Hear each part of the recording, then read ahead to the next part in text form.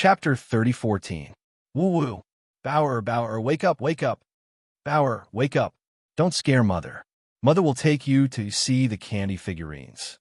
Mother will buy them for you, okay? Bower. Respond to Mother, ah? The woman stroked the child's head while calling out his nickname. Her voice was mournful, and her tears fell like rain. Fengjiu also felt uncomfortable when he heard this. She didn't expect that because of their negligence, because of their own reasons, this family would become like this. For parents, children were like treasures in their hands, especially such a small child. They were even more protective. Now, the child in the woman's arms was white and chubby, but his eyes were dull and lifeless. Saliva was dripping from the corner of his mouth. No matter how his mother called out to him, no matter how she stroked his head, he didn't have the slightest reaction. She couldn't help but take a deep breath and look at Wanyan Shi-san. Didn't you say you could? Go take a look. The child seemed to have been frightened to the point that his soul was shaken. It shouldn't be difficult for the Wanyan family to recover his soul. Wanyan Shi-san stepped forward and said to the woman, "Put the child on the bed. I will help you take a look at him." "Woo-woo, my bower," the woman cried. Her hair was messy, and her face was sorrowful. As if she didn't hear Wanyan Shi-san's words, she still held her child tightly. At this time, the child's father stepped forward and said, "They said they can make Bower better. Quickly put the child on the bed and let them take a look at Bower. Maybe they can really cure him." Hearing this, the woman hugged the child and knelt down in front of Wanyan Shi-san and Fengjiu. I beg you to save my child. My child is so obedient. If he becomes like this in the future, what should I do? Don't worry, I can cure him. Put him on the bed." Wanyan Shi-san gestured. The child's father quickly helped the woman up and put the child on the bed. He pulled the woman to the side to watch. Fengjiu was also watching from the side. After Wanyan Shi-san came to the bedside, he took out a red talisman from his sleeve and ordered, "Bring me a teacup." Fengjiu took a teacup from the side and handed it over. He pricked the child's finger and squeezed some blood into the teacup. He then dipped his finger in the blood and drew a talisman on the talisman paper. Finally, he dipped his finger in the blood and pressed it on the child's eyebrows, leaving a blood-colored fingerprint there. "Water," Wanyan Shi-san called. Fengjiu came forward with the kettle. He took the kettle and poured half a cup of clear water into the blood-stained teacup. He held the talisman paper between two fingers and brushed it. When the flames burned, he stuffed the talisman paper into the teacup. He watched as the talisman paper turned into ashes and turned into talisman water. He helped the child up and poured the talisman water into the child's mouth. Not long after, the blood-colored fingerprint between the child's eyebrows disappeared without a trace. Immediately after, the child's originally dull eyes gradually regained their vitality. "Mother, father." The child climbed up from the bed. Seeing so many strangers in the house, he was both afraid and curious. The woman and man were startled and went forward with joy. Bower, you're better? Bower, you're better. That's great. Bower, Mother's good. Chapter 3015. Seeing the child looking at them curiously, Fengjiu smiled. With a flip of her hand, a bright red fruit appeared in her palm. She stepped forward and offered the fruit to the child. "Here, eat it." Looking at the child, she couldn't help but think of little Hao. After a few more years, little Hao would be this big. When the little guy was a little more mature, she could teach him cultivation. When the child saw the red fruit, he couldn't help but bite his lips. He looked at his mother, then at Fengjiu. Finally, he reached out to take it and held it tightly in his hands. "Thank you, big brother." The child's soft voice was filled with joy as he thanked them. Thank you, both of you." Only then did the couple react and quickly thank them. The mayor looked at Fengjiu and Wanyan Shi-san. He hesitated for a moment before saying, "Both of you, please come outside to talk." When the two of them saw this, they followed him outside. When they were outside, the mayor asked, "May I ask who the two of you are?" He originally thought that they were from the heretical sects, but now it seemed that they were not quite the same. Wanyan Shi-san was about to speak when he heard Fengjiu's voice. "We are from the immortal sect. This time, we were ordered to do something. However, We didn't expect to be ambushed in the small town. We also didn't expect that this would cause a misunderstanding. While speaking, Fengjiu took out a token and handed it over. When the mayor saw it, he was relieved. So you are from the immortal sect. Then we really misunderstood you. He breathed a sigh of relief and finally relaxed. He handed the token back and said, because the people in the town saw you killing people in the restaurant, and there were also ghosts floating around, so they thought you were from the heretical sections. Now that the misunderstanding has been cleared up, this Chin apologizes to the two of you. While speaking, he cupped his hands and bowed to the two as an apology. After all, they had misunderstood them and even said that they wanted to chase them away. Now that he thought about it, it was really rude. Fengjiu smiled and said, Mayor, we are here on a mission.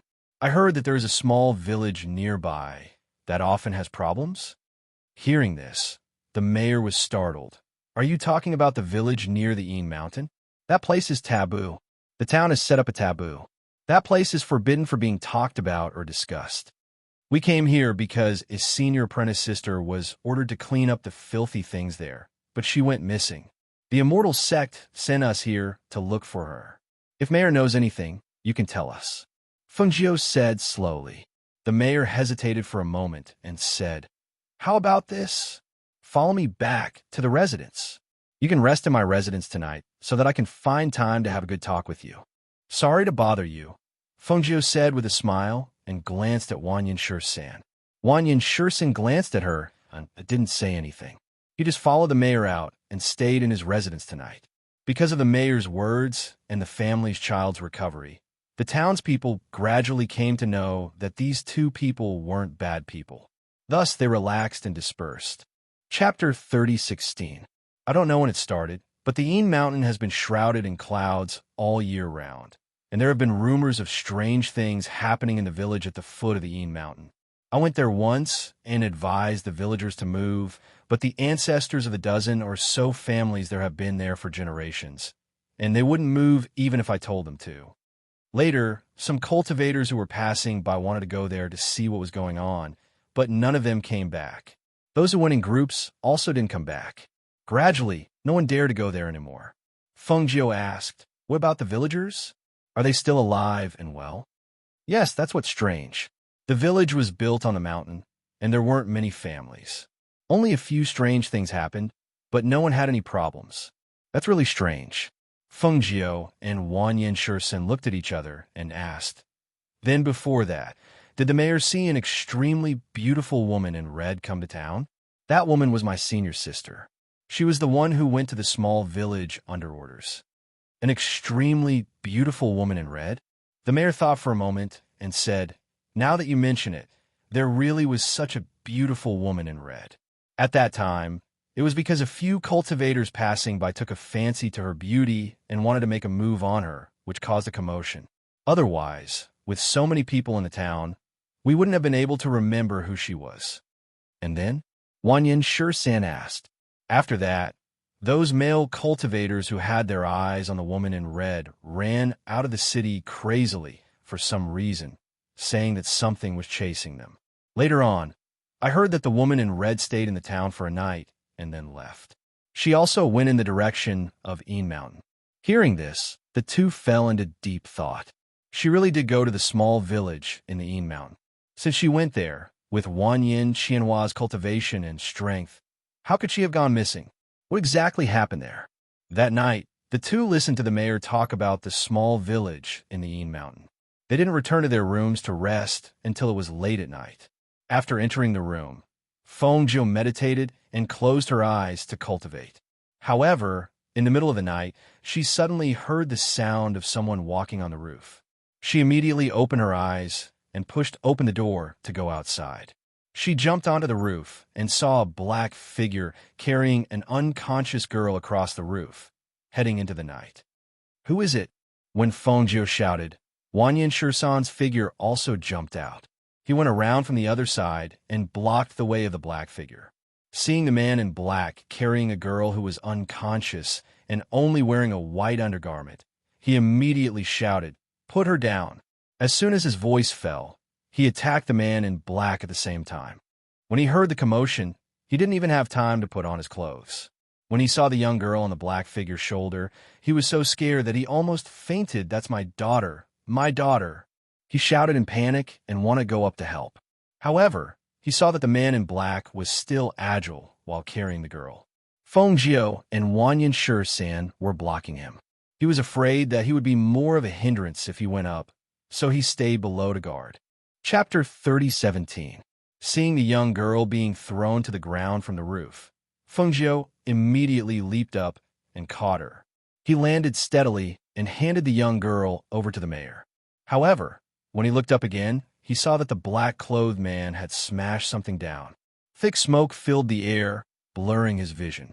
Just as the black-clothed man was about to take the opportunity to leave, Feng Jiao moved her fingers slightly, and a silver needle shot out with a whoosh.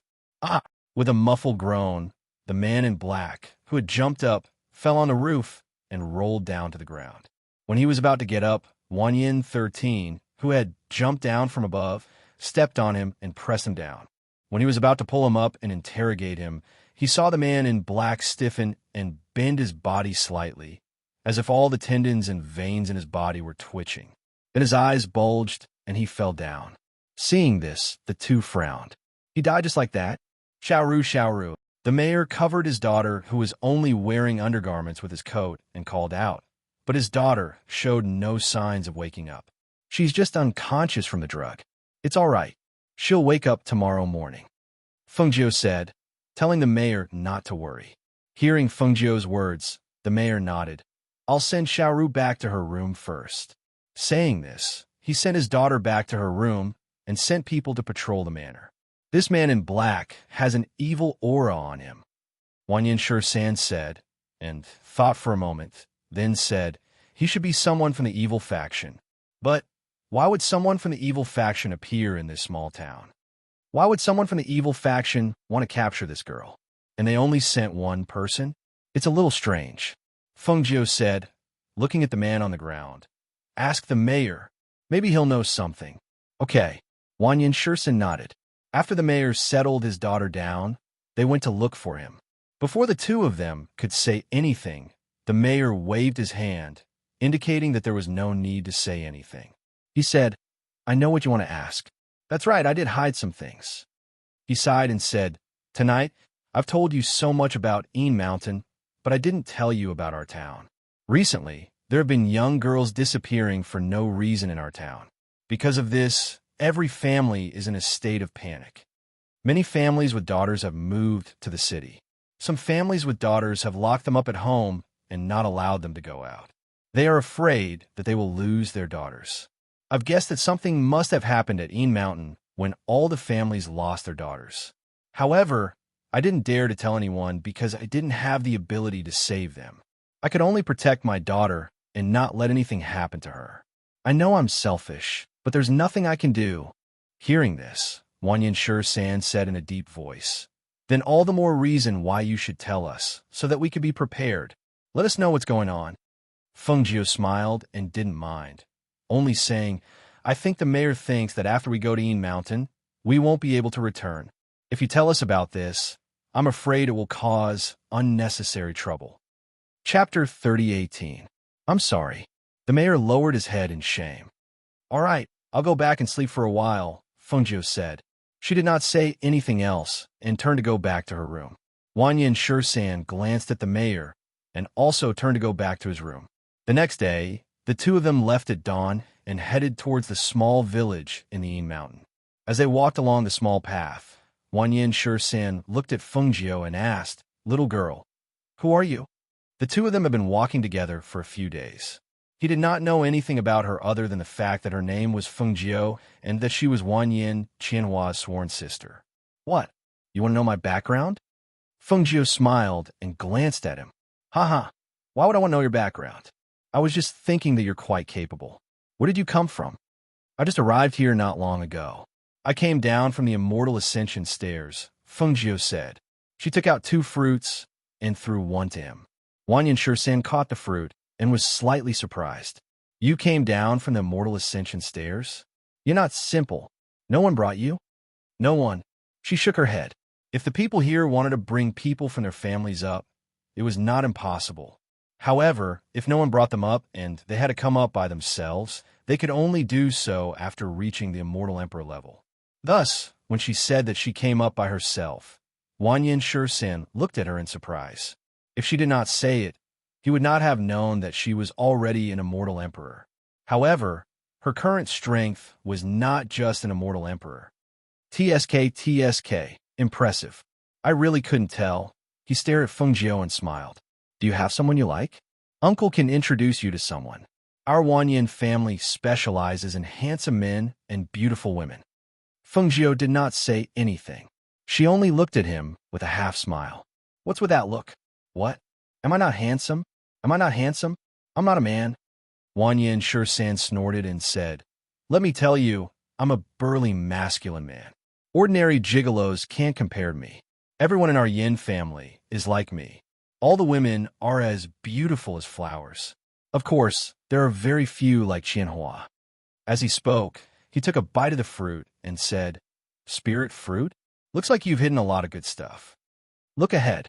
Feng Jiao gestured, and her eyes fell on the front.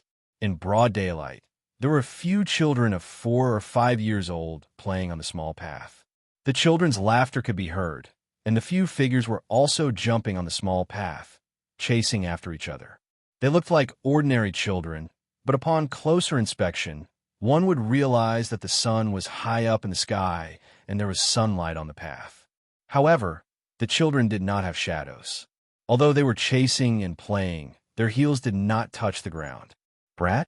Wanyin Shursan was slightly surprised and looked up at the bright sun in the sky. Under such a scorching sun, these brats actually dared to come out and play? He strode forward. As soon as the little ghosts saw him coming over aggressively, they screamed and ran away quickly. Chapter 30:19. Little girl, stay close to me, Wanyin Shursan said. He stepped on the ground and quickened his pace to catch up. He didn't put the little ghosts away at once. Instead, he followed them at a leisurely pace. Feng Jiao followed behind him. She walked along the path until she entered the dense forest. As soon as she entered the dense forest, she felt that the air was a little colder. The sunlight couldn't shine into the dense forest, so it was a little darker inside. She raised her eyes to look inside. In the blink of an eye, Wanyin Shursan had disappeared. The surroundings were quiet. Only the wind blew, the leaves on the ground rolled up, and the leaves on the trees rustled when they touched each other. Wanyin Shursan, Feng Jiao called out. She slowed down her pace and walked inside. It had only been a while. How could he disappear? She walked inside, but because there was no obvious path to take in the dense forest, she soon got lost and couldn't get out of here. Wanyin Shursan, she called out. She stopped and looked around. What she saw were trees and weeds that were half a person's height. Just as she was about to go back, she saw an earth spirit ginseng moving in the weeds. Her eyes lit up. She couldn't help but hide her breath and follow it. After walking for a while, she felt that something was following her. She turned around and saw a dirty child, a little ghost. It was following her. When it saw her turn around, it panicked and hid behind a big tree. Why are you following me? Feng Jiao asked. Her voice was very soft because she was afraid of startling the earth spirit ginseng that she was going to catch. You can't go there, the little ghost said timidly. Hearing that, Feng Jiao was a little surprised. She said, I don't want to go in. I want to catch that. She pointed at the earth spirit ginseng that was hidden in the weeds with only a little red flower showing. As soon as she finished speaking, the little ghost hesitated for a moment before cautiously moving forward. His figure gradually became transparent. Finally, he went around her and squatted down next to the earth spirit ginseng.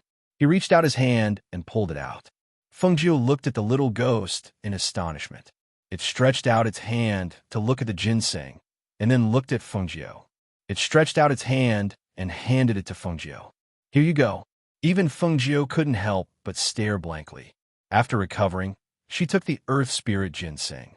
The ginseng was 2 fingers wide, shaped like a person, and had a swaggering red flower at the top of the ginseng. She took out a rope and tied it to the ginseng. Then she put it into the space and planted it there. Only then did she look at the timid little ghost standing in front of her.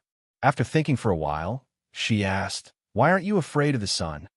Such a small little ghost actually dared to wander around in broad daylight?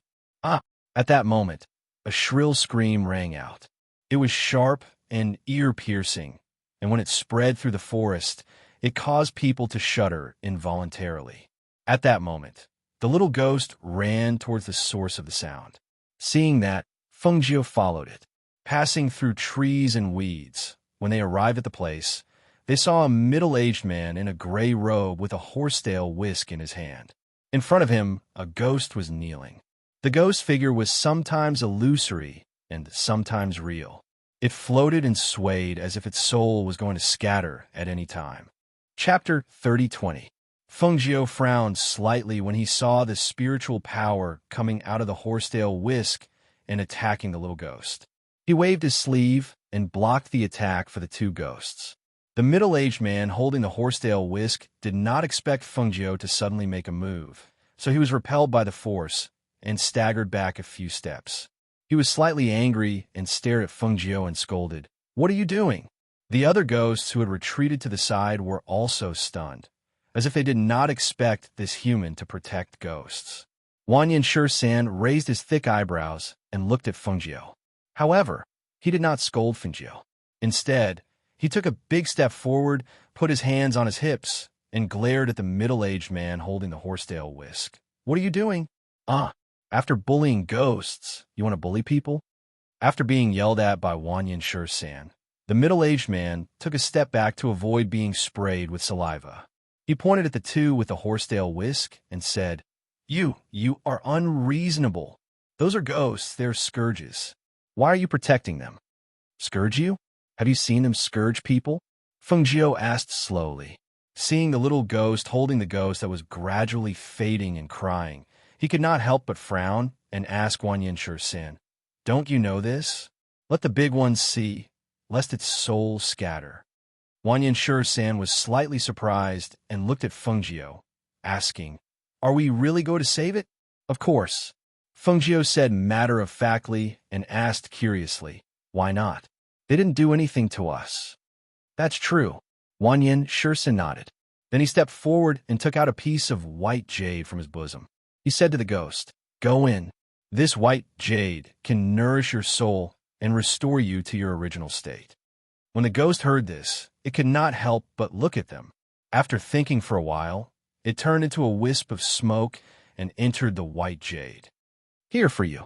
Wanyan Shisan handed the white jade to Fengjiu. Fengjiu took it and handed it to the little ghost. "Take it.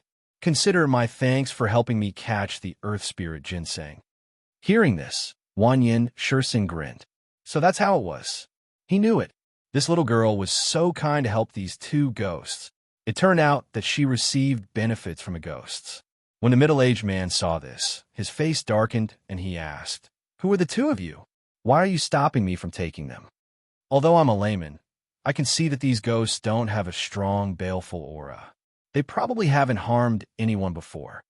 Fengjiu glanced at the man and said, "There are good and bad ghosts. If they haven't harmed anyone, why do you want to take them?" "Preposterous." The middle-aged man shouted, "These things shouldn't exist. It's one thing if I didn't encounter them, but now that I've encountered them, how can I not take them?" Fengjiu smiled. "Since you want to take them so much, why don't you come with us to Ean Mountain?" "Where's that?" the middle-aged man asked with a dark face. Obviously, he did not know that place. "Are you a passing rogue cultivator?" "No, you don't seem to be from an ordinary immortal sect." Fengjiu glanced at him and said, Chapter 30:21. The Carefree Sect. Fengjiu nodded in understanding, so that's how it is. "My apologies for not recognizing you." "Oomph." The middle-aged man snorted. He waved the horsetail whisk in his hand and held it between his arms. Wanyan Shisan also laughed. "That's great. So, it's a perfected person from the Carefree Sect. If you really accompany us to the Ean Mountain, then we'll definitely be able to get rid of the ghosts there." "Ean Mountain? What is that place? Is it also haunted by ghosts like here?" When the middle-aged man heard this, he asked, "Who are you two?"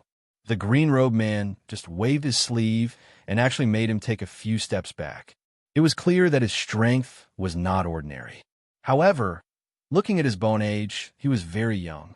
The two looked at each other and said in unison, "We're from the Blue Star Immortal Sect." Well, now the two of them directly used the name of the Blue Star Immortal Sect. However, it had to be said that it was indeed much easier to do things with this name. It was simple and saved a lot of explanation. Once they said it, the hostility of the other party decreased a lot. The Blue Star Immortal Sect of the four great immortal sects? He looked at the two of them. After seeing the token Fengjiu took out, he nodded. "Let's talk. What kind of place is this Ean Mountain? Also, these ghosts are evil beings. Why do you want to protect them?" Fengjiu looked at the little ghost who was timidly hiding to the side and said, "This little ghost helped me catch the earth spirit ginseng and stopped me from going deeper. I was about to ask why when I heard a scream." She paused and said to Wanyan Shur-san, "Tell this perfected person about the Ean Mountain. I'll go ask the little ghost." With that, she walked towards the little ghost. Perhaps because Fengjiu helped them, the other ghosts only looked at her warily. They didn't move or run away.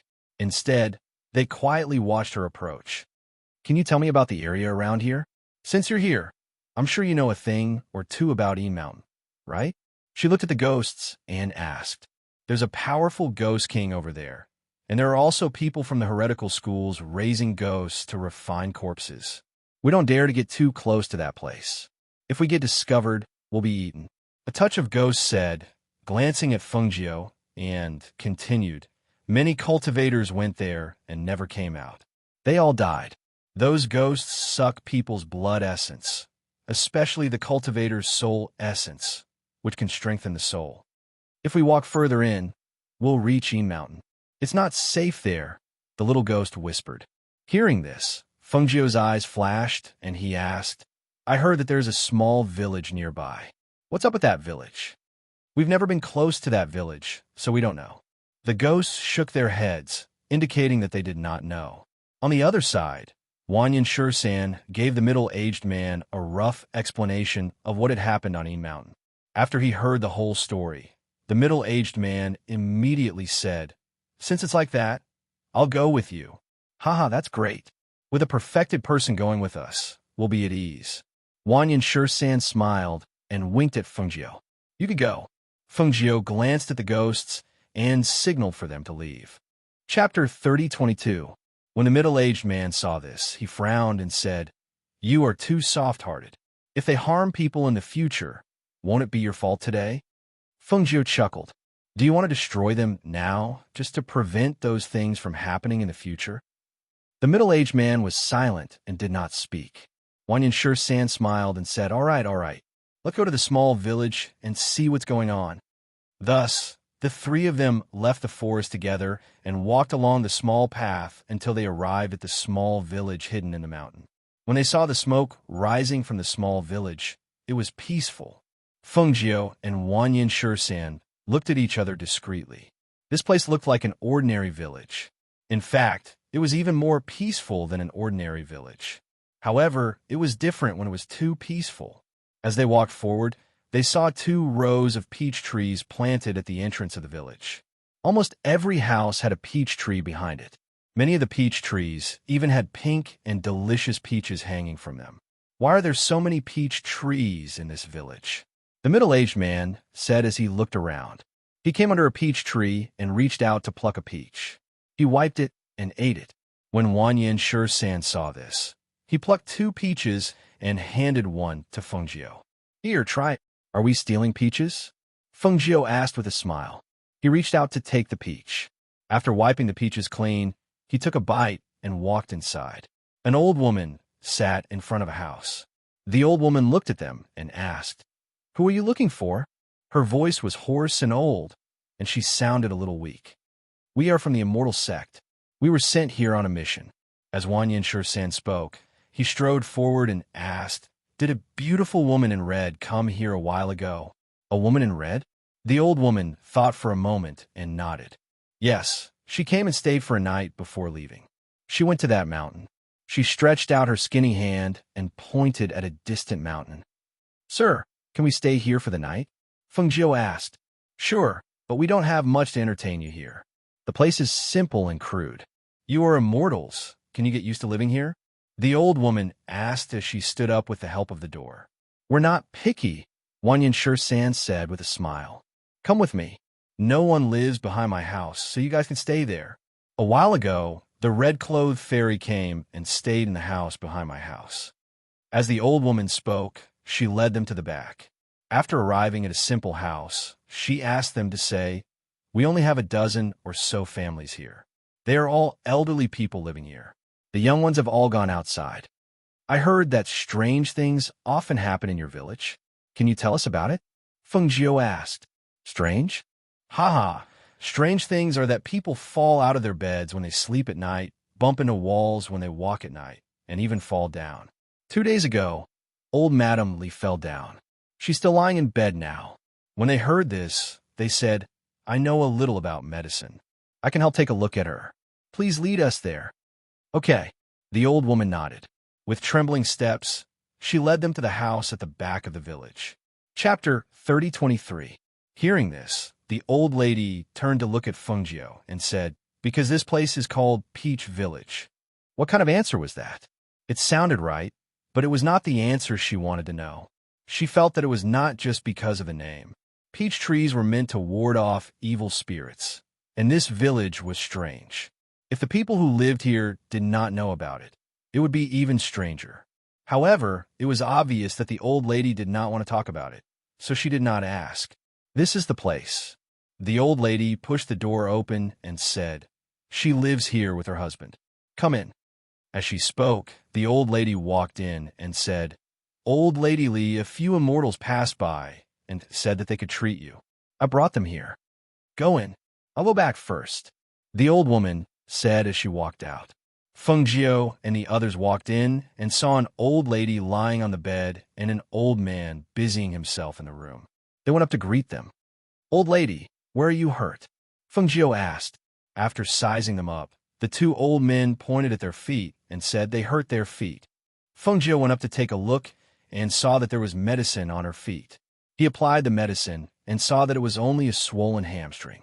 He took out the medicine and bandaged it again, saying, It's just a hamstring injury. It's not a big deal.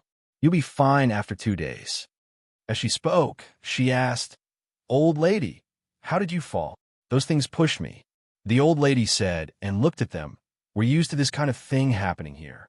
Feng Jiu laughed lightly. Old lady, how do you know that those things pushed you? If those things really existed, they wouldn't have pushed you down. Haha, you call yourself an immortal. You don't know, do you? Those things don't dare to come close. Even if they do, they don't dare to touch us. The old woman chuckled as she lay on the bed and said, Here, those who often fall down or fall off the bed won't be able to live for long. Why do you say that? Feng Jiu felt a little strange. Because of my bad luck and the chaos caused by those things, even if I don't die, I will be tortured to death. I don't think I have many days left to live. Her tone was indifferent, as if she was talking about someone else's matter. There was no fear in her voice. You people outside must be wondering why those filthy things don't dare to touch us or come close to us, right? This old woman will tell you today. It's because our village has planted peach trees. Peach trees can ward off evil spirits. Ordinary evil things don't dare to get close to them, but there are some powerful ones. However, we are not afraid because we're all wearing clothes made of peach tree bark. Hearing this, the three of them were slightly shocked. Clothes made of peach bark? That was many years ago. An old immortal asked us to plant peach trees. He said that they were edible and could ward off evil spirits. Thirdly, they were beautiful.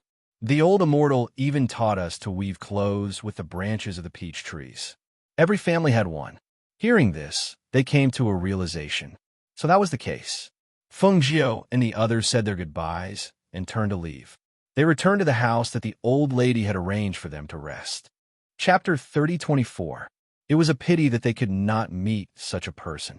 What kind of person would have such foresight?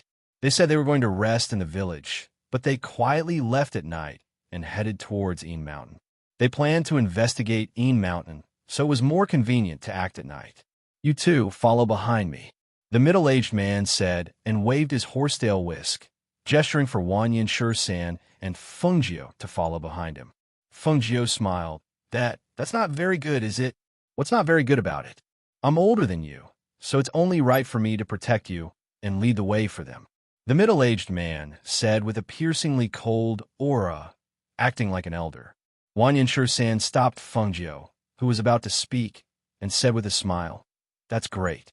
We're really lucky to have a perfected person leading the way for us."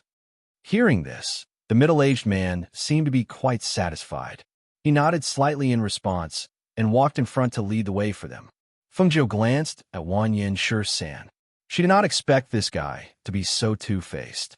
That perfected person was not as strong as Wan Yinshu-san, so naturally, he was not as strong as her.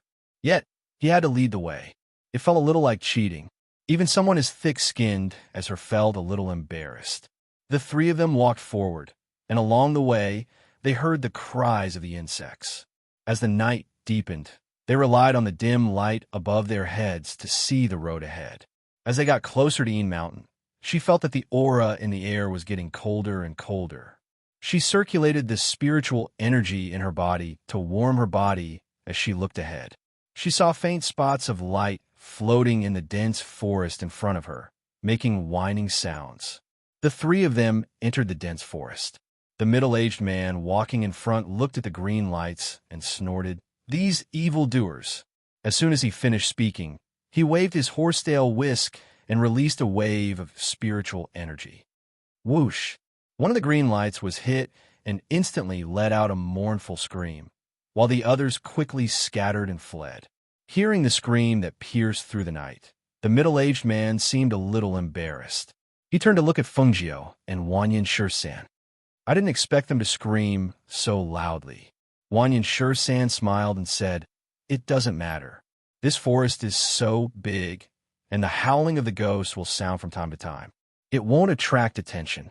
All right, let's continue. You and Before he could finish his sentence, he seemed to have been caught in a trap. There was a rustling sound around him, and a huge net was put away. The middle-aged man was caught in the net and hung up. Wan Yinshu-san and Fengjiu were startled. They looked at the middle-aged man who was dangling in the air and struggling. They asked, "Spiritual master, are you all right?" Looking at the serious-looking enlightened master being hung up and swinging on the ceiling, the two of them had a hard time holding back the laughter that was about to leap onto their faces. "I'm fine. Don't worry." Before he could finish speaking, he heard a sharp sound. The three of them looked in the direction of the sound and saw several sharp arrows shoot out from the forest. The arrows seemed to be connected to the net, and they all shot towards the middle-aged man who was hanging on the net. Chapter 3025. Wan Yinshu-san and Fengjiu flew out at the same time. One of them blocked the sharp arrows that were shooting at the net, while the other condensed a blade of air to cut at the net. Bang! With a bang, the middle-aged man who was hanging in midair fell to the ground with the net. With a muffled groan, the middle-aged man quickly broke free from the net. "Are you all right?" The two came to his side and asked. Perhaps he felt a little embarrassed, so he coughed lightly and said, "I'm fine." As he patted his robe, he said, "I didn't expect there to be a trap here. I have to be careful." The two responded and smiled. They didn't say anything else, as it would only make him more embarrassed. The three of them continued to walk forward. This time, the middle-aged man walking in front was clearly more careful. It was as if he was concentrating all his energy. Feeling his tension, Fengjiu smiled and asked, "Jinren, I still don't know what your title is." Hearing this, the middle-aged man looked back at Fengjiu and said, "My surname is Chun and my name is Sean. In the sect, I'm called Jinren Chun. You can call me that."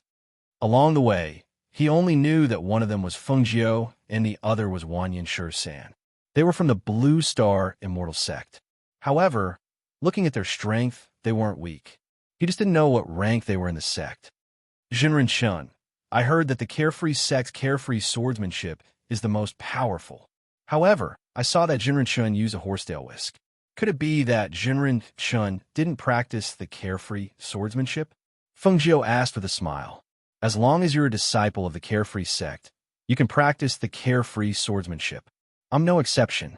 However, only the core disciples of the Carefree sect can practice the carefree swordsmanship. Therefore, there are very few core disciples who can practice the entire carefree swordsmanship.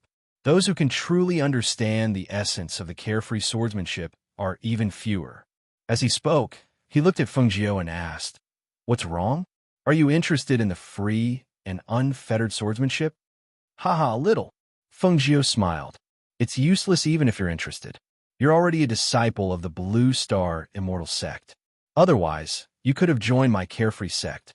He turned around and looked at Feng Jiao with a look that said, "You don't stand a chance." Feng Jiao smiled and said, "Jinren Shun, be careful." She kindly reminded him, "What's in front?" Hiss. When he turned around, he bumped into a tree branch.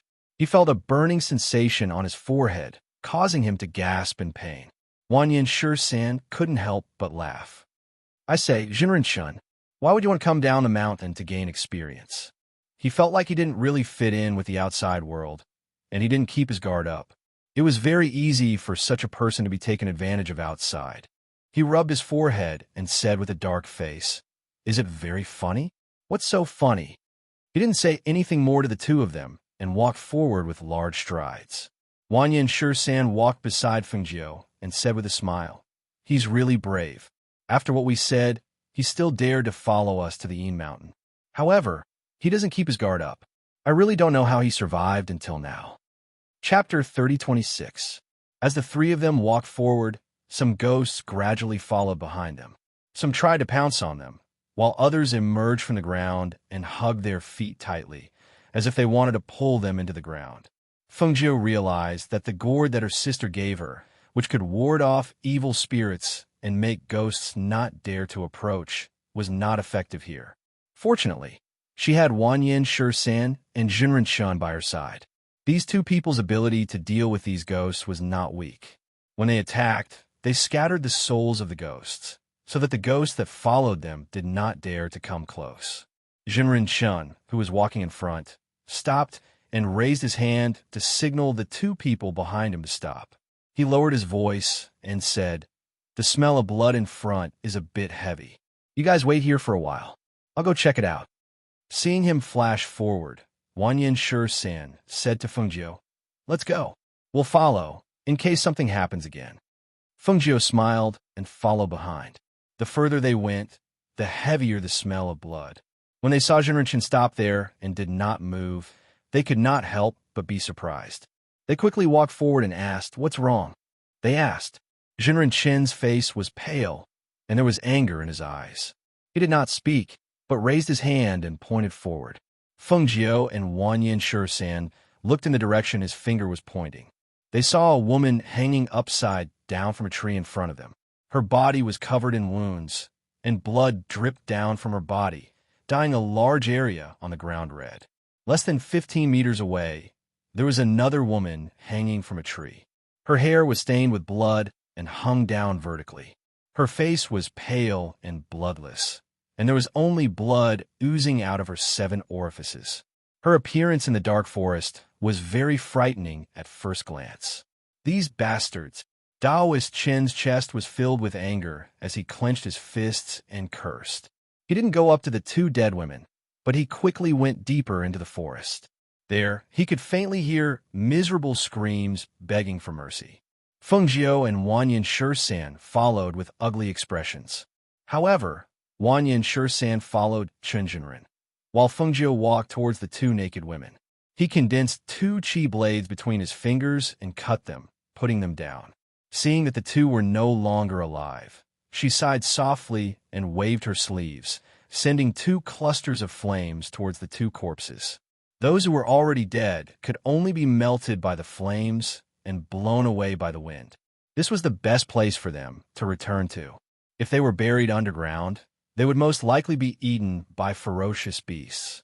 They would end up dying without a complete corpse. As the flames burned, the light in the forest also lit up. A foul smell also drifted with the night wind until the 2 corpses turned into ashes and were blown away by the wind. She went deeper in and heard the sound of swords clashing. She quickened her pace and saw that there was still a cage of women trapped there.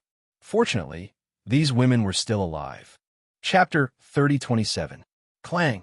She stretched out her hand to pull Chen Jinren away and blocked the attack with her green-edged sword. The two swords collided with a crisp clang, and sparks flew from the blade. When the evil cultivator saw the green-edged sword in Fengjiu's hand, his cold eyes couldn't help but shrink. Ghost Dr. Fengjiu. Hearing this, Fengjiu narrowed her eyes and pushed Taoist Master Chen to the side. She held her sword and went forward. As the tip of the sword spun, a sharp aura mixed with a powerful pressure enveloped down, causing the evil cultivator to retreat step by step in panic. Whoosh! A ray of green light streaked across the sky, and a sharp sword chi shot towards the immortal venerable evil cultivator. The evil cultivator couldn't dodge in time and let out a muffled groan. His shoulder was hit by the chi, and the wound was so deep that his bones could be seen. His entire shoulder was almost cut off. Edited by Lifer, Fingerfox using the strength of a peak heavenly god to deal with an immortal venerable was like an adult beating a child. She spun the green-tipped sword in her hand and slashed out with sword chi, killing two evil cultivators who were pouncing on her. At the same time, she walked forward and stared at the evil cultivator who was wearing a green ghost mask. You know me? I didn't know I was so famous here. Chen Jinren was stunned. He knew that Fengjiu wasn't weak, but he didn't expect him to be so strong. His sword was so smooth and beautiful. His sword technique was not inferior to the carefree sect's carefree sword technique. Moreover, the evil cultivator was an immortal venerable. How could he retreat in front of him without any resistance? Could it be that his strength was beyond the immortal venerable level? Also, the evil cultivator knew him. Ghost Dr. Fengjiu? Why was it Fengjiu? Wasn't he a disciple of the Blue Star Immortal Sect? Without giving him time to think, the other evil cultivators attacked him. He wasn't a match for the two immortal venerables, but he could deal with the weaker ones. Immediately, he stopped thinking and focused on the battle. However, when he came to Wanyan Shursan's side, he couldn't help but look at him. This Wanyan Shursan could actually fight against a venerable immortal? So it turned out that he was the weakest among the three of them? Thinking about how he was the weakest among them, yet he had been walking in front of them the entire time. He even said that he would protect them and let them follow behind him. They couldn't help but feel a little embarrassed. On the other side, Fengjiu cut the tendons of the evil cultivator's limbs with the tip of his sword, sealed his spiritual chi, and dragged him over. On the other side, Wanyan Shursan killed the other evil cultivator with a single strike. At the same time, he also killed the rest of the evil cultivators, leaving no one alive. Fengjiu glanced at the corpses on the ground and looked at him. Have you forgotten that we're here to look for someone? Didn't you leave one alive? You said that we should start with him, Wanyan Shursan said, and glanced at the evil cultivator who was lying on the ground, unable to move. The evil cultivator's chi was sealed. Even if he wanted to self-destruct, he couldn't do it. His chin was chopped off, and saliva mixed with blood flowed from the corner of his mouth. Chapter 3028. Fengjiu glanced at the sorcerer, but did not ask him anything. Instead, he walked to the women who were locked up and released them from the cages. The women hugged each other and did not dare to approach them. Don't be afraid. We're not bad people, Wanyan Shursan said. However, his words did not make the women let down their guard. Instead, they began to cry. Why are you crying? Women are so troublesome, he said angrily. Seeing Fengjiu staring at him, he said in a low voice, I'm not talking about you. Fengjiu glanced at him and walked forward. He said to the women, We're from the Immortal Sect. We're here for a mission. Don't worry, we'll send you back. But before that, you have to answer a few questions. Hearing this, one of the women asked timidly, What questions? Have you seen an extremely beautiful woman dressed in red? She asked. Yes, I saw her when I was first caught. She was very beautiful, but she was surrounded by the sorcerers. There was also a very powerful sorcerer. She was injured and ran away. Those sorcerers chased after her. We don't know if she's dead or alive. We haven't seen her since that day. Hearing this, Fengjiu and Wanyan Shursan looked at each other and asked for some details. In the end, the two of them walked to the sorcerer and stood in front of him. Wanyan Shursan clenched his fist and said to Feng, "Let me break his teeth first. That way, I'm afraid he'll bite his tongue and commit suicide after I reattach his jaw." "Okay." Feng nodded in agreement. Wanyan Shan clenched his fist and punched the sorcerer's mouth hard. With a scream, the sorcerer's teeth fell to the ground. His mouth was full of blood. It was a horrible sight. Chun Jinren shook his head and muttered in his heart, "Too cruel. These two are too cruel." Wanyan Shan held the heretic's chin and asked, "Speak. Where is that woman in red?" The evil cultivator spat out a mouthful of blood and felt a gust of air leaking out his mouth. Unable to move his body, his spiritual power was sealed, and his teeth were knocked out. It could be said that he was in a state worse than death. He suppressed his anger and glared fiercely at the two of them. He kept his mouth shut and didn't say a word. "You're not going to tell me? I have plenty of ways to make you talk." Wanyan Shan snorted coldly and went forward to lift him up. He reached out his hand and pinched his spine. His hand moved, and for a moment, a heart-wrenching scream rang out. "Ah, are you going to tell me or not?" Wanyan Shan stood at the side and watched. He watched as the heretic screamed on the ground and curled up into a ball. Feng watched from the side. He didn't expect the evil cultivator to be so cruel when it came to interrogating people. The pain of pinching the bones in a person's body before reattaching them was so excruciating that it was worse than death. It wasn't something that an ordinary person could endure. The evil cultivator probably wouldn't be able to hold on for long before he relented. I'll talk. The evil cultivator said in a trembling voice. "I just want a quick death." "Speak." Wanyan Shan stood in front of the evil cultivator with his arms crossed and stared at him, waiting for him to continue. Chapter 30:29. She fell off the cliff. We didn't search for her, so we don't know if she's dead or alive. The evil cultivator said with a trembling voice. His voice was weak, as if he could not breathe at any time. Hearing this, the two's hearts sank. Fell off the cliff? Was there a chance for her to survive? No, she should still be alive. Her life jade tablet was still there. She should still be alive. Which cliff? Where did the protector go? Why isn't he here? Feng asked, staring at the evil cultivator on the ground. Just walk straight ahead, and you'll see a cliff. She fell from there. She was hit by a poisonous hidden weapon. I don't think she'll survive. When the evil cultivator saw their cold expressions, there was only despair in his eyes. He knew that he wouldn't be able to survive here, and no one could save him.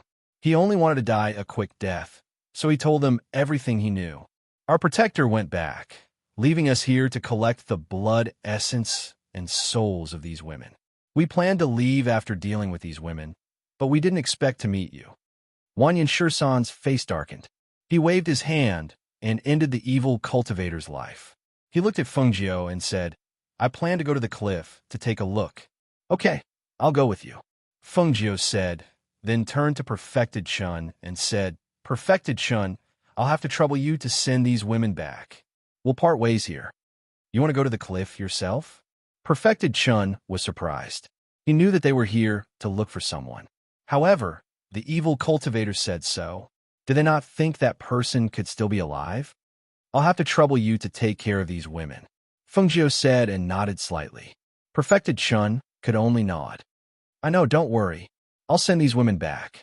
However, it's late at night, and it's not easy to find the road at night. Even if you go to the cliff, you won't be able to see anything because of the darkness. Why don't you rest tonight and make arrangements tomorrow? Hearing this, the two nodded. All right, it's decided then. Thus, they found a place to settle down, and at the same time, made sure that the women were within their line of sight. Wanyan Shan did not rest that night. Instead, he was busy dealing with the hidden ghosts in the forest. The next morning, Feng and Wanyan Shan parted ways with him. Before they parted, Chun Jinren looked at them and said, The two of you, if you have the opportunity to visit the Xiao Yao sect in the future, I will treat you well. Definitely. The two of them smiled and nodded. After saying their goodbyes, they watched as he led the women away on his flying artifact. When they could no longer be seen, Feng and Wanyan Shan walked deeper into the forest. They followed the trees until they reached the cliff. Standing at the edge of the cliff and looking down, they saw that it was a vast expanse of green. It was also a dense forest. However, at this height, if an injured person fell down, he was afraid that, let's go down and take a look. Feng Jiu said, looking down. He hoped that his sister was saved by someone. Otherwise, the odds would be stacked against him. Chapter 30:30. The two of them flew down on their swords. The cold wind blowing in their faces was somewhat bone-chilling. The closer they got to the bottom, the clearer the roars of the beasts became. When the two of them landed on the ground, they looked around and said, "There should be many beasts roaming around here. Let's split up and search. Regardless of whether we find them or not, we'll meet at the tallest tree before sunset." Feng Jiu pointed to an extremely tall tree in front of them and said, "All right, be careful," Wan Yinshe said. Because he knew her strength, he was not too worried that she would encounter danger here. Feng Jiu responded and headed in one direction. Wan Yinshe also headed in the other direction, calling out Wan Yin Xianhua's name. Sister, where are you?" Feng Jiu shouted, while using her divine sense to explore the surrounding areas where people might be hiding. However, her call did not get any response from Wan Yin Xianhua, but instead attracted a beast. Seeing the ferocious beast walking towards her with a ferocious look, Feng Jiu glanced at it indifferently. With just a glance, the ferocious beast's legs went soft and it ran away, leaving behind a cloud of dust. As she walked forward, she was also calculating in her heart. Her sister had been poisoned and fell down here, so there were only 3 outcomes. One was that she died here and was eaten by a ferocious beast without leaving a corpse behind. 2 was that she was rescued and taken away from here. The last possibility was that she was hiding somewhere to recuperate. The first and last possibilities could be eliminated, because if she died here, then her life jade tablet would not light up. As for hiding and recuperating, based on the medicinal pills she gave her, if she recovered a little, she should contact her master. Then, only the middle possibility was left. If she was rescued and taken away, at least they would know that she was alive, so there was no need to worry too much. She believed that as long as she recovered, she would definitely return to the immortal sect. As she thought, she walked forward. When she heard a signal in the sky, she instinctively looked up and saw that a distress signal had popped up in the sky. When she saw that it was a distress signal from the Blue Star Immortal Sect, she couldn't help but raise her eyebrows. CK and Mu Xin had both given her the Immortal Sect's distress signal, saying that if she encountered any danger or trouble that she could not solve, she could release the Immortal Sect's distress signal.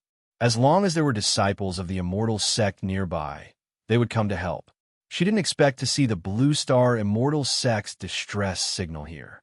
Although she wasn't a member of the Immortal Sect, she still had some connections with them.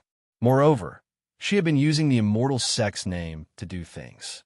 Now that she saw the Immortal Sect's distress signal, it wouldn't be right if she didn't go and take a look. Just as she was thinking, she saw 2 more distress signals being released. When she saw this, her eyes flashed slightly. They had released several distress signals in a row, so it was obvious that the situation was very dangerous. In that case, she should go and take a look. Chapter 30:31. What should we do? We can't hold them off any longer. One of the women's eyes were red and her face was filled with despair. Don't worry about us. Hurry up and run for your lives. The men on the ground behind them urged them to run for their lives. Impossible. We can't leave you behind. Another woman said and gritted her teeth. At most, we'll perish together with these ferocious beasts. Hearing these words, the men felt upset, but there was nothing they could do. In this place, especially in this situation, they had been running for their lives and fighting all the way here. They had already used up all the weapons they could use. Even their life-saving treasures were gone. Now, they could only pin their hopes on the sect's distress signal. However, how could their sect's members be at the bottom of such a deep cliff? They were afraid that this time, only death awaited them. You could have survived, but you chose to stay and die. I can only say that you're stupid. One of the men with a grim expression stared coldly at them. If it weren't for the 2 of you, we wouldn't have ended up like this. Hurry up and get out of here. When the 2 women heard this, They couldn't help but grit their teeth. Tears welled up in their eyes, but they still had no intention of escaping. Although they were also injured, they should still be able to escape if they left them behind. However, if they escaped, the few senior brothers would really only have one path, which was death. As long as they escaped, those ferocious beasts would definitely pounce forward to tear them into pieces and eat them into their stomachs without anyone to stop them. They were all heaven's favored children of the sect. So how could they end up without a corpse remaining? Didn't you hear me? Get out of here. You don't need to stay here and block them for us. The grim man shouted again. His voice was sharp and his gaze was cold. Every word of his pierced the hearts of the two women, causing them to feel so uncomfortable that they cried. However, they knew that he wanted to force them to leave so that they could continue living. When the other men heard the grim man's words, they remained silent. However, when they saw that the two women didn't leave no matter how much the grim man scolded them, they sighed softly. Forget it. Since they're not leaving, stop scolding them. They won't feel good if you continue scolding them. Hiss. The ferocious beasts approached step by step and roared. They opened their mouths, revealing sharp teeth that were dripping with saliva. It was as if they had seen something delicious. They roared as they walked forward. When one of the women saw this, she said, "I'll use my spiritual aura to set up a defensive barrier. Hopefully, it can hold them off for a while." As she spoke, she used her remaining spiritual aura and set up a defensive barrier around them.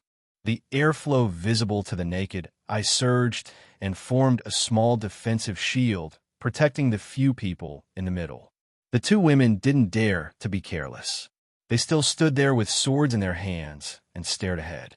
When the ferocious beasts in front of them saw that they had set up a defensive shield, they let out a low roar, and one of them pounced forward. Chapter 30-32. TSK. 5 sacred beasts and 2 divine beasts. You guys sure know how to provoke them. Fengjiu walked out of the forest and glanced at the few people in the defensive barrier, then looked at the ferocious beasts. Those 5 sacred beasts were nothing in her eyes, but those 2 divine beasts had already reached the level of divine beasts. Their fur was snow white with black stripes, and they made her eyes light up. Sigh. Her man had said that he wanted 2 ferocious beasts to guard the door. These 2 ferocious beasts looked pretty good. Roar. One of the ferocious beasts bared its sharp teeth and pounced at Fengjiu. Fengjiu only glanced at it indifferently, then raised his hand and slapped the ferocious beast away. Roar! The ferocious beast was sent flying, and the 2 sharp teeth in front of its mouth fell out. Its roar turned into a wail, and it looked at Fengjiu in horror, not daring to move forward. Seeing this scene, the few people in the defensive barrier were stunned. What happened just now? They only saw that person raise his hand and slap the ferocious beast, and it was sent flying. Was it sent flying? After their astonishment, their eyes lit up. Maybe this person could save them. At that moment, they shouted at the man in green who was walking over, Senior, save us." Senior? Fengjiu was slightly stunned. He lowered his head and looked at her. She had even become a senior. However, she was more powerful than them, so it was normal for her to call him Senior. There's so many ferocious beasts surrounding them. Don't you feel embarrassed? Fengjiu raised his eyebrows and glanced at the 2 divine beasts. The more he looked at them, the more he felt that the 2 ferocious beasts' skins were very beautiful. They were black and white and looked majestic. It would be a good idea to bring them back to guard the door. Roar! One of the ferocious beasts roared, but its voice was loud and clear. In the end, because of Fengjiu's glance, it turned into a soft howl and even lowered its head. Don't be noisy, don't shout. My temper isn't very good. If you make me angry, you'll have to pay for it. As she spoke, she stepped forward and looked at the beasts that were retreating vigilantly. She smiled and said, "Don't even think about running away. I haven't allowed you to leave yet. You too, I need 2 watchdogs. Come back with me." She stared at the 2 ferocious tigers with a smile. However, her smiling appearance and casual tone made the 2 ferocious tigers shudder involuntarily. Instinctively, they felt that this human was very dangerous. One of the ferocious tigers lowered its front 2 legs and let out a muffled roar. It stared at Fengjiu with its bloodshot eyes. In the next moment, it stomped its hind legs and charged at Fengjiu with its sharp tiger claws. Ah, Senior, be careful. The two women inside the defensive barrier cried out in alarm. They were afraid that the slim chance of survival they had with great difficulty would turn into a bubble in the end. However, after seeing the next scene, their worries turned into dumbfoundedness. The ferocious tiger that had pounced forward was kicked away by the green-clothed man. At the same time, before the ferocious tiger could leap up, the green-clothed Feng Jiu rushed forward and punched and kicked the ferocious beast.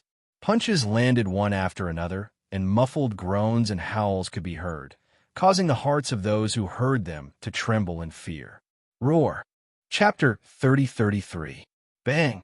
After the other tiger fell from the sky, it lay on the ground for a long time without being able to get up. It could only howl as it looked at Fengjiu in shock. On the other side, the tiger that was being beaten by Fengjiu howled and finally begged for mercy in human language. Stop fighting, stop fighting. How about it? How about coming back with me to guard the door? Fengjiu stopped and patted the male tiger lying at her feet with one hand. These two tiger beasts were a male and a female, and they had both reached the level of mythological beast. It would be best to bring them back. We are tigers and divine beasts at that. We are not dogs. How can you let us guard the door? The male tiger protested in a low voice, its voice getting softer and softer. In the end, it did not dare to say another word. It wanted to escape, but it was unable to do so due to the powerful pressure of the other party. They could not understand. How could there be such a perverted person in this place? The powerful aura of this human was one thing, but the most important thing was that this human had the pressure of an ancient divine beast. If the other party was only powerful, they could still fight to the death, but once they encountered the ancient pressure, they did not even have the ability to fight. Even if they were mythological beasts, in the face of an ancient mythological beast, they still couldn't do anything. It was a kind of spiritual submission, a kind of uncontrollable impulse to kneel down and worship. Compared to the king of beasts, the ancient mythological beast was an existence that beasts didn't dare to be presumptuous. Is there a need to consider? Fengjiu's voice still sounded indifferent, but it made the two divine beasts shiver. They immediately said, We are willing to follow Master. We are willing to listen to Master's orders. Good. Fengjiu smiled with satisfaction and glanced at the divine beasts. Why aren't you scramming? The divine beasts were so scared that they quickly ran away. In the blink of an eye, they disappeared, leaving behind the stunned people who were still in the defensive barrier. Fengjiu walked in front of the defensive barrier with his hands behind his back. He looked at the few heavily injured men and the two blood-stained women who were still holding onto their swords on guard. He asked, Are you disciples of the Blue Star Immortal Sect? At this time, they came back to their senses. The two women cupped their hands and thanked. Thank you for saving our lives, Senior. We are all disciples of the Blue Star Immortal Sect. May I ask for your name? We will definitely repay you in the future. Fengjiu stretched out her hand and pointed forward, and the defensive barrier shattered with a bang. She took a step forward and glanced at the men lying on the ground. Looks like your injuries aren't light. In addition to the claws of the ferocious beasts, there are also traces of other attacks. She paused, glanced at them, and asked casually, What did you guys do? Master, they stole the longevity fruit that we've been guarding for 100 years. The male tiger said as he stared at those people with an unfriendly gaze. Hearing this, the two women couldn't help but gulp and looked at Fengjiu with some vigilance. This person was so strong. If he wanted to snatch the longevity fruit that they had picked with great difficulty, then wouldn't they be unable to protect it? At this time, the cold man glanced at Fengjiu and said to one of the women, Junior Sister Mu, this senior saved us. Let's give him the longevity fruit. Chapter 30:34. Hearing this, Fengjiu smiled. She watched as the woman took out a box and handed it to her. Senior, this is the life fruit. Fengjiu glanced at the box and saw that the fruit was about the size of a fist. The fruit was purple and white in color. Spiritual chi overflowed from it, and the fragrance of the fruit assailed her nostrils. It looked very delicious. She glanced at the coal man with a smile that was not a smile. She found it funny. This man was worried that she would attack them because of the life fruit and kill them to snatch the fruit. That was why he gave her the life fruit, in order to save his life. She had to admit that this person was quite smart. If it was someone else who saw the life fruit, they would probably kill them and run away. However, she did not care about these two fruits. She said, "Put it away. Compared to these two fruits, I prefer treasures and the like." A life-saving grace can also be repaid with treasures. Do you understand? Hearing this, the few of them were stunned. This person did not want the life fruit. Did he not know how precious the life fruit was? It was a spirit fruit that could extend one's life and increase one's strength. It took 500 years for it to bloom and bear fruit. How could it be measured by wealth? "Senior, you don't want the life fruit?" The woman surnamed Mu was stunned and did not react. Fengjiu glanced at her and said, "Why aren't you helping them treat their wounds? If you delay any longer, they won't be able to live." Hearing this, the woman came back to her senses and put away the life essence fruit. She helped the people who were leaning against each other to stand up under a big tree and bandage their wounds. "You guys wait here first. Don't run around. I won't be responsible if you're eaten by the fierce beasts." Fengjiu instructed them. Then, he left a fierce tiger to watch the surroundings and walked into the forest with another tiger. "Let's go. Take me to see what the life fruit tree looks like." Fengjiu mounted the fierce tiger and walked into the depths of the forest. As they walked, the tiger asked, "Master, there are no more fruits on the longevity fruit tree. The next time it bears fruit will be 1,000 years later. What's the point of looking at it now?" Then, he couldn't help but ask, "Master, why didn't you take the 2 life origin fruits? It's just 2 longevity fruits. They risked their lives to obtain them. What's the point of taking their fruits? Besides, it's useless to me." Fengjiu said leisurely as he sat on the tiger's back. "Master, it's useless for you, but it's useful for us. If we eat it, our strength will definitely break through another level." The tiger quickly said. Hearing this, Fengjiu chuckled. "As long as you guys are obedient and guard the door obediently, don't talk about first level. Even breaking through and becoming a sacred beast is possible." As soon as he said this, the tiger instinctively wanted to turn its head. However, when it turned, it almost threw Fengjiu off its back. Fengjiu clasped the tiger's body and patted its head. "What are you doing?" "Master, you're telling the truth? We can become sacred beasts." At this time, the eyes of the tiger, who was already a sacred beast, were filled with surprise and excitement. It couldn't wait to turn around and see its master's expression when he said this. Chapter 30-35. Hearing this, the tiger immediately became excited. "Master, master, then what good method do you have for us to advance?" Fengjiu chuckled and said unhurriedly, "After a long time, you will naturally know." The tiger brought Fengjiu to the place where the longevity fruit was planted and said, "Master, this is the tree." The tiger crouched down and let Fengjiu down, while using its claws to point at the tree in front. Fengjiu looked at the tree that was about 3 to 4 meters tall in front of her. Seeing that there were only green leaves, she asked, "This tree only bears 2 fruits?" She walked up to the tree and could still vaguely smell the fragrance of the longevity fruit from the tree. This made her raise her eyebrows. There were no more fruits, but there was still a fruity fragrance. It was indeed not an ordinary spiritual fruit tree. However, looking at the tree was damaged and the leaves were not lush. There were also withered branches among the branches, as if it was about to wither. The tiger shook its head and said, "I don't know. Maybe this tree can't bear fruit. When we found it, there were only 2 small fruits on the tree. It was not easy to wait until the fruits ripened, but they were stolen. This tree probably won't live for long."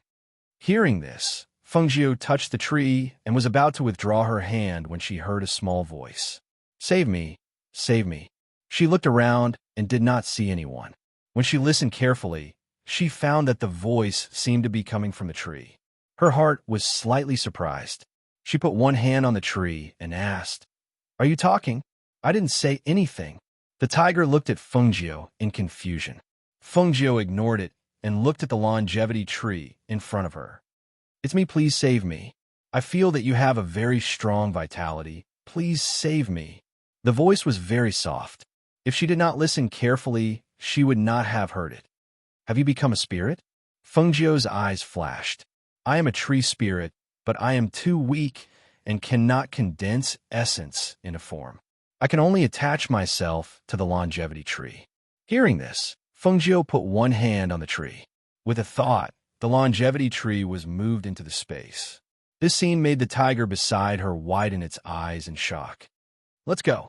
Fengjiu turned and said to the tiger beast, then jumped on its back. The tiger beast wanted to ask, but it did not know how to ask. It just walked quietly and brought her back to the previous place. "How are you guys? Have you rested well?" Fengjiu got down from the tiger's back and walked towards the people resting under the tree. The two tiger beasts huddled together at this time and retreated to the side. They stuck their heads together and talked about something. They only looked at Fengjiu from time to time. "Senior, we've already bandaged the external wounds of the senior brothers, but their internal injuries are also very serious. I'm afraid they won't be able to walk for a while." As the woman surnamed Mu spoke, she cautiously looked at Fengjiu. "Senior, can you rest for a bit longer?" Fengjiu glanced at them and asked, "Don't you have an inner core?" In this situation, they had to take an inner core. As long as they took it, their internal injuries would heal quickly. Otherwise, how could they recover slowly? Chapter 3036. Hearing this, Fengjiu smiled faintly. "So you're saying that you have the ability to leave this place?" As he spoke, he nodded without waiting for them to speak. "That's true. I've already saved your lives. Whatever happens to you next has nothing to do with me." "Senior, we're not." Before the man could finish speaking, he was interrupted. "I was wondering why I saw the distress signal from the Blue Star Immortal Sect. So there are disciples of the Blue Star Immortal Sect here." Wanyan Shursan walked over from nearby. When he saw Fengjiu, he was about to speak when he caught a glimpse of the two divine beast-level ferocious tigers at the side. He was immediately shocked. "Damn, there are actually two ferocious beasts, and they're divine beast-level." He stared at Fengjiu and gestured. "Hurry up and come over. Why are you still standing there like a fool? Don't you see that those two divine beasts are closest to you?" Fengjiu was stunned for a moment. He turned around and glanced at Wanyan Shursan's nervous expression. He could not help but laugh. "What are you nervous about? I just took them in." "Ah, what? Did I hear wrongly?" He stared at her with a stunned expression. Fengjiu smiled and explained, "I said, I just took them in. My house is lacking two ferocious beasts to guard the door. I saw that these two tigers looked pretty good and majestic, so I wanted to bring them back to guard the house." You're really something." He did not know what to say. She came out to look for someone, and she actually got two divine beasts to guard the door. He was not convinced by heaven or earth, but he was really convinced by her. He strode forward and stared at the two divine beasts. Then he looked at Fengjiu and asked, "How did you take them in?" "I took them in with my fists." Fengjiu smiled mysteriously and glanced at the two divine beasts. TSK, you're not simple." He crossed his arms and stared at her. "This little girl, she's really something." "You saw the distress signal and came over?" Fengjiu asked. "Yes. Seeing that it was a distress signal from the Blue Star Immortal Sect, I wanted to come over and take a look. I didn't expect you to be here, too." He looked at the people under the tree and walked over. "Hey, what kind of disciples are you from the Immortal Sect?" As he spoke, a pair of eyes sized them up, clearly understanding their strength and the current situation. "We're core disciples." "Senior, you are? So you are a core disciple." He nodded, and without giving them a chance to speak, he asked, "Then let me ask you, did you meet Wanyan Xianhua here?" "Senior's sister Wanyan?" "No." They shook their heads and asked, "Did something happen to Marshall's sister Wanyan? Why did the two seniors come here to look for her?" Wanyan Shursan glanced at them and said sarcastically, "What does it have to do with you where we're going to find her? On the other hand, each and every one of you is half dead. You still dare to say that you are core disciples. With such strength, you dare to come here? And he actually survived?" How strange. When he said this, they did not say a word. They did not know who these two people were, but their strength was above theirs. If one of them angered them, who knew what would happen? Hey, I remember that you, little girl, are from Mu Xian's clan? Wanyan Shursan stared at one of the girls. Chapter 37. Hee hee, you haven't seen me before, but I've seen you before. Otherwise, how could I recognize you? Wanyan Shursan said, then ignored her and ran to Fengjiu's side. He winked at Fengjiu and asked in a low voice, what does this have to do with you? What does it have to do with me? Fengjiu glared at him. How can it have nothing to do with you? Although I don't know where you came from, or what your relationship with the Blue Star Immortal Sect is, you were entrusted to me by CK and Mu Xian. How can it have nothing to do with you? He stared at her with a look that said, don't lie to me, I know you. Fengjiu's mouth twitched, but he couldn't be bothered to say more. He only said, we've searched this area, but we haven't found any news of my sister. I think she must have been rescued by someone, and she's probably not here anymore. If she was rescued, I think we'll have news about her after a while. Then what do you mean? He looked at her and asked. Fengjiu said slowly, the trail ends here. It's futile to continue searching, so it's better to wait for news. Listening to their conversation, the two mythical beasts squatting nearby looked at each other.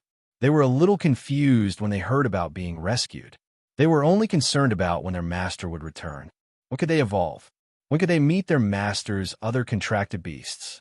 But why didn't their master contract them? As Fengjiu and the others were talking, the people under the tree were also discussing. I think that if they can save us, they won't attack us. Also, they mentioned senior sister Wanyan, so she should be someone related to our immortal sect. Now that we're seriously injured, even if we can barely recover, we won't be able to fight if we encounter danger again. Why don't we follow them? This way, we'll be safer. Yes, I agree. The man with the cold expression replied. He looked at the two people talking in front of him. But will they refuse to let us go with them? After all, the two women were a little hesitant and worried. Whether we agree or not, we'll only know after we try. If we don't even dare to open our mouths, how will we have the opportunity to travel with them?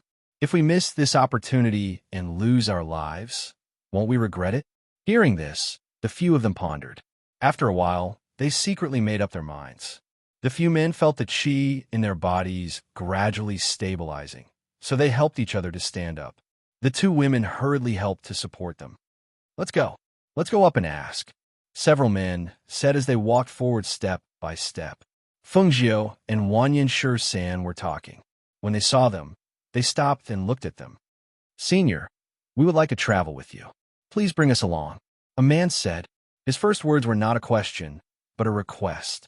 He knew that if he asked in an inquiring tone, the other party would most likely reject him. But if he asked, they would at least consider it. This way, they would have a better chance. Hearing this, Fengjiu looked at Wanyan Shursan. When Wanyan Shursan saw her looking at him, he said unhappily, why are you looking at me? Do we need you to make the decision? It's none of my business. He looked indifferent as he crossed his arms and looked away. Chapter 38. She didn't refuse, nor did she refuse. Instead, she asked, how much are you willing to pay each of you for me to bring you along? Hearing this, they were startled for a moment. They had never encountered such a situation before. The man who asked before paused for a moment, then followed Fengjiu's words and asked, Senior, how much do you think is appropriate? Seeing that you are core disciples of the immortal sect, how about this? It's not much, just give me 1,000,000 gold coins each. She could use these gold coins to add more food to her purple gold twin deer. 1,000,000 gold coins? They were stunned. They didn't expect it to be so much. What? You think it's too expensive? Fengjiu glanced at them and said leisurely, you should know that just those 2 fruits of yours are worth a lot of money. 1,000,000 gold coins per person to save your lives and help you keep those fruits. It's really a good deal. If it weren't for the fact that you are disciples of the immortal sect, I wouldn't have bothered to help. This that they hesitated for a moment. He was right. Not to mention other things, just the life origin fruit that took 500 years to bloom and 500 years to bear fruit was already not worth this price. Moreover, what about their safety? We agree. The cold man said and agreed. However, Senior must ensure that we can safely return to the immortal sect. If you follow me, as long as you don't cause trouble, there shouldn't be any problems. Fengjiu said and looked at Wang Yanshi. What about you? Are you going back to your family or the immortal sect? Wang Yanshi thought for a moment and said, I'll go with you to the immortal sect. Maybe if there's any news, her master will be the first to know. Right now, there's no big matter in my family, so there's no need to rush back. Fengjiu nodded and waved her hand. A simple flying ship appeared in front of them. She gestured to the people, get on. When they saw the spaceship, their eyes flashed slightly. After responding, they helped each other onto the spaceship. Wang Yanshi stared at the flying ship and clicked his tongue. I don't even have such a big flying ship. Your flying ship should have been simplified and shrunk, right? I don't think it's only at this level. Fengjiu smiled. There aren't many people. A spaceship this big is enough. Any bigger and it will attract too much attention. That's true. Wang Yanshi jumped up and found a place to sit down. Then, he saw that there was a lot of food on the ship. He couldn't help but walk to the place where the food was placed. He kept talking to himself. You two should shrink a little. Fengjiu glanced at the two tiger beasts. Yes, master. With a shake of their bodies, they shrunk to the size of a cat. They were inconspicuous, but also very similar to cats. At first glance, no one would think that they were two tiger beasts. After all, tigers and cats were originally of the same species. The group boarded the flying ship and went into the city. Along the way, the people on a flying ship only stared at the two of them and tried to find out their identities several times. However, they didn't manage to get anything out of them. Instead, the two of them figure out their own backgrounds. When they reached the city gate, Fengjiu found an inconspicuous place to keep the flying ship. She said to the few of them, Let's go. If you want to rest, you have to go into the city to rest. Chapter 30-39. How do you relax? Fengjiu glanced at him. Seeing his mysterious look, she couldn't help but be curious. Wang Yanshi came over and was about to put his hand on her shoulder and put it on her back. But at this time, he remembered that she was a woman. He could not help but withdraw his hand and stared at her with a strange face. How many days has it been? I actually forgot that you're a woman. When these words came out, the people supporting her couldn't help but be startled. Their eyes fell on the figure in green at the same time, and their hearts were shocked. This person was a woman?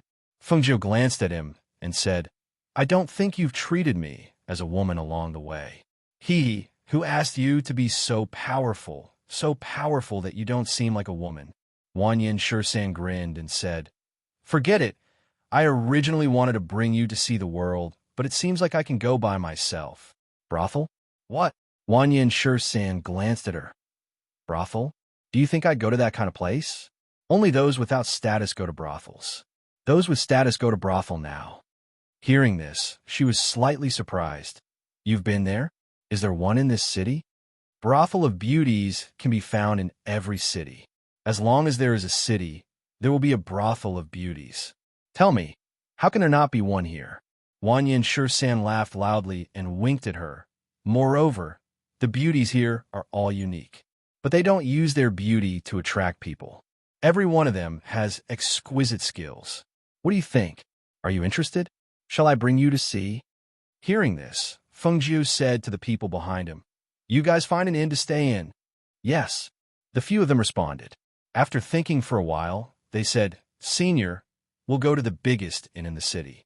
If the two seniors come back, we'll go directly to the biggest inn in the city. We'll prepare a room for the two seniors. Okay. Fengjiu responded and followed Wang Yanshi to find out where Brothel of Beauties was. Behind her, two tiger beasts that looked like kittens followed closely. Their cute appearance attracted many women on the street to look. The two of them found out where Brothel of Beauties was. When they were let in, Wang Yanshi looked at Fengjiu with a fawning expression. Go, pay the entrance fee. You have a nerve make you go out and make women pay. Although she said that, she still followed that person in to go inside to pay. Behind her, Wang Yanshi, I'm poor. I'm rich. As he said that, he looked around and saw many female cultivators, as well as some young ladies from families with veils on their faces. He couldn't help but ask in surprise, "Why are there so many women here today?" The maidservant leading the way smiled. "The two of you came at the right time. Tonight is our Brothel of Beauty's annual evaluation. Tonight, no matter if you're a female cultivator or a young lady from a noble family, you can participate in the evaluation. As long as you win, you'll receive a generous reward from Brothel of Beauties, and you'll also be known as the #1 beauty." "Ha, looks like we came at the right time today. We can actually see this? This money is worth it. It's worth it." He laughed loudly and strode inside. Chapter 30-40. After Fengjiu sat down, he listened to the beautiful sound of the zither coming from the center of the round stage. He felt that the sound of the zither was like pearls falling on a jade plate, melodious and pleasing to the ear. Even if he couldn't see the woman playing the zither, he could imagine the beauty of the woman from the beautiful sound of the zither. There were no less than 1,000 people in the building, but no one made any noise. Even if there were people talking, they only lowered their voices and whispered. Hearing the sound of the zither and looking at the scene in the building, Fengjiu couldn't help but praise. This place is really not bad. Not bad. There was beauty to admire, and there was such a beautiful zither sound. Even though there were many people, the atmosphere here was very good. There was no noise or clamor. It was very suitable to come here and relax. Let me tell you, if you were judged as the #1 beauty in Beauty House, it will spread everywhere. Because the evaluation had not started yet, there were only beauties playing the zither in the building. So Wanyan Shursan gestured for her to follow and brought her to the other side. "Look here, there's a name on it. It will show which city, which family's daughter, or the woman in Beauty House is judged as the #1 beauty. Once these beauties are known, many aristocratic families will come to propose marriage. It can be said that once a person's beauty is judged, the imperial family's grandson, duke, marquis, and minister will want to marry her." Hearing this, Fengjiu smiled. "No wonder there are so many women competing. Hee, but I feel that if you participate, you will definitely be able to take first place." He winked at her and smiled. "How about it? Do you want me to help you sign up?" "Not interested." She shook her head. She really wasn't interested in this kind of evaluation. This evaluation is not only about beauty, but also about beauty, talent, strength, and wisdom. Let's go. It will probably start soon. So many people have signed up, but not everyone can go on stage. Those who can go on stage are considered very outstanding. As he spoke, he brought Fengjiu back to the front row and sat down. Following the appearance of the beauties on stage, the talent competition also began. The two listened and watched from below the stage, and felt that the women on the round stage were very pleasing to the eye, elegant and charming. They used light veils to cover their faces, and their clothes couldn't be seen. They could only faintly see their figures, but even so, it was enough to make the people in the building very excited. The two tiger beasts lay in Fengjiu's arms, and while they were resting, the song and dance started.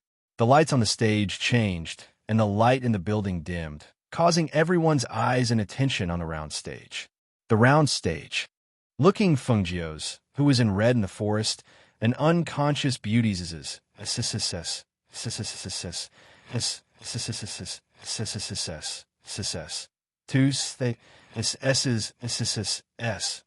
the forest. A while ago, there was a beauty in red who was seriously injured and fainted. "That's this, the male tiger whispered. Chapter 30-41. Master didn't say he was looking for the red-clothed beauty. It said in a low voice, but it didn't dare to say more. It just said, "And I didn't know Master was looking for the red-clothed beauty." Fengjiu couldn't help but touch his forehead and asked, "Then what happened? What happened to the red-clothed beauty? Was she saved by someone?" "Why, I noticed her. She was being chased by several evil cultivators. At that time, she was seriously injured and looked like she was about to fall. At that time, I thought that if she fell, I would drag her back to the cave. Who knew that when she couldn't hold on and fell, a man in white appeared and saved her." "A man in white?" Fengjiu was slightly startled. "Yes, a human man in white. That man was very cold, and his aura was very strong. I didn't dare to approach him. At that time, I heard those evil cultivators exclaim and say something about Sword Master Xiao Yao. Then they were killed by that man in white. Speaking of this, it shrunk its neck. That man also found me at that time and glanced at me. I saw that man was very dangerous, so I ran away first. Sword Master Xiao Yao, Wanyan Shi-san whispered. Isn't that the sect master of the Xiao Yao sect? It is said that that person's whereabouts have always been erratic. If he is not in closed-door cultivation, he will disappear. How could he go to the forest and save Qianhua? Sect master of the Xiao Yao sect? Isn't that an old man? Feng Jiu asked. No one knows how old that Sword Master Xiao Yao is. However, one thing is certain. He is definitely not within 100 years old. That person's strength is unfathomable. Furthermore, he rarely shows himself. Even I have only seen him from afar once many years ago in a large gathering. Wanyan Shi-san said and breathed a sigh of relief. If he was saved by that Sword Master Xiao Yao, then there's no need to worry. That Sword Master Xiao Yao is a righteous person. Qianhua will be fine with him. That's good. Feng Jiu smiled and rubbed the tiger beast's head. If you had told us earlier, we wouldn't have to worry. While the two were chatting below the stage, the competition on the stage also continued and gradually entered the final segment. The two saw a beautiful woman in her 30s come forward and say to the crowd, Ladies and gentlemen, everyone has just appreciated the various talents. Next up is the competition of beauty. Today, not only are there beauties from our building, there are also some young ladies from aristocratic families. Who will be this year's #1 beauty? Let's wait and see. As soon as she finished speaking, she reached out and clapped her hands 3 times. The bead curtain on the round stage was rolled up, and the last 12 women stood on the stage in order. They still wore veils on their faces, and in their hands were the musical instruments from the previous competition. Some were dressed luxuriously, some were dressed simply, and somebody, why is there a woman dressed like that standing on the stage? For a moment, everyone's gazes fell on a woman in a shabby dress with a piece of cloth on her face as a veil. All of them were somewhat dissatisfied. What they wanted to see were beauties. Why was there a woman who looked like a beggar on the stage? Moreover, she had become one of the 12 people. The other women on the stage either distanced themselves from her or avoided her. It was as if they were afraid of touching her. However, that woman stood there quietly with a zither in her arms. She was not frightened, nor was she flustered. It was as if the person everyone was talking about was not her. Chapter 3042. She's not weak either. She's young, but she's already at the peak of the golden elixir realm. She's comparable to the daughters of the aristocratic families. That's not right. Just this calmness and composure is something that the daughters of the aristocratic families can't compare to. Wanyan Shi-san said, stroking his chin and chuckling. I wonder how she looks. Feng Jiu watched with a slight smile on her lips. She looked at that woman, then her gaze swept past the other women, waiting for the moment when they removed their veils. At this moment, she couldn't help but be curious. What would that woman look like? All right, everyone. Our beauty's restaurant has never cared about background. As long as you have the ability, you can participate. This is the rule of the beauty's restaurant. Everyone look at this beauty. Whether it's her figure, temperament, or cultivation, they're all top-notch. If she were to change into a luxurious dress, would you still think that she's a beauty? The woman in her 30s covered her mouth and smiled, saying, Next, let them remove their veils and reveal their faces. In addition to the 10 judges in our restaurant, the guests sitting in the first row can each cast a vote. As she spoke, she retreated to the side and gestured for the first woman to remove her veil and reveal her face to the crowd. This was the last segment of the competition. It was also an extremely important segment to determine whether a person was a beauty or not. Even the daughters of aristocratic families could only remove their veils here. After the first woman removed her veil, she raised her head confidently and looked forward. The women behind her also removed their veils one by one. Every time a woman's veil was removed, it was met with a wave of cheers from below, until the last woman, who was the woman in plain clothes, removed her veil. In an instant, there was a wave of gasps from below the stage. Some people even lost their self-control and stood up. Their eyes were fixed on the stunningly beautiful woman on the stage. The woman was dressed in a plain and shabby gray dress. Compared to the other women, she really looked like a beggar on the street.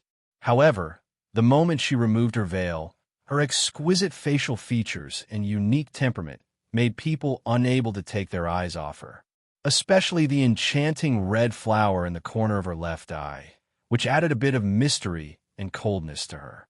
Beauty number 12 is really beautiful. Not bad. She's even more beautiful than the Jade Beauty in the Beauty's restaurant last year. It's a pity that she's only wearing a shabby dress. If she were to change into a gorgeous dress, how magnificent would she be? Who is this woman? Is she also from this city? Why haven't I heard of her before? I'm going to propose marriage to this beauty and bring her home. Ha, that's right. She's a beauty at the peak of the golden elixir realm. She's definitely qualified to enter my Chin family. For a moment, the people below the stage were talking about it. They were already planning to find someone to propose marriage to that girl and bring her home.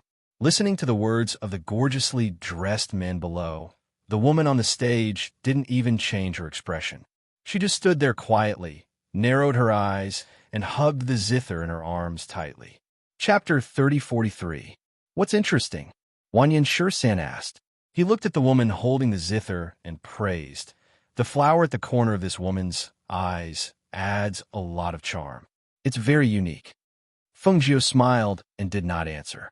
He just looked at the crowd's evaluation. In the end, the woman holding the zither won first place. Miss, what's your name? The woman in her 30s on the stage asked with a smile. When she participated, she only took a number and did not write down her name. Where's my reward? The woman did not say her name and only asked. It's here. The woman in the building asked someone to bring the reward and said with a smile, there's a third-ranked Shi nourishing pill, a spiritual medicine, and 1,000 gold coins. The woman took the things and put them in her sleeves, saying, thank you. Then, she held the zither and walked off the stage. Hey, miss, your name. The woman did not even leave her name and left. Many people let the guards follow her, wanting to see what family the woman was from. Feng Jiu patted the two tiger beasts' heads and said, go, let's go and see. The two tiger beasts jumped out of her arms and quickly went into the crowd and left. Seeing this, Wanyan Shursan felt a little strange. Why did you let them follow that woman? Don't tell me you're really interested in her. You're a woman. Feng Jiu did not say anything. He just watched the women on the stage leave. In the end, the woman in the beauty building played a song for the crowd. Some people even went on the stage to compete with the beauties. The scene gradually became lively, but he was not in the mood to continue watching. It's getting late. Let's go back, Feng Jiu said. He stood up and walked out. This beauty building should be a place to gather information. It was mainly women and gathered all kinds of people. Moreover, they were scattered in various cities. It seemed that this force was also very big. But who was it? After leaving the beauty building, Wanyan Shursan stretched and said, I originally wanted to book a room in the building and call 2 beauties to serve me. I didn't expect it to become a competition. I don't even know the name of the most beautiful one. Hey, why do I feel like I lost out tonight? On the way back to the inn, he was still talking about it. Feng Jiu could not bear it and said directly, how about I find 2 beauties to serve you tonight? I'm not a person who likes beauties. I just think. He wanted to say more, but when he saw Feng Jiu's glance, he could not help but swallow his words. This little girl's gaze was enough to scare people to death. He really didn't know which man could stand her. Senior, you're back? Have you eaten? I'll ask the waiter to prepare some food for you. The 2 women saw the 2 of them come in and hurriedly greeted them. Send them to the room, Feng Jiu said. He walked upstairs and asked, which room am I in? The first room on the left. The woman said, then said to Wanyan Shursan, Senior is in the second room. After seeing the 2 of them enter their rooms, the 2 women could not help but look at each other. They asked the waiter to bring them food, and then went to the other 2 rooms to see their senior. Chapter 3044. The tiger beast paused, then continued. But those people were shaken off by that woman, but they didn't discover me. It raised its head proudly and wagged its tail. You stay there to keep watch, then came back to report? Feng Jiu looked at it amusedly, reaching out to pat its head. Yes, master. That woman used the money she won to buy medicine. She also gave the medicine she won to an old man. However, that old man's aura was very weak. He should be dying soon. Also, that woman went back and wiped the flowers off her face. Then, she disguised herself as a man. Let's go. Let's go take a look, Fengjiu said, opening the door and walking out. Only then did she and the tiger beast go out, and Wanyan Shisan sneakily follow behind them. However, they didn't walk far before Fengjiu discovered them. She stopped and looked back, saying, "If you want to follow me, then walk faster. Why are you sneaking behind me?"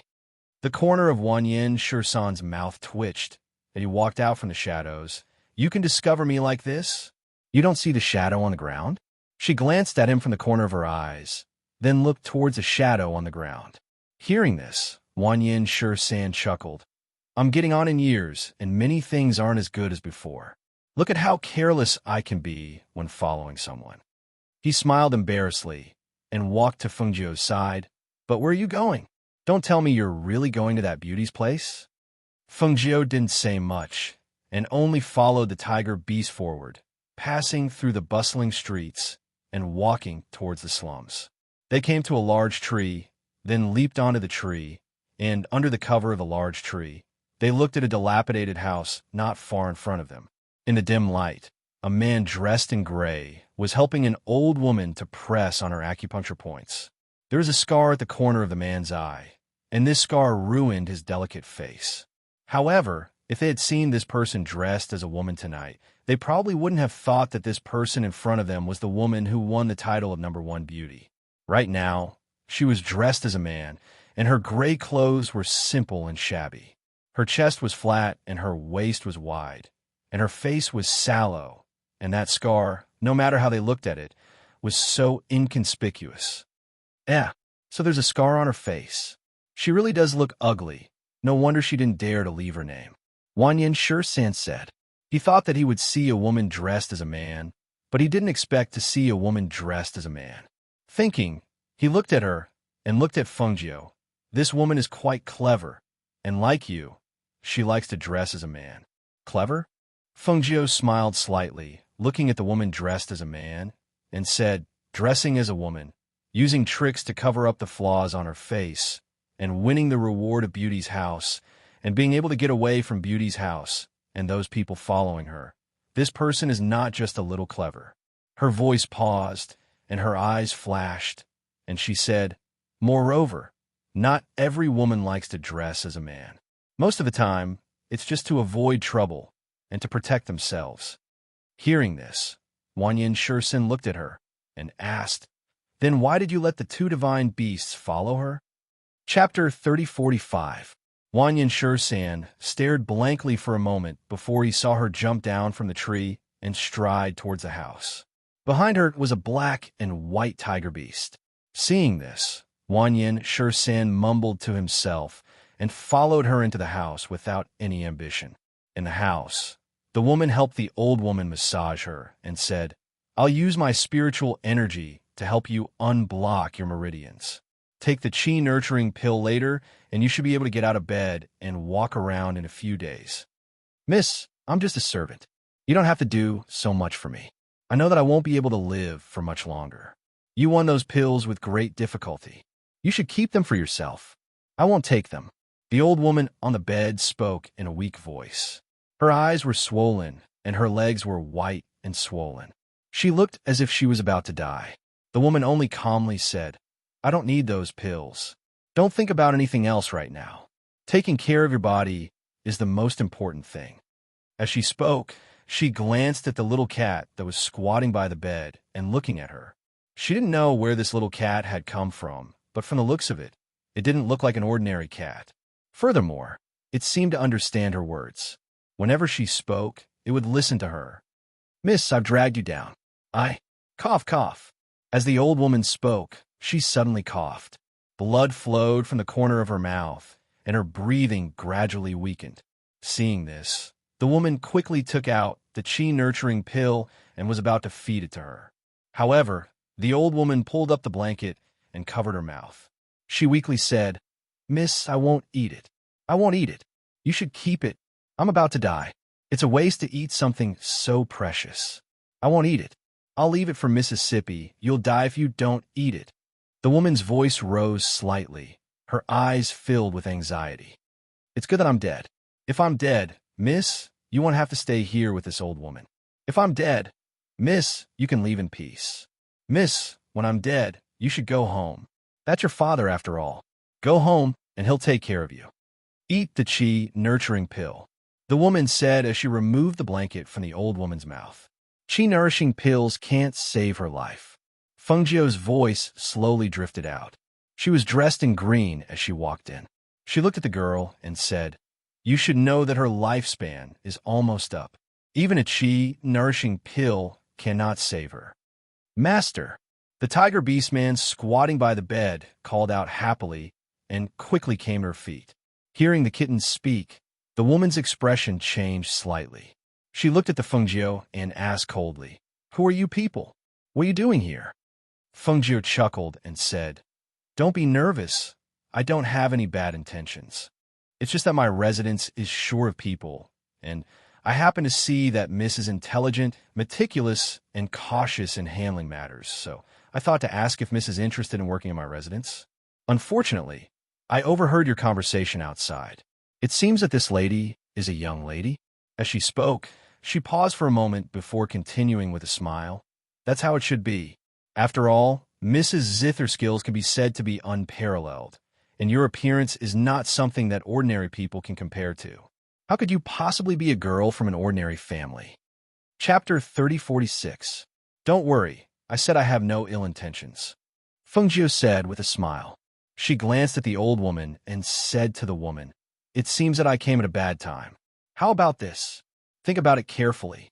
If you have nowhere to go in the future, you can come to the Feng family in Four Corner City to find me. My surname is Feng." With that, she didn't stay any longer. Instead, she turned and walked out. Seeing this, Wanyan Shursin touched his chin and walked out in a daze. When he was outside, he asked with some confusion, "You said that? You're leaving just like that? Didn't you say you liked that woman?" Fengjiu glanced back at him and said with a smile, "What? Do you think I'll rob her? Even if you don't have to force her, you should at least say something enticing to let her know what benefits there are for her to follow you. At the very least, you should tell her that you're a woman, so that she won't think you're after her beauty." Wanyan Shursan rolled his eyes at her and said, "You just said that the manor is short of people and told her to come to the Feng family in Four Corner City to find you when she has nowhere to go in the future. Do you think she will go? In my opinion, you came here for nothing tonight." Fengjiu chuckled and shook her head. "Do you think she really got rid of the people from the beauty pavilion?"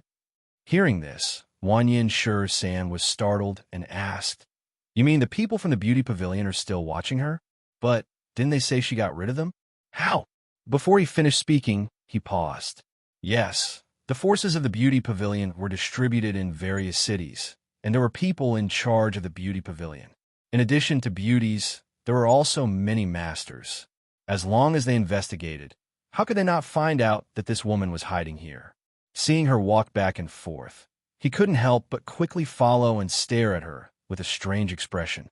This evildoer, she wouldn't be waiting for that woman to have no way out before she made her move, right? Walking on the street, because the night was getting darker, there were not many pedestrians on the street. Only some vendors were packing up. She said, "Now that you have news of my sister, why don't you go back and report it? Do you plan to keep following me?" Keep following you? Don't forget that they were the ones who asked you to follow me."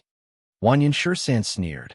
He stared at her and asked, "We've known each other for so long, but you still haven't told me who CK and Mu Xine are to you. Why do the two of them keep telling me to take good care of you? Do they know how perverted you are?" "The two of them are my disciples," Fengjiu said, glancing at him. Seeing the shock on his face, he asked with a smile, "What? You don't believe me?" "I don't." Wanyan Shursan shook his head and said, "Both of them are heavenly gods. How can they be your disciples? Don't be so ridiculous. Don't ask me if you don't believe me. You won't believe me anyway." She yawned and said, "I'm tired. I need to go back and have a good sleep. If I don't leave my room tomorrow, don't disturb me." As soon as she finished speaking, her figure flashed and disappeared from the street. The two tiger beasts were stunned for a moment. but they quickly followed her, leaving Wanyan Shursan walking alone on the street. Chapter 3047. The next morning, 2 female disciples sent breakfast to their senior brothers. Seeing that their bodies were much better after a day of rest, they were relieved and smiled. "Have the 2 seniors woken up yet?" a male disciple asked. "They haven't woken up yet. They haven't moved, but they've hung a sign on the door, telling us not to disturb them." The female disciple with the surname Mu said. Hearing this, several people paused for a moment. Someone asked, "Who are these 2 people?" "I don't know. I've never seen them before. They shouldn't be from our sect," the 2 women said.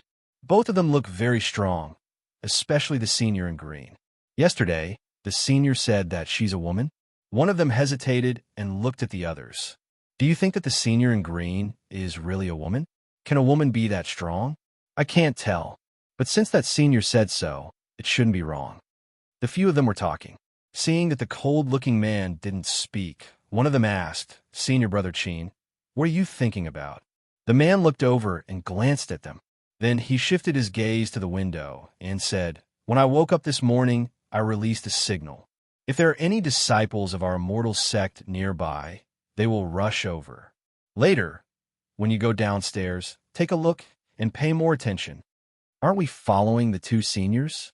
If the 2 seniors find out that we're secretly contacting other disciples of the sect, won't they be angry?" One of them said worriedly, "Probably not. After all, we're not contacting other people. We're just disciples of the sect." "All right then, I'll go downstairs and take a look," one of the women said and left first. "Junior Sister Mu, you should leave too. Pay more attention to the movements of those 2. The man with the surname Chin instructed. "Got it, Senior Brother Chin," the woman replied and left. Wanyan Shursan slept until noon. When he woke up and washed up, he realized that Fengjiu was still asleep. He wanted to wake her up, but when he thought of her instructions last night, he shrugged and ignored her. He just asked the waiter to serve some food and wine. However, he was surprised to see that the disciples of the immortal sect were sitting on the first floor and eating. Among them, there were 2 disciples wearing the robes of the Blue Star immortal sect. Senior is awake?" The few people downstairs greeted Wanyan Shursan when they saw him. "I'm awake," Wanyan Shursan replied and nodded at them. Then he followed them downstairs and sat at table.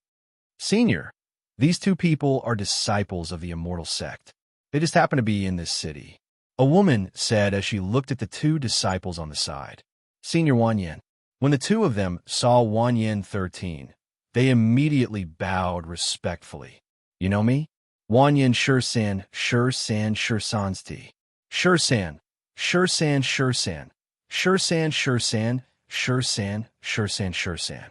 As they were not core disciples, they were not as strong as the people around them. Therefore, they could only address Wanyan Xianhua as Shursan Shursan and not Senior Sister. They paused, and one of them asked, "Senior Wanyan must have come here to ask about Shursan Shursan. I wonder if Senior has any news about our Shursan Shursan?" Chapter 3048. When they heard this, surprise flashed across their eyes. "There's news about Uncle Master Wanyan." "There is, but why should I tell you?"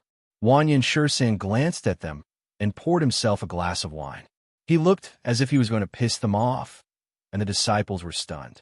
Why didn't he tell them? They wouldn't do anything to Uncle Master Wanyan. "Waiter, are my dishes ready? Why are they so slow?" Wanyan Shursan shouted impatiently. "Coming, coming." The waiter answered and brought out the dishes. He put the dishes on the table and said to Wanyan Shursan, "Sir, please eat these 2 dishes first. The others will be served soon." After saying this, the waiter left. Wanyan Shursan picked up his chopsticks and knocked on the table. He glanced at them and said unhappily, "Why are you all staring at me? What are you doing that you shouldn't be doing?" When they heard this, they returned to their rooms to rest and recuperate. As for Fengjiu, she didn't leave until evening. However, the 2 tiger beasts behind her didn't follow her. When Wanyan Shursan saw that the 2 tiger beasts had disappeared, he asked, "You sent them out?" "Yes," Fengjiu replied. She went to the first floor and ordered a few dishes and a bottle of wine. While waiting for the dishes to be served, she sensed that someone was looking at her. She followed the gaze and saw that it was two men wearing the robes of immortal sect disciples. She raised her eyebrows and asked, "What's up with those two? Where did they come from?" They said that they happened to meet them in the city. Wanyan Shursan smiled and looked at Fengjiu with a faint smile. "I reckon that those people were curious about your identity. I heard that they were disciples who were training outside and hadn't returned to the immortal sect for a long time. So, when they met those two disciples, they must have asked about you." "Oh, I see." She nodded, indicating that she understood. Judging from the two men's expressions, they probably couldn't recognize her. After all, she had disguised her appearance and wasn't wearing a dazzling red dress. Even CK and Mu Xian wouldn't be able to recognize her if they were here. In the room upstairs, a few people looked at the two disciples and asked, "Who is that Shini? Do you recognize him?" The two disciples shook their heads and said, "I've never seen him before. I can't recognize him." "Impossible," one of the men said. After thinking for a while, he continued, "That green-robed senior must have changed her appearance. When I heard them talking, that senior Wanyan said that she was a woman. I don't know. I can't recognize it." The two shook their heads. Upon hearing this, the man with the surname Qin asked with a solemn expression, "Did anything major happen in the sect after we left?" "Something big." When the two heard this, they hesitated and didn't know what to say. Of course, something big had happened during this period of time. Furthermore, it was something that had shaken the entire sect. Apart from the disciples who were training outside, it could be said that almost everyone in the sect knew about it. "Speak. Stop hemming and hawing," he said coldly. Chapter 3049. Hearing this, they were slightly startled. Venerable CK and Venerable Mu Xian lost? And they even acknowledged the winner as their master? Yes, and at that time it was 2 against 2. Hence, the two of them had 2 different masters. The disciples said, "Who were they?" Everyone knew that Venerable CK and Venerable Mu Xian were the strongest venerables in the immortal sect. They were divine realm experts. So how could they lose to others? "One is Fengjiu, and the other is Xianyuan Mose," the disciples said carefully in a low voice.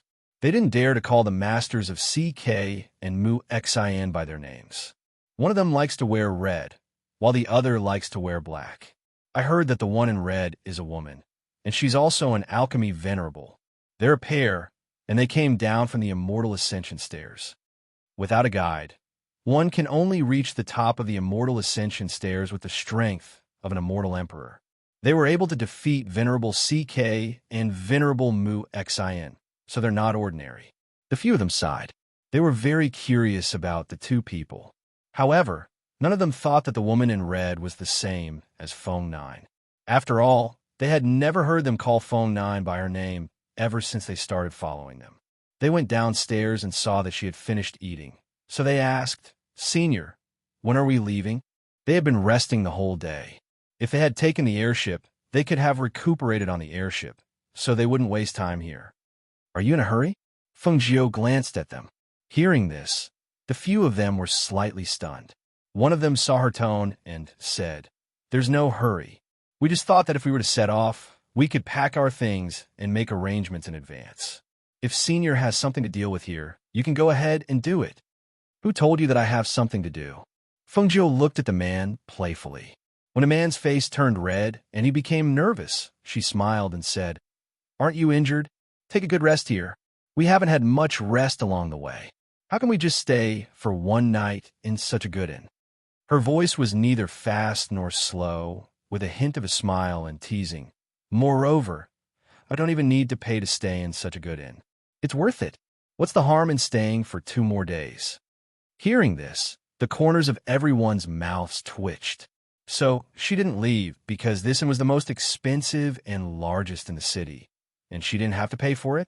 What kind of reason was this? Indeed, there were many eccentric experts. At this moment, one of the tiger beasts rushed in like the wind.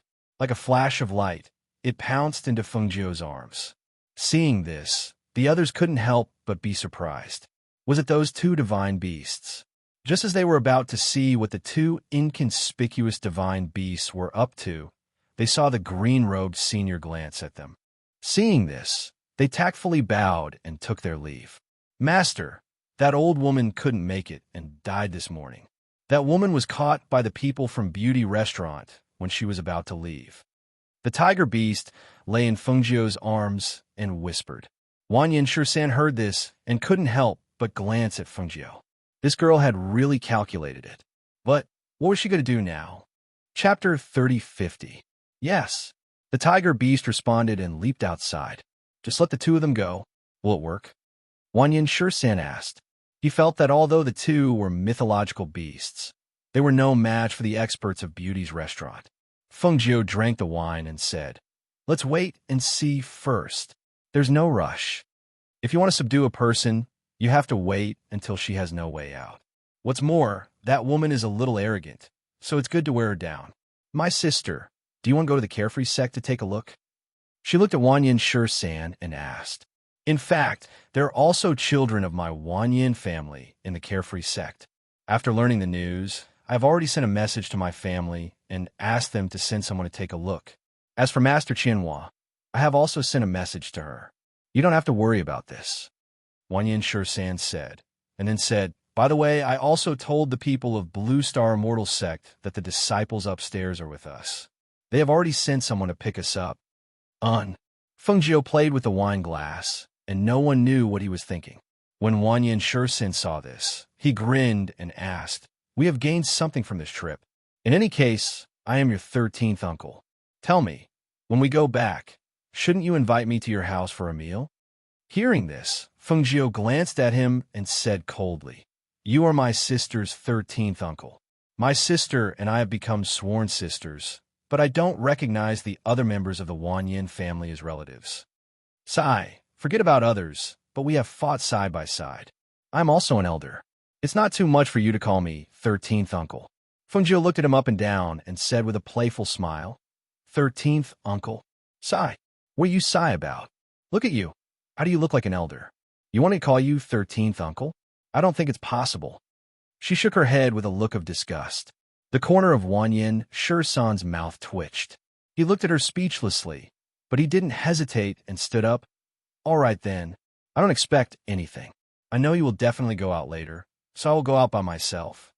He stood up, stretched and walked out, and asked, By the way, do you need me to buy something for you when I go shopping? Fengjiu looked at him and said with a smile, Then I'll have to trouble you to bring me some pastries. No problem. He waved his hand and walked out of the inn. Not long after he left, Fengjiu also left, leaving only a few disciples in the inn's main building who were looking out of the window. And you. And the name suits you very well. Even the beauties in my beauty's pavilion can't compare to your zither skills. The middle-aged man's voice paused. He looked at the scar at the corner of her eyes and eyebrows with pity. What a pity, what a pity. A good beauty like you has such a flaw. I didn't expect that the people in my beauty pavilion would make an error in judgment and call you the #1 beauty. What a shame to my beauty pavilion. What do you want? She asked coldly. There was no fear in her eyes. She didn't struggle because she knew that even if she struggled, it would be futile. Everyone here was stronger than her. Chapter 3051. He looked at her and stared at the scar between her eyebrows, saying, With your looks, it's impossible for you to appear in front of others, so you can only be a Guqin player behind scenes. From today onwards, you're a member of our beauty house. He paused and narrowed his eyes with a hint of danger. However, in order to punish you for scheming against our beauty house, we're going to imprint a slave mark on your face. I'm sure you don't have any objections, right? As he spoke, he waved his hand and signaled for someone to bring over the slave mark. As long as this mark was imprinted on her face, it would be branded as a slave mark that would never be removed for the rest of her life. Seeing a cultivator bring over the slave mark, Qin Xian's eyes finally showed a trace of panic. You have no right to do this. I can return the prize to you. Do you think our beauty house is short of something like that? The middle-aged man sneered and stared at her. This is the price you have to pay for scheming against our beauty house. I want you to know that there are some people you can't provoke or scheme against. Seeing the middle-aged man take the slave mark from another cultivator and approach her step by step, she couldn't help but struggle. However, She couldn't break free from the cultivator's restraints as she was forcefully held down. You also have a scar on your face, so I'll imprint a slave mark on your forehead. As the middle-aged man spoke, he lifted a strand of her hair that had fallen to one side and was about to imprint the mark on her forehead. Roar! The tiger beast that had been squatting on the fence for a long time suddenly roared, and its small body pounced down. It raised its sharp claws and clawed at the middle-aged man, holding the mark. Hiss! The middle-aged man gasped in pain and blood seeped out of his hand, causing the mark in his hand to fall to the ground. Just as he retreated, the tiger beast waved its sharp claws at the cultivators holding down Chin Xin. Seeing an opportunity, Chin Xin broke free from the restraints and quickly got up and retreated to the side. She looked at the tiger beast in surprise and recognized the kitten-like pet beast as the man in green robes. But didn't they leave already? Why was this kitten still following her here? Where did this little beast come from? Kill it for me. The middle-aged man held his injured hand and ordered fiercely. In an instant, the surrounding cultivators surrounded them, forcing the man and beast into a corner. Looking at the humans who were walking towards it with weapons in hand, the tiger beast let out a low roar. In the next moment, its body rapidly expanded and returned to its original powerful size. Roar! A beastly roar came out and shook the entire beauty pavilion. Everyone in the city heard the beastly roar. After all, the roar of a divine beast was very loud. Almost as soon as the roar came out, the cultivators in the small city were startled, especially some small pets and small beasts. They all trembled and hid in the bosom of their masters, or trembled and knelt on the ground. God, divine beast! The middle-aged man was startled. He quickly retreated and looked at the mythological beast that had suddenly returned to its original form. His eyes widened in shock. It really was a divine beast. Moreover, it was a tiger-type divine beast of the sixth order. Where did he come from? Chapter 3052. Quick, capture this divine beast. I'll reward you handsomely, he said excitedly as he stepped back, allowing the other cultivators to step forward. However, at this moment, an untimely voice sounded in everyone's ears. How lively! Hearing this voice, the tiger beast that was baring its fangs and flashing its claws and was about to pounce forward suddenly became as docile as a kitten. It wagged its tail and came to the corner of the wall, looking at its master who was sitting on the wall with excitement in its eyes. Chin Xin was also startled when she heard this voice. She looked at the man in green who had suddenly appeared, and her eyes moved slightly. Who are you? The middle-aged man's face darkened, and he raised his hand to signal everyone to step back. When he saw the divine beast sitting docilely in the corner where the man was sitting, his heart couldn't help but tremble. Fengjiu, who was sitting on the wall, glanced at him and said with a smile that wasn't a smile, "You want to touch my people and capture my little beast, but you still ask who I am? Your people? Your little beast? Hee. This woman is a resident of this city and has lived here for only a few years. This divine beast hasn't been contracted yet, so how can you say that it's yours?" The middle-aged man sneered. When he saw that Fengjiu was alone and was about to order his men to attack, he caught a glimpse of a black and white kitten in her arms from the corner of his eye. His heart couldn't help but jump. Another divine beast? The one just now also looked like this. I have another one here. I wonder if it's also yours? Fengjiu smiled and patted the tiger beast in her arms. The tiger beast lying in her arms jumped down, and with a flash of light, it returned to its original size. The divine beast's body was huge and strong, and the tiger beast's body was even more majestic and domineering. When these two fierce tigers with white fur and black tiger stripes stood in front of them, the divine beast's powerful aura filled the air and shocked them greatly. A divine beast was already extremely rare, let alone a tiger beast that was the king of beasts.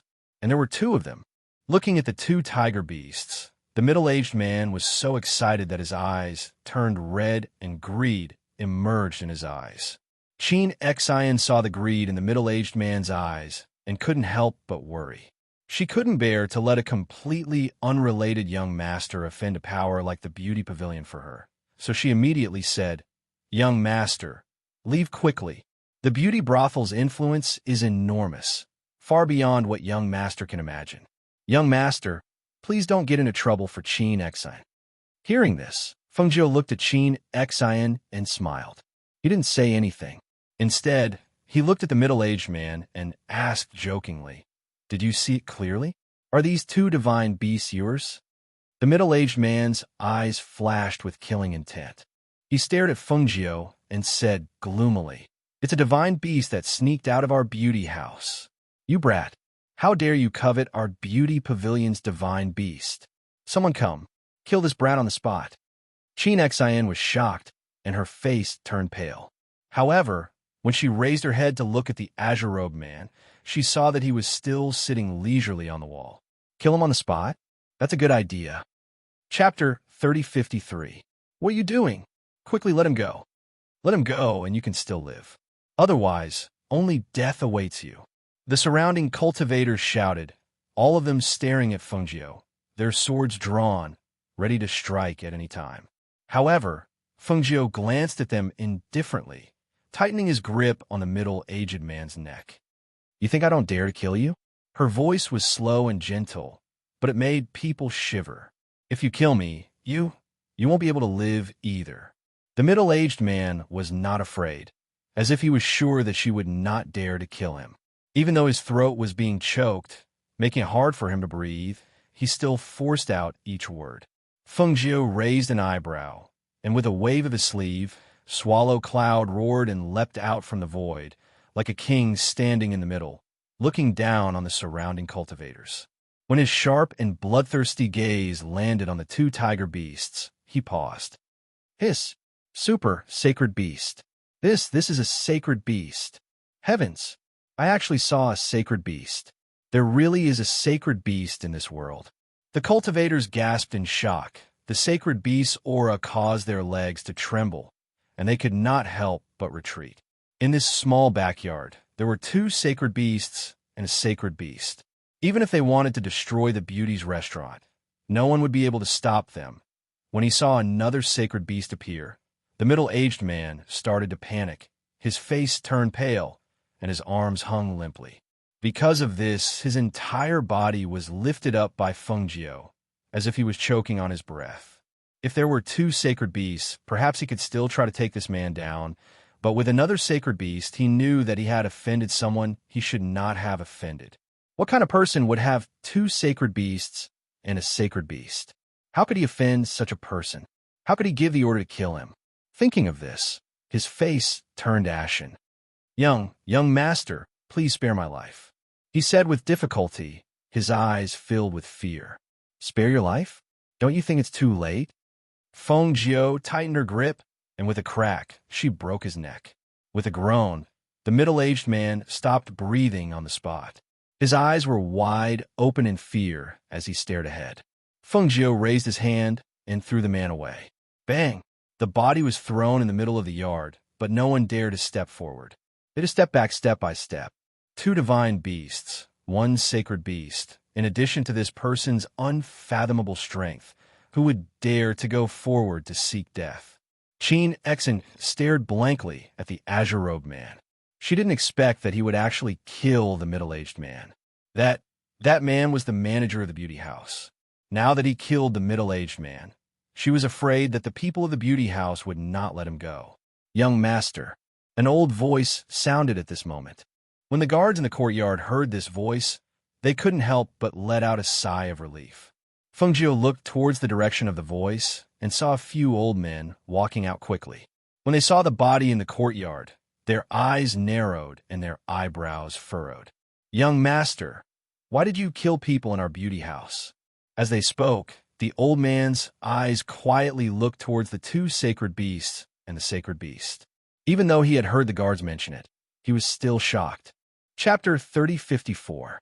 Your people from Beauty's Pavilion captured my people, and even said that my little beast was from your Beauty's Pavilion and wanted to take it by force. You even gave the order to kill me to silence me. What can I kill him? Her clear eyes were cold as she looked at them. Her voice was soft, but it made the hearts of the people in Beauty's Pavilion tremble. They could faintly feel the other party's killing intent. Or, if I kill him, you'll also issue a kill order to me? If that's the case, I won't introduce you. Her lips curled up as she glanced at them with a smile that wasn't a smile. Hearing this, how could the elders not understand her meaning? The other party had 3 powerful divine beasts here, and their strength was unfathomable. If they offended this person for the sake of a dead person, they were afraid that they wouldn't be able to predict what would happen in the end. Even if they wanted to make a move against this person, they would have to report it to their superiors and have them send someone down. At this moment, they looked at each other, and one of them smiled. Young master is joking. That manager is usually a bit overbearing. If he has offended young master in any way, please don't take offense. So you're saying that I can take this person away? Feng Jiu raised his eyebrows as he looked at them. Hee, of course, young master's person will naturally be taken away by young master. The elder said with a smile. So you're saying that these 2 divine beasts didn't come from your beauty's pavilion? She glanced at them with a smile that wasn't a smile. The elder wiped the cold sweat from his forehead and smiled. Young master is joking. These divine beasts naturally belong to young master. Hearing this, Feng Jiu brushed his sleeves and put the swallow cloud back into his space. He turned around and walked out. The 2 divine beasts behind him turned back into 2 kittens and swaggered out while wagging their tails. Qin Xin paused for a moment and glanced at the people from Beauty's pavilion before leaving as well. After they left, the elders looked at each other and said to the cultivators around them, "Clean up and give him a proper burial." Yes, the cultivators responded and carried the corpse away. What do you think? One of the elders asked the other 2. The other 2 stroked their beards and pondered. They said, "This person is definitely not an ordinary person. He has 2 divine beasts and a sacred beast by his side. I'm afraid that he won't be easy to deal with. If we fight against him, I think that he will be a formidable opponent." That may be the case, but this person killed the manager of our beauty pavilion. His actions are indeed arrogant. If we don't pursue the matter, wouldn't it be? Investigate? How to investigate? Now, who in our building dares to go against him? From the way I see it, it was not easy for us to send this person away. All we have lost is that manager. It is best to keep this matter under wraps. Otherwise, it will not benefit our beauty house at all if this matter blows up. Since that's the case, let's report this matter to the higher-ups. As for how to deal with it, that will depend on the arrangements of the higher-ups. What we need to do now is to investigate this person's background before we know what to do next. Several people discussed in the backyard. Not long after, they each took action to arrange things. On the other side, Qin Xin followed the 2 little beasts out of Beauty's pavilion. From time to time, she would look at the figure walking in front of her. She wanted to say something, but she didn't know where to start, so she just followed quietly. Chapter 3055. Young Master Save Me. As long as young master doesn't despise Qin Xin for being ugly, Qin Xin is willing to stay by young master's side. She looked at the man in green in front of her. This was the first time she said such words to a man. Her ears were faintly burning. Hearing this, Feng Jiu smiled. Have you thought it through? Yes. Now that she was all alone, where else could she go? Go to that clan?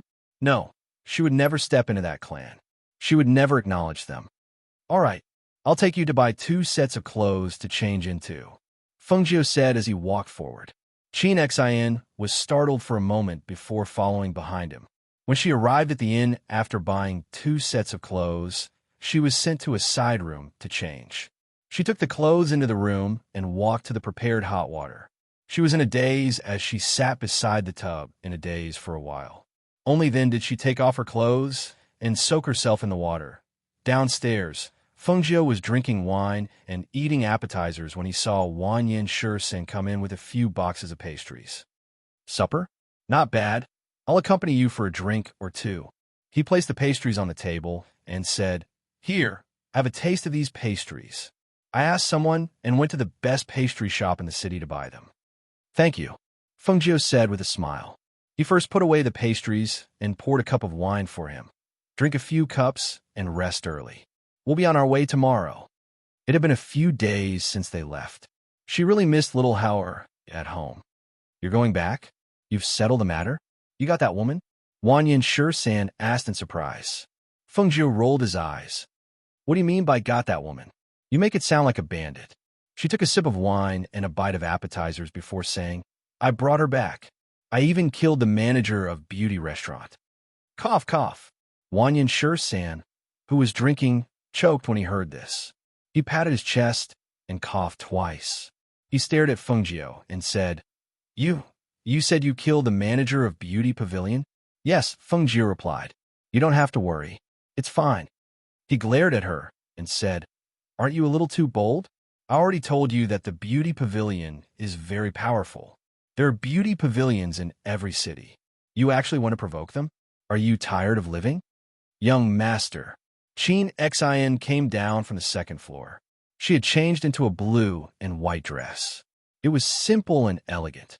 A strand of hair fell down. The scar at the corner of her eye was drawn like a delicate flower. It added a bit of charm to her delicate face. Feng Jiu looked at her and nodded with satisfaction. Not bad. You still look pleasing to the eye like this. She nodded and said to her, Sit down and eat with us. Yes.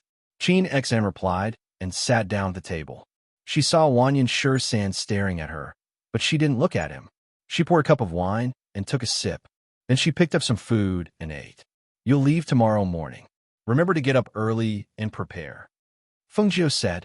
Then, as if she remembered something, she said to Wan Yin San, Her name is Qin Xin. Oh. Chapter 3056. Seeing Qin sitting with the two of them, she didn't show any signs of uneasiness. Similarly, she sat there quietly, eating and standing. She was so quiet that she looked like a painting. In addition to that, she had an extraordinary appearance. It had to be said that she was very pleasing to the eyes. After a simple introduction, Qin Xin ate some food and went back to her room to rest. Feng Jiu and Wan Yin San were left drinking. Although her face is disfigured, if it's so well painted, it's still not bad. Aren't you afraid that bringing her around will cause trouble? Wan Yin San looked at her, somewhat unable to understand what she was thinking. What did this woman named Qin Xin have that made her go through so much trouble? Feng Jiu smiled faintly. I've never been a person who's afraid of trouble. Seeing this, he chuckled. That's true. I guess only you, Feng Jiu, would dare to take two mythological beasts to the beauty pavilion and kill the manager of the beauty pavilion. No one would dare to pursue the matter after you brought her back. In the end, it's still the benefits of being strong. Feng Jiu sipped his wine and didn't say anything. In this world, wasn't the strong revered? Only when one was strong would no one dare to make a move. The next morning, when the disciples of the immortal sect saw the woman in a blue and white dress appear beside them, they couldn't help but be stunned. This woman was really beautiful, and her temperament was really excellent. Feng Jiu glanced at them, the corners of her lips curling up slightly, and she smiled faintly. Beautiful people and beautiful things would always attract people's attention. This was human nature. Let's go, she said, and looked at Wan Yin San. Yes. The group of people followed them out of the inn and out of the city. A handsome man and a beautiful woman walking together, unsurprisingly, attracted the attention of many people. However, although those people curiously sized them up, no one dared to go up and provoke them. After all, whether it was temperament, clothes, or strength, they were enough to shock others. When they reached the outskirts of the city, Feng Jiu waved his hand, and a spaceship appeared in front of everyone. The disciples of the immortal sect had already seen her before, so it wasn't strange at all. But this was the first time Qin Xin had seen her. She couldn't help but glance at her a few more times, secretly guessing just what her master's background was. After boarding the spaceship, Wan Yin San lazily leaned back and looked at Qin Xin. He smiled and said, Qin Xin, since we have nothing to do, why don't you play a song for us to listen to? Qin Xin did not respond. Instead, she looked at Feng Jiu and silently asked for her opinion. Feng Jiu smiled and took out a zither score from his sleeve. Play according to this. Don't use spiritual energy. Yes. Qin Xin took the zither score with both hands and opened it. She couldn't help but be startled. She glanced at Fengjiu and sat cross-legged not far away. She took out her zither, placed it on her knees, and gently plucked the strings. She seemed to be testing the music. The sound of the zither came out intermittently. After a while, the sounds of the zither connected. A beautiful song poured out as her slender and white jade-like fingers gently plucked the strings. Her fingers danced on the zither strings. Her finger technique was skillful and beautiful. The sound of the zither was pleasant and moving. Coupled with her outstanding appearance, the disciples of the immortal sect couldn't help but stare. Only the cold man stared at Fengjiu from time to time, as if he was still guessing her identity. Chapter 3057. Fengjiu, who was resting with her eyes closed, was awakened by the shaking. She opened her eyes and stood up. Using her divine sense, she saw a few dozen men in black standing on a flying ship. They were using the ship to ram into their ship, causing the ship to shake violently. Wanyan Shursan stuck his head out to take a look. He immediately widened his eyes and turned to look at Fengjiu. Are they here for you again? Tell me, how many people have you offended? How many enemies have you made? Fengjiu glanced at him and said, I've just arrived here. How could I have made enemies? Even if there were, they were here for you. Hearing this, Wanyan Shursan smiled embarrassedly. He knew that she was referring to the time when they were surrounded. It was true that they were here for him, but it was hard to say now. If we keep ramming like this, the ship won't be able to take it, the man surnamed Qin said. He looked at Fengjiu and said, Senior, why don't we stop the ship? Can you fight? Fengjiu glanced at him. Have you recovered from your injuries? Hearing this, they couldn't help but pause. Their injuries had not fully recovered. If they were to fight, they could only use 70% of their strength at most. There's a defensive barrier on the ship. Stay here, Fengjiu said. Then, she and Wanyan Shursan looked at each other blindly. The two of them then exited the ship and headed outside. Seeing the two of them come out, the men in black standing on the ship instantly flew out on their swords. The sharp swords in their hands were suffused with bloodthirsty, killing intent as they attacked them. The first attack was a killing move, and most of them were aimed at Wanyan Shursan. Seeing this, Wanyan Shursan's expression changed. He cursed loudly. Which bastard wants me dead this time? He actually hired assassins from the Desperation Tower to ambush me. I told you they were here for you. Fengjiu smiled. She wasn't surprised at all. She hadn't made any enemies here. At most, she had killed a manager in the beauty pavilion, but it was only a manager. The people in the beauty pavilion wouldn't provoke her, who had 3 powerful divine beasts, just for a manager. In the past 2 days, those disciples of the immortal sect had been resting in the inn and had not offended anyone. Qin Xin had no powerful enemies in the city, so naturally, they came for Wanyan Shursan. Take his head and report back. The leader of the black-clothed men shouted in a deep voice, the long sword in his hand pointed directly at Wanyan Shursan's head. Wanyan Shursan instinctively touched his neck and looked angry. Fuck you. Don't you know who I am? How dare you attack me? See if I don't destroy you all. He snorted angrily and waved the flag in his hand. Countless spirits flew out and entangled the black-clothed men. He also held a sword in one hand and flew forward to slash down fiercely. Fengjiu, who was about to attack, was stunned for a moment. She looked at him and then smiled. She took a deep breath and rushed forward, breaking the defensive shield of the enemy's ship and directly killing her way into the ship. In an instant, an overwhelming killing intent spread through the air. A strong and fierce bloodthirsty aura wafted in the air along with the smell of blood. As blood splattered and bodies fell, the scene seemed to be faintly out of control. When the black-clothed men saw that the enemy had defeated them with just 2 people, they became anxious. They stared at the enemy's ship and immediately urged their ship to crash into the enemy's ship. Chapter 3058. Several people in the airship cried out in alarm. Their entire bodies fell to the side because the airship flipped over. The 2 women from the immortal sect didn't react in time and hit their heads on a corner of the ship, causing blood to seep out. Hold on to the ship, Qin Xin shouted and had the 2 women hold on to the ship. Seeing the men jump out of the airship with swords, she also held on to the ship to prevent her body from being thrown out. The cries of alarm from the airship made Feng Jiu frown. She shot the silver needle in her hand towards the black-clothed men. At the same time, her figure flashed, instantly arriving at the side of the airship and stabilizing the ship that was about to flip over. As soon as the immortal sect disciples came out, they were surrounded and attacked by several black-clothed men. Their strength wasn't weak, but their internal injuries hadn't healed. After fighting for a while, their speed gradually slowed down.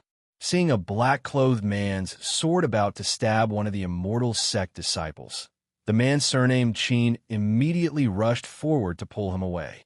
However, he was caught off guard and was slashed. He let out a muffled groan and felt fresh blood gushing out, quickly drenching his robes. He struggled to resist, but his fighting strength grew weaker and weaker with each injury. Seeing the two sharp swords about to pierce his heart, he couldn't help but smile bitterly as he couldn't dodge. If he died here, it would really be...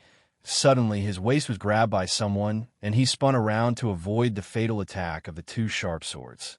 He was startled and turned his head slightly to see a man in green. No, a woman dressed as a man, holding his waist with one hand and bringing him away from danger. While she spun around to avoid danger, she raised her hand and attacked the two black-clothed men with a gust of wind. Smelling the woman's fragrance, he inexplicably felt his ears heat up. He said awkwardly, "Let go of me." Feng Jiu spun around with him, and a gust of wind rushed out in a circle. The black-clothed men who surrounded them all fell outside. She took a breath and directly sent the male disciple into the airship. Qin Xian, help him treat his wounds. Feng Jiu didn't even look at him as he ordered Qin Xian, who was stopping the bleeding of the two women in the spaceship. Yes. Qin Xian responded and caught the man brought in by her master. She saw that the man's face was pale, his robe was torn, and the wound was so deep that the bone could be seen. The blood had soaked most of his robe. She immediately helped him lie down on the deck of the boat and pressed the acupoints around his shoulder to take out medicine to stop the bleeding. On the other side, Feng Jiu and Wanyan Shursan were working together, and the enemy's numbers were decreasing one by one. Seeing that the situation was not in their favor, the black-clothed man who had been seriously injured by Feng Jiu glared fiercely at Feng Jiu and made a gesture to retreat. Retreat! The remaining 7 or 8 men in black quickly returned to the spaceship and prepared to escape. However, Feng Jiu sneered. "You want to leave? It's too late." How could she let the people who had tried to kill her leave alive? Her figure flashed, and a green light flashed.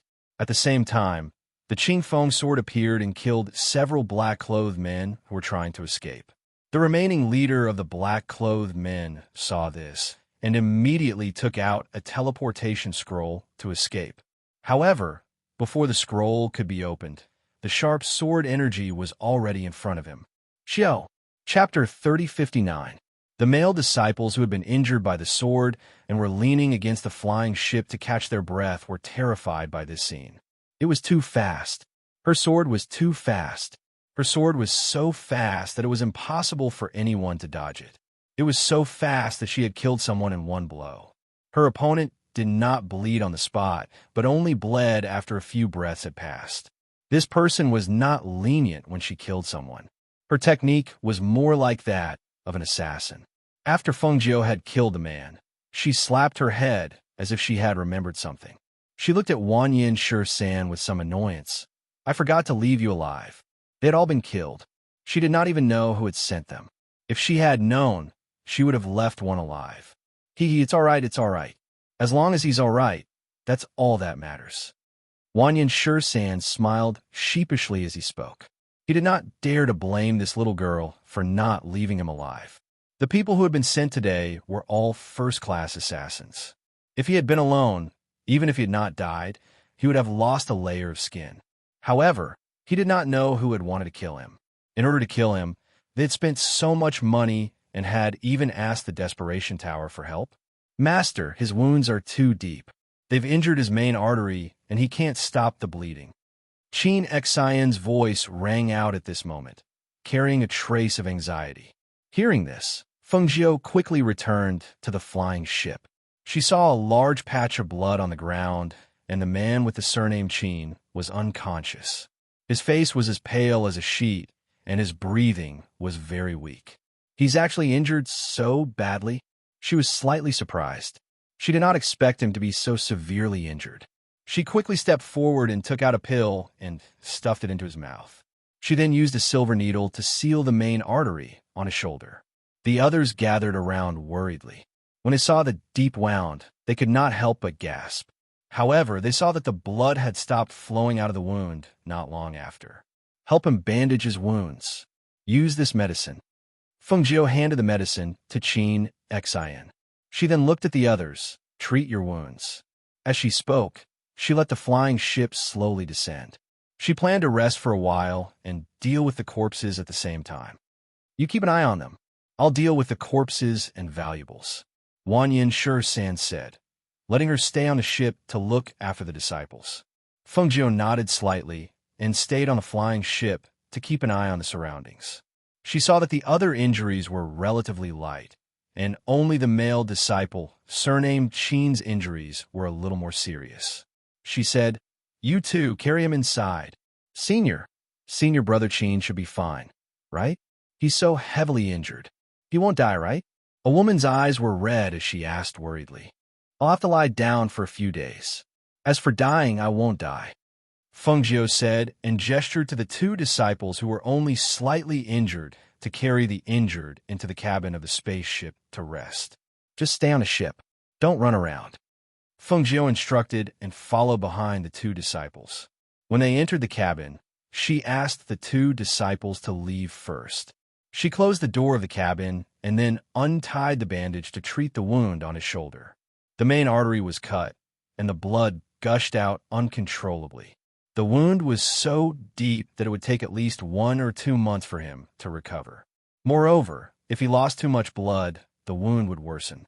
Therefore, it was best to treat him to ease the wound and shorten the recovery time. Chapter 3060. Seeing the figure inside, he smiled and walked up to knock on the door. Come in. Hearing the sound from inside the room, he pushed the door open and walked in. His gaze swept over the people inside, finally landing on Feng Jiu and Xinyuan Mose. What a coincidence! I didn't expect to meet you here. He walked up with a smile and looked at Feng Jiu, saying, to be able to see you here, you should have obtained the 1,000-year black spiritual tendons, right? Seeing that it was him, Feng Jiu raised his brows, saying, it is quite a coincidence. Young Master Tan is also here to eat? I had an appointment with a few friends here. Just now, when the waiter closed the door, I caught a glimpse of Miss Feng here, so I want to come in to say hello and ask for a cup of wine. As he spoke with a smile, his gaze moved away from Feng Jiu and landed on Xinyuan Mose, nodding slightly. Xinyuan Mose's gaze swept over him, then moved away. He fetched a wine cup and poured wine, saying, please. Feng Jiu had mentioned to him before that the news of the 1,000-year black spiritual tendons had come from this person. As a man himself, he understood the look in this man's eyes when he looked at Feng Jiu. But so what? His woman was so outstanding, it was normal for a man to be pleased with her and admire her. Seeing Xinyuan Mose's actions, Tan Haoyan's gaze moved slightly. He smiled and raised his wine cup, indicating to the two of them, saying, you too, this Tan salutes you. Feng Jiu and Xinyuan Mose raised their wine cups, slightly indicating, then down the wine. After drinking a cup, Tan Haoyan put down the wine cup, saying with a smile, this tin won't disturb you too. Goodbye. As he spoke, he walked out in a carefree manner. The door closed again. Xinyuan Mose withdrew his gaze and picked up his chopsticks to pick up some food for her, saying, try it. As he spoke, he picked up some other food and placed it in her bowl. You also eat, Feng Jiu said with a smile, also picking up some food for her. The two of them ate, chatted, and looked at the night scenery. On the other side, Lung Hua and the others also raised their wine cups and drank. However, after the meal, Chin Xin sat to the side and took out her zither to liven up the atmosphere. The melodious sound of the zither came from her fingers, echoing in the restaurant. Even the people on the street downstairs could hear the sound of the zither. However, they could only hear the sound, but didn't know where the sound came from and couldn't see who was playing the zither. As the night deepened, they paid the bill and prepared to leave. At this time, there were no more people on the street. However, as they sat in the spirit deer carriage and slowly headed back to the residence, Fengjiu, who lifted the curtain to get some fresh air, saw a few black figures, seemingly carrying something, moving in the night. She raised her eyebrows, glanced in that direction, and said, "Ing-yi, follow them and take a look." "Yes." Ing-yi, who was in the dark, responded. In a flash, he moved and silently followed behind those people. Xian Yuan Mose, who was sitting in the spirit beast carriage, heard her order to Ing-yi and said, "It's late at night. Why don't I accompany you for a walk?" It was fine to go back directly after eating. Since she was interested in those people, he might as well accompany her to take a look. Chapter 3061. When she came out of the cabin, Wan Yin-Shi-San had already returned. He placed the treasures and the spaceship in front of Fengjiu. "It's all here. You can keep it." Fengjiu didn't refuse and directly put away those things. Then, as if he had thought of something, he said to Qin Xian, "Come here. Master, these magic tools are for you to protect yourself. Also keep these. In addition, keep these bottles of medicine, just in case." She took out some things and explained to her how to use them. Finally, she handed her a pendant-shaped chain. "This is a spatial magic tool. Wear it around your neck." Looking at those things, Qin Xian's heart moved slightly. She looked at Fengjiu, took the things, and softly thanked him. "Thank you, Master." Several immortal sect disciples saw that she gave all those things to the woman and couldn't help but feel a little envious. They didn't know anything else, but they could see that her medicine seemed to be very powerful. It was more powerful than the life-saving pills they had collected. "Let's rest here today. I'll go around to see if there are any wild animals and bring back some food," Wan Yin-Shi-San said as he got off the spaceship and went into the forest. "Follow him," Fengjiu said to the two tiger beast men who were lying on the side and curled up into a small ball. As soon as he finished speaking, the two tiger beast men jumped up and followed Wan Yin-Shi-San and left. With the help of the two tiger beast men, Wan Yin-Shi-San picked up some branches and let the two tiger beast men catch the wild animals. Not long after, he came back with a pile of branches and lit a fire not far from the spaceship. "Fengjiu, I picked up some branches. You can roast the wild animals. I found a stream not far ahead. The water is very clear. I'm going to take a bath and change my clothes. You can deal with these first. If there aren't enough branches, call me." He called for Fengjiu to come down. "Got it. Go." Fengjiu responded and walked towards a fire. On the spaceship, the immortal sect disciples couldn't help but be stunned after hearing Wan Yin-Shi-San's words. "Fengjiu? So, this green-clothed senior was the master of Venerable CK and Venerable Mu Xian? Was she the person that the disciple was talking about?" Thinking of this, they couldn't help but feel nervous. The master of Venerable CK and Venerable Mu Xian? She was also an alchemist master. No wonder her medicine was so good. So this was it. Qin saw the slight change in their expressions, especially the woman beside her. She asked, "Miss Mu, are you not feeling well? Why are you sweating?" No, I'm not feeling unwell. I'm just..." She was just frightened. This green-robed senior was actually the master of her Mu clan's ancestor. She had been with her ancestor's master all this time. Thinking of this, she wiped the sweat from her forehead and suddenly felt a lot of pressure. The people on the spaceship looked at each other, then walked down to the fire and asked, "Senior, let's help too. Is there anything we can do? Do you need help?" Fengjiu glanced at them. Yes. The few of them quickly nodded their heads. Hearing this, Fengjiu thought for a moment. Seeing the two tiger beast men dragging the wild animals back, he smiled and said, "Then help me clean up the wild animals." Okay. They quickly rolled up their sleeves and got ready to work. Chapter 3062. Qin Xian was stunned by Fengjiu's words. Although she found it strange, she still nodded. She walked to the side and sat down to practice with her zither. These disciples were all core disciples of the immortal sect and were born in aristocratic families. But here, in front of Fengjiu, they didn't dare to put on airs and could only do what they were supposed to do. Feng Jiu was in charge of roasting the meat while the others helped. After a while, the aroma of the meat wafted through the air, making the disciples swallow their saliva. I smelled the aroma from a long distance away. Wanyan Shursen laughed and walked over. I caught a few fish downstream and cleaned them. Come, let's roast them together. Put the fish on the branch. Feng Jiu handed him the branch. He added wine and spices to the roasted meat and cut a piece to taste it. Then he said to them, "It's ready to eat. Cut it yourself." As he spoke, he called Qin Xian over to eat. As soon as she finished speaking, the disciples immediately began to eat. They also roasted the meat themselves outside, but it didn't taste as good as hers. The tiredness of the day and the thrill of being ambushed were all relieved at this moment. After eating, Feng Jiu returned to the spaceship and sat cross-legged to cultivate. The disciples outside the spaceship sat around the fire and chatted with Wanyan Shursan. Senior Wanyan, so she is the master of Venerable CK and Venerable Mu Xian. Wanyan Shursan glanced at them. You just found out? We only found out when you called out her name. If you didn't say it, who would believe that she was a woman? Moreover, she is the master of two masters at the peak of the divine realm. As they talked, Qin Xian was stunned when she heard this.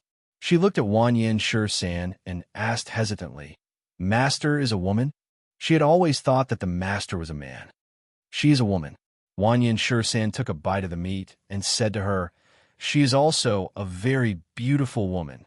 Qin Xian was stunned for a moment and then nodded. It turned out to be a woman. Although he did not show it on his face, there was still a trace of disappointment in his heart. She thought that her master was a man, and she had always thought of her master as a man. She didn't expect her master to be a woman. For a woman, it was natural for her to have some thoughts about a man who had saved her and treated her differently. Although she didn't dare to have any thoughts about her master, but in her heart, that elegant young master in green had long been reflected in her heart. Wanyan Shursan looked at her in a daze and couldn't help laughing. "You secretly like her in your heart? Are you surprised to learn that she's a woman?" "No," Qin Xian said hurriedly. "Haha, you're just giving yourself away." He glanced at her and said, "But it's normal. Your master is like a butterfly, attracting bees and butterflies everywhere. It's understandable that you secretly like her. After all, a hero who saves a beauty can always win the beauty's heart." When the people next to him heard this, they couldn't help but smile. They chatted around the fire until it was late at night, and then they went back to the boat to rest. The next morning, after resting, they continued their journey in the direction of Sifong City. Chapter 3063. When they heard this, they awkwardly replied, "Yes, we will remember." When they arrived at the Immortal Sex entrance, the flying boat stopped. Two of them went in to help the man, surnamed Qin, out. After 2 or 3 days of recuperation, although his body had not recovered, his complexion was much better than before. Many thanks to the two seniors for this trip. The disciples bowed to the two. "There's no need to thank us. It's just a business transaction. Go in." As Feng Jiu spoke, she waved her hand and put away the flying boat. Riding her sword, she brought Wanyan Shursan and Qin Xian toward Sifong City. When they arrived at the Feng Manor's entrance, they could not help but be slightly surprised. They saw that there were quite a few people lined up in front of the Feng Manor's entrance. Also, looking at their clothes and cultivation, they were not normal commoners. They could not help but feel strange. What was going on? "This is your manor? Why are there so many people outside?" Wanyan Shursan glanced over and looked at the line of people. "I don't know." Feng Jiu shook her head. She had just returned from outside. How could she know what was going on? "I'll go ask." Wanyan Shursan spoke and walked forward to ask the people behind her.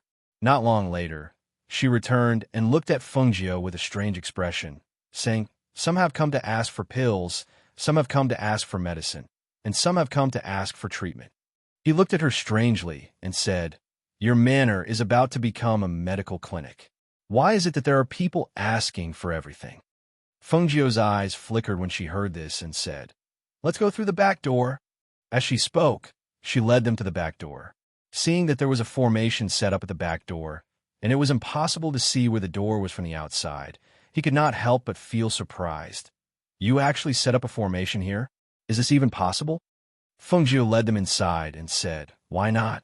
It's your own home. You can set it up however you want. My manor has formations and barriers everywhere. Don't run around when you're inside. I know. Wanyan Shursan complied and followed her inside. However, he saw that there was not even half a guard in this huge mansion. How come I don't even see a single guard? He asked. I don't need guards here.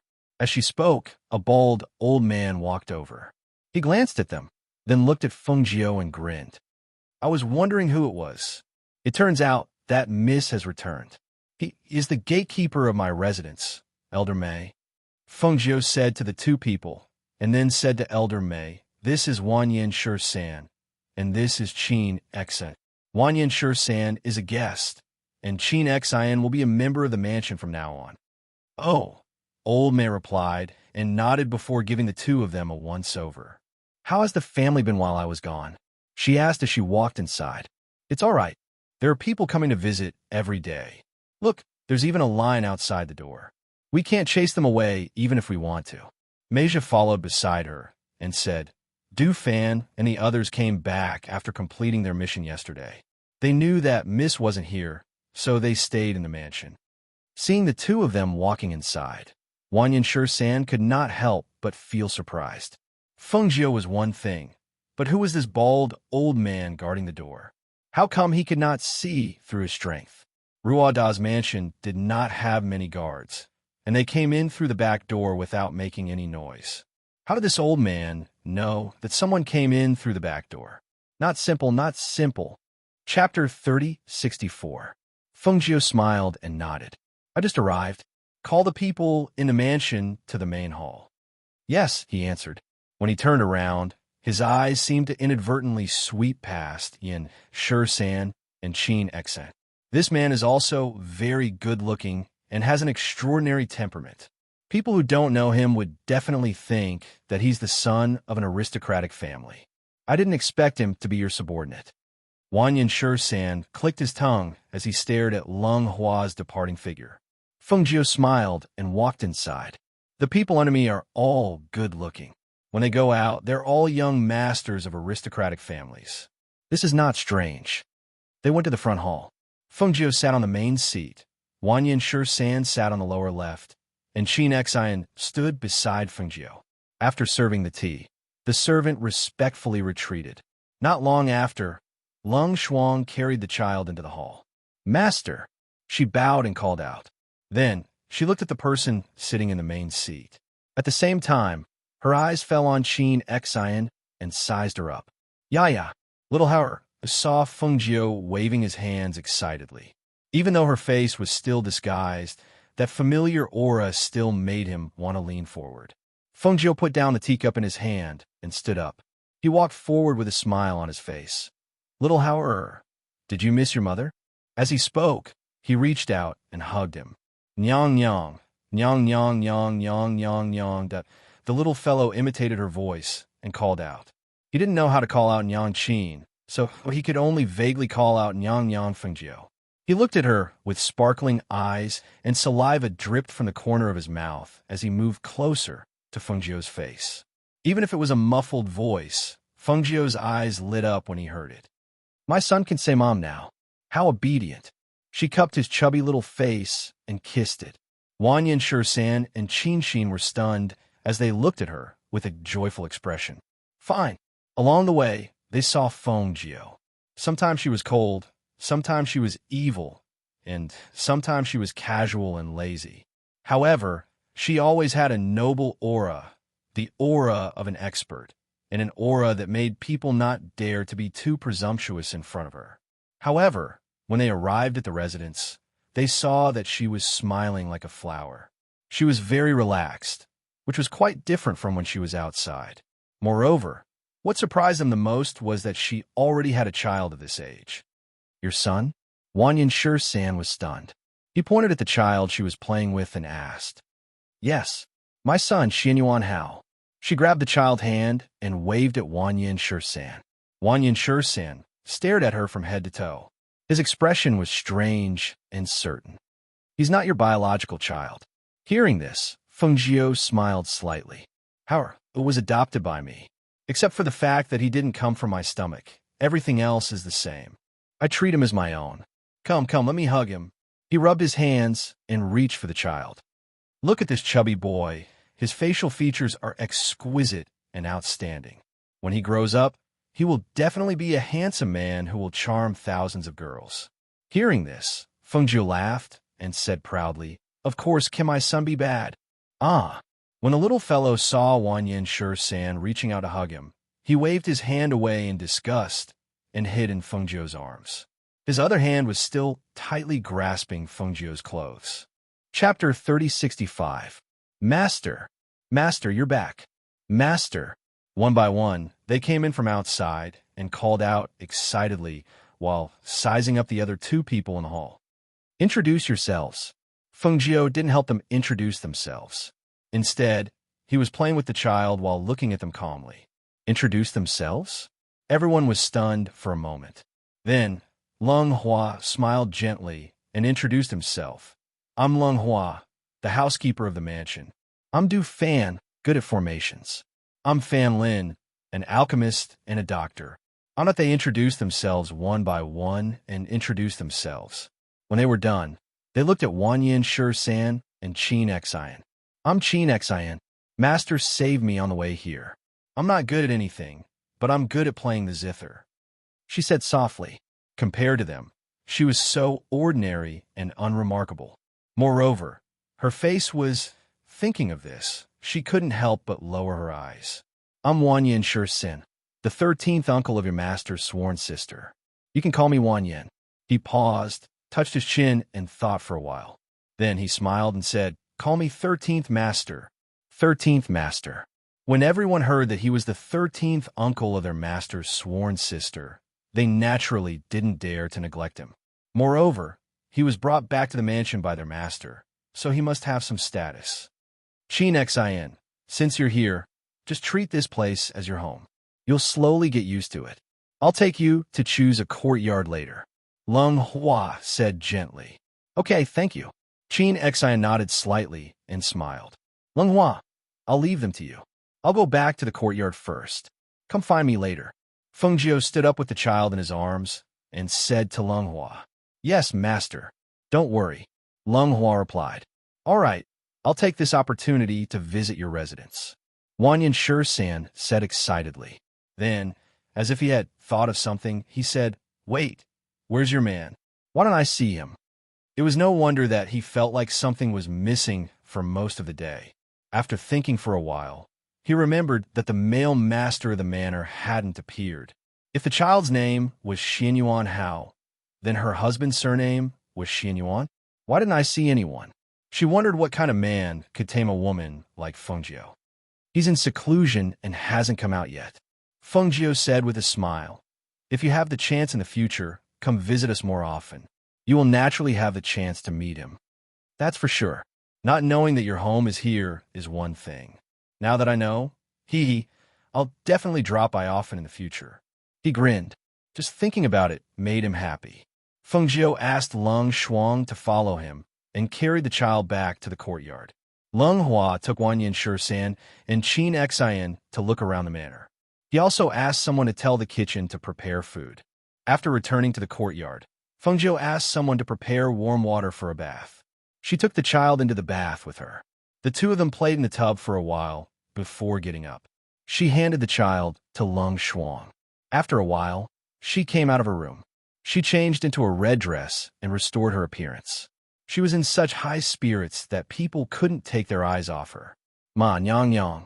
The little fellow happily walked towards Feng Jiu with his short legs. However, his legs were trembling. After taking 2 steps, he lost his balance and fell forward. Chapter 3066. The child's innocent laughter echoed in the courtyard, making those who heard it smile uncontrollably. Feng Jiu played with Hao for a while, then carried him to Lung Shuang. Master. Lung Hua's voice came from outside the courtyard. Feng Jiu looked over and saw him walk in. She smiled and lay down on the soft couch at the side, asking, What's the matter with those people outside the residence? Why did they come to our residence to ask for medicine? The news that Master is a venerated pill master has spread, so those people came here to ask for medicine. I told them to leave several times, but they didn't listen. Lung Hua was also quite helpless about this matter.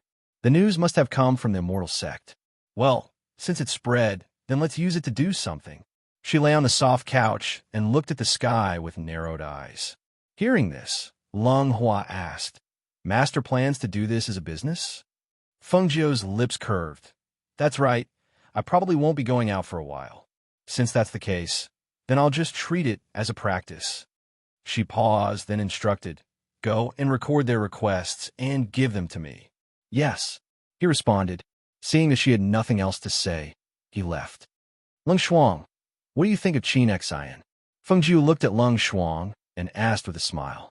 Master's taste must be good. She had always believed her master, unconditionally. Whether it was the things her master did or the people she brought back, there must be a reason behind it. Don't just stand there, sit. Seeing that she was still standing, Feng Jiu motioned for her to sit. Seeing this, Lung Shuang walked to the table and sat down, holding little Hauer, who was gradually dozing off in his arms. Her zither skills are quite good. I'm preparing to. She chatted with Lung Shuang in the courtyard, telling him her plans. Although there were many people by her side and she trusted them, Lung Shuang and Lung Hua, this pair of brother and sister, were different in her heart. No matter how many people appeared by her side, they could not replace the two of them in her heart.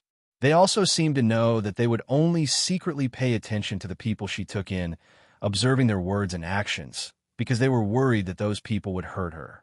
However, even if they were worried, they trusted her taste because they had never made a mistake. That night, the people of the Feng residence sat around the table filled with food and wine.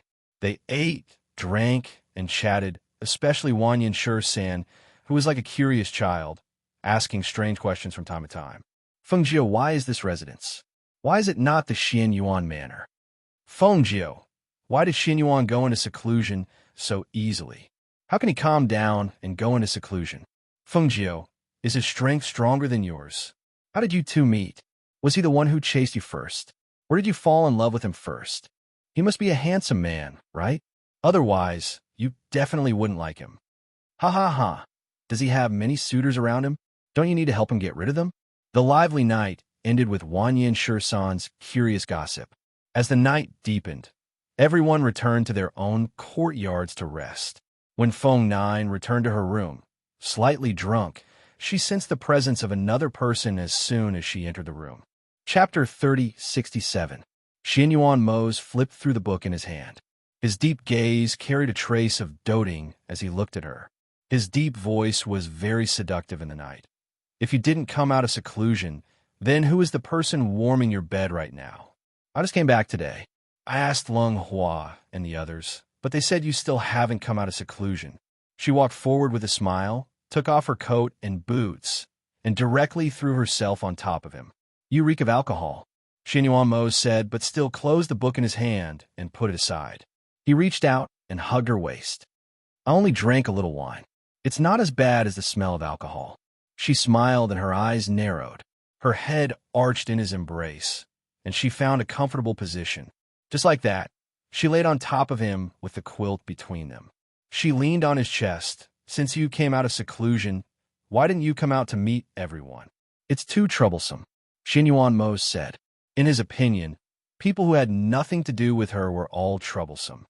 I brought back a man and a woman. The man is my sister's 13th uncle. He's called Wan Yin-Shur-san. The woman is called Qin Xian.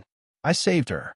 She rubbed against his chest like a kitten and said, I went out this time and brought back 2 little things for you. Look. She flicked her sleeves, and 2 tiger beasts came out of the space. They obediently squatted in front of the bed and looked at the 2 people lying on the bed together. Even the 2 beasts felt a little shy when they saw them. Master, your position is wrong. It should be the man on top and the woman below, not the woman on top and the man below. The male tiger kindly reminded. Feng Jiu heard this, and several black lines appeared on his forehead. However, Xian Yuan Mose heard this and smiled. He glanced at the tiger beasts and said, We like this position. Feng Jiu felt embarrassed when he heard this. Was it really okay to talk about this in front of two tiger beasts? She coughed softly and said to Xianyuan Mose, "These two tiger beasts have reached the level of mythological beasts. I remember that you said last time that it would be best to get two mighty beasts to guard the door. So when I saw these two tiger beasts, I felt that they were quite suitable and brought them back." "Not bad." Xianyuan Mose nodded and glanced at the two tiger beasts who were looking at them. "What are you still squatting here for? Go stand guard outside the manor's gate. From today onwards, you will be responsible for guarding the Feng Manor's gate." As soon as these words were spoken, the two tiger beasts clearly felt a pressure so strong that it made them tremble, pressing down on them. They didn't dare to say another word as they responded and left the room, heading towards the door. "Aju, I missed you." As Xianyuan Mo spoke, he leaned over and kissed her moist lips. Feng Jiu was lying on top of him. Hearing this, she began to laugh. Reaching out, she wrapped her arms around his neck and passionately responded to his kiss. Only when she was out of breath did Xianyuan Mose let go of her. Taking a deep breath, he slowly suppressed the flames that had surged through his body. Just as he was about to speak, Feng Jiu suddenly jumped up from his body. "Your veins have been damaged." Feng Jiu's expression changed slightly. Her hand was already on his pulse. Just now, she had faintly sensed that the aura in his body was a bit different.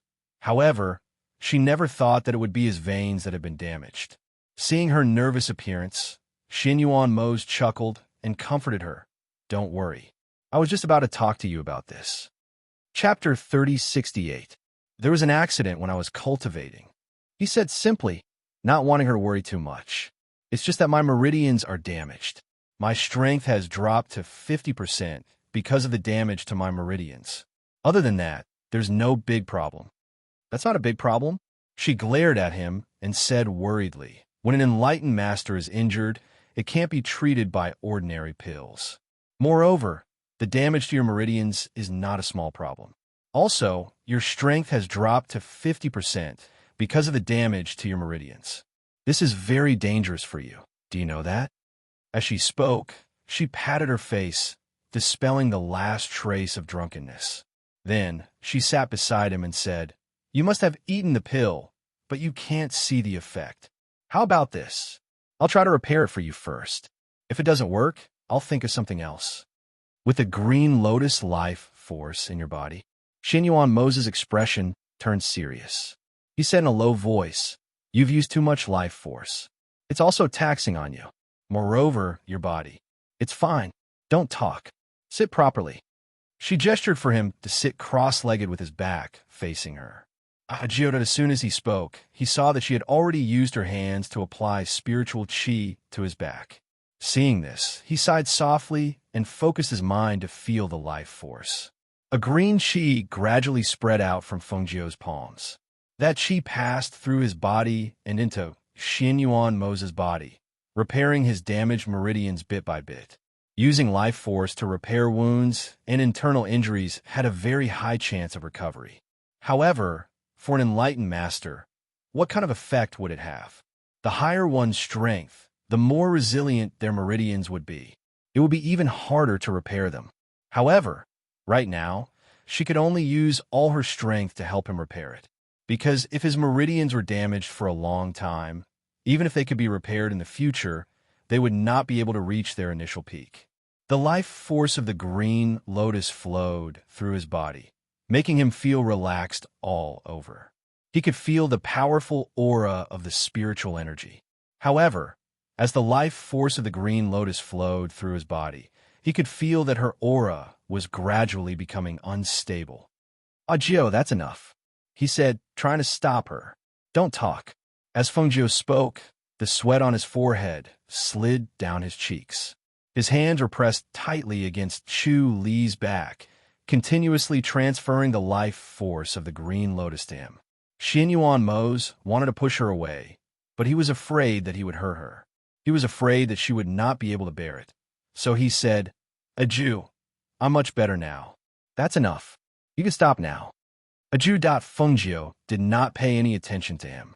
Instead, he concentrated on transferring the life force of the green lotus until his body could no longer take it. Only then did his hands loosen, and he collapsed onto the bed in exhaustion. In that instant, Xianyuan Mose turned around and caught her, allowing her to lean into his embrace. Looking at her pale complexion and the sweat on her forehead, he couldn't help but gently caress her face with heartache. Agio, why must you do this? How can your body withstand transferring so much life force to me? How do you feel? How much of your strength have you recovered? Fengjiu asked in a weak voice. His entire body was limp, and he couldn't even lift his hand. All right, you don't have to worry. Tell me the truth. I have to know. Fengjiu looked at him and said. Seeing this, Xianyuan Mose sighed softly. 70%. Chapter 3069. Don't think too much. Let's sleep. He hugged her as they fell onto the big bed and hugged her. Because she had used up too much spiritual power and the life force of the Green Lotus, she was very tired. Smelling the familiar scent and hugging the person who made her feel at ease, she fell into a deep sleep. The next afternoon, when Lung Hua came over and saw that his master was still asleep, he couldn't help but feel strange. Usually, his master would be awake at this time. Why wasn't there any movement today? He was a little worried and was about to knock on the door. However, at this time, he saw the door open. The Yama Lord, who was supposed to be in seclusion, walked out. Yama Lord? Lung Hua was slightly surprised. Wasn't the Yama Lord supposed to be in seclusion? Why do you need something from her? Xianyuan Mose asked, walking to the courtyard and sitting down. Hui Lang appeared out of nowhere and placed a cup of tea on the table. Then he stood quietly to the side. Lung Hua glanced at Hui Lang, then respectfully said to Xianyuan Mose, Master asked me to record the requests of the people outside the residence yesterday. I thought that Master should be awake by now, so I brought the records over for Master to take a look. When the people outside the residence heard the news, they were all very happy. Even though they knew that not everyone's request would be satisfied, they still had a trace of anticipation. Let me see it, Xianyuan Mose said. Yes, Lung Hua replied, then took out a book and handed it over with both hands. Xianyuan Mose took the book and placed it on the table. He first picked up his tea and took a sip, then flipped open the book to look at it. Some of the requests were for medicinal pills, some were for good medicine, and some were for treating illnesses. What's more, they were the ones who provided the medicine, and they would be paid afterwards. After flipping through the recorded requests, he estimated that these things shouldn't be too difficult for Fengjiu. Then he said, You can leave. I'll bring it to her when she wakes up. Yes, Lung Hua responded. He bowed and left. It was rare for Hui Lang to be quiet. He stood aside without saying anything. Xianyuan Mose didn't say anything either. As time passed, Fengjiu lazily came out of the room when the sun was setting. Awake? Come and eat something. Xianyuan Mose chuckled as he looked at the Fengjiu walking out. At this moment, the table was already filled with cooked porridge and stir-fried side dishes. It was simple and light. Why are you up so early? Why don't you rest for a while? Fengjiu walked over and sat down at the table. I can't sleep, he said as he scooped a bowl of porridge for her. How do you feel today? Give me your hand, and I'll check your pulse again. Fengjiu said, letting him take her hand out to check her pulse. Much better. You don't have to worry. He curled his lips into a smile. He didn't give her his hand, but stuffed the spoon into her hand. Hurry up and eat. We'll talk after you finish eating. Otherwise, the porridge and side dishes will get cold. Seeing this, Fengjiu glanced at her, then nodded. Let's finish eating first. There was no rush. Moreover, he said last night that he had recovered 70% of his strength. It was a good thing. The two of them were like an old married couple who had been in love for many years. They ate quietly, and the two of them helped each other with food from time to time. At the dining table, there was a kind of warmth and tacit understanding between the two of them. Chapter 3070. What are you doing here? Hui Lang asked in a low voice. He glanced into the courtyard and saw that his master and the ghost doctor were talking, so he followed Lung Hua to the side. Isn't the Yama Lord in seclusion? Why did he suddenly come out? Lung Hua asked. Logically speaking, the Yama Lord shouldn't have come out during this period of time, but he did. Could it be that he had encountered some problems in his cultivation? Master had an accident when he was cultivating, and his meridians were damaged due to the backlash. He said not to tell anyone. Just keep it to yourself and don't tell anyone else, Hui Lang said in a low voice. Leng Hua was slightly surprised, but he wasn't surprised.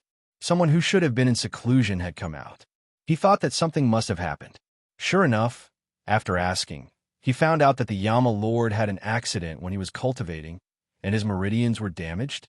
If an enlightened master's meridians were damaged, it would be very difficult for them to recover. If it was delayed for too long, he was afraid, I have to stay by master's side for this period of time. Go to the front later and tell Du Fan and the others that I won't be participating in any of the mercenary missions for now. He had to stay by master's side, so he didn't have to worry about anything else for now. Leng Hua nodded. I know. I'll tell them later. As soon as his voice fell, he patted Leng Hua's shoulder and turned to leave. In the courtyard, Feng Jiu said to Xianyuan Mose, don't cultivate for now. Relax. I'll research and see if there are any pills that can repair your meridians. What about the 9 transformations golden pill? Xianyuan Mose asked. If it works, can't I just use the 9 transformations golden pill? The 9 transformations golden pill isn't a panacea. Feng Jiu shook his head and smiled. It can revive a person who has just died, and it can also heal extremely serious internal injuries. However, when it comes to repairing the meridians of an Empyrean god, it still doesn't have a very obvious effect. After all, even the Green Lotus Life Force can only help you recover to 70% of your strength. She lightly sighed and said, the best medicine to repair the meridians for a strong person is the 1,000-year black spirit tendons. If you use it to refine a medicinal pill, not only will it allow your damaged meridians to recover, the tenacity of your meridians will also increase by another level. However, the 1,000-year black spirit tendons are very hard to find. I will go to the city's auction house to see if there is any news of the black spirit tendons. I'll go with you, he said. She shook her head. No need, you can stay at home. I'll be right back. Hearing that, Xianyuan Mose didn't say anything more. No one in Square City could hurt her, so he would let her go by herself. Thus, after chatting with him for a while, Feng Jiu went outside, while Xianyuan Mose went ahead. A few people came to the mansion. Although he had heard about them from Ming Yi, he hadn't seen them yet, so he decided to go take a look. The purple gold spirit deer carriage was pulled out. Leng Hua drove the spirit deer carriage with Feng Jiu outside the mansion. As the door opened, the people waiting outside the mansion gathered one by one. However, before they could get close, the purple gold spirit deer carriage swept past them and disappeared into the distance in the blink of an eye. The purple gold spirit deer carriage. That person came out. I heard that person has the appearance of an immortal, but I haven't seen her yet. That young Master Feng, no. Young Miss Feng, no. She should be called Venerable. It is said that she likes red clothes, and her appearance is devastatingly beautiful, unparalleled. I really hope I can ask for medicinal pills from her. I hope she can treat my father's illness. Chapter 3071. Right now, her medicine is being sold outside. There's a market but no price. Otherwise, why would there be so many people waiting here every day? Looking at the entire city, there are not many people who have the face to enter the Feng Manor. The people gathered outside were all discussing this. They were waiting for an opportunity to obtain the medicine. On the other side, the spirit deer carriage stopped in front of the auction house's entrance. Leng Hua got out of the carriage and said, Master, I will accompany you inside. That's fine. Feng Jiu nodded and had him hand the carriage over to the auction house's people. The auction house's people recognized them. Upon seeing Feng Jiu, they immediately went to welcome them. Young Miss Feng has come. Please come in. They then had someone lead the carriage to the side, while someone else quickly went to inform their master. Hearing that Feng Jiu had come, the auction house's owner, Tan Hao Ian, walked out from inside and personally welcomed them. Seeing the red-clothed Feng Jiu, he revealed a smile. As the saying goes, one does not visit a temple without a cause. Could it be that you have come for some reason? I want to ask, does your auction house have 1,000-year black spiritual tendons?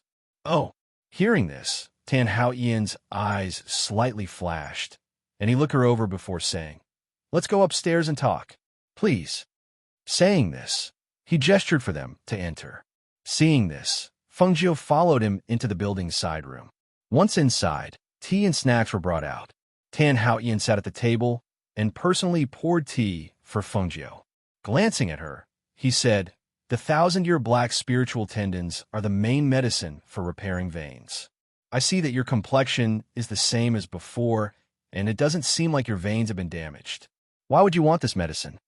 Feng Jiu picked up the tea and took a sip, calmly saying, "When your auction house's customers buy things, could it be that they ask for their use?" "Haha, of course not. I only asked a few questions because I care about you."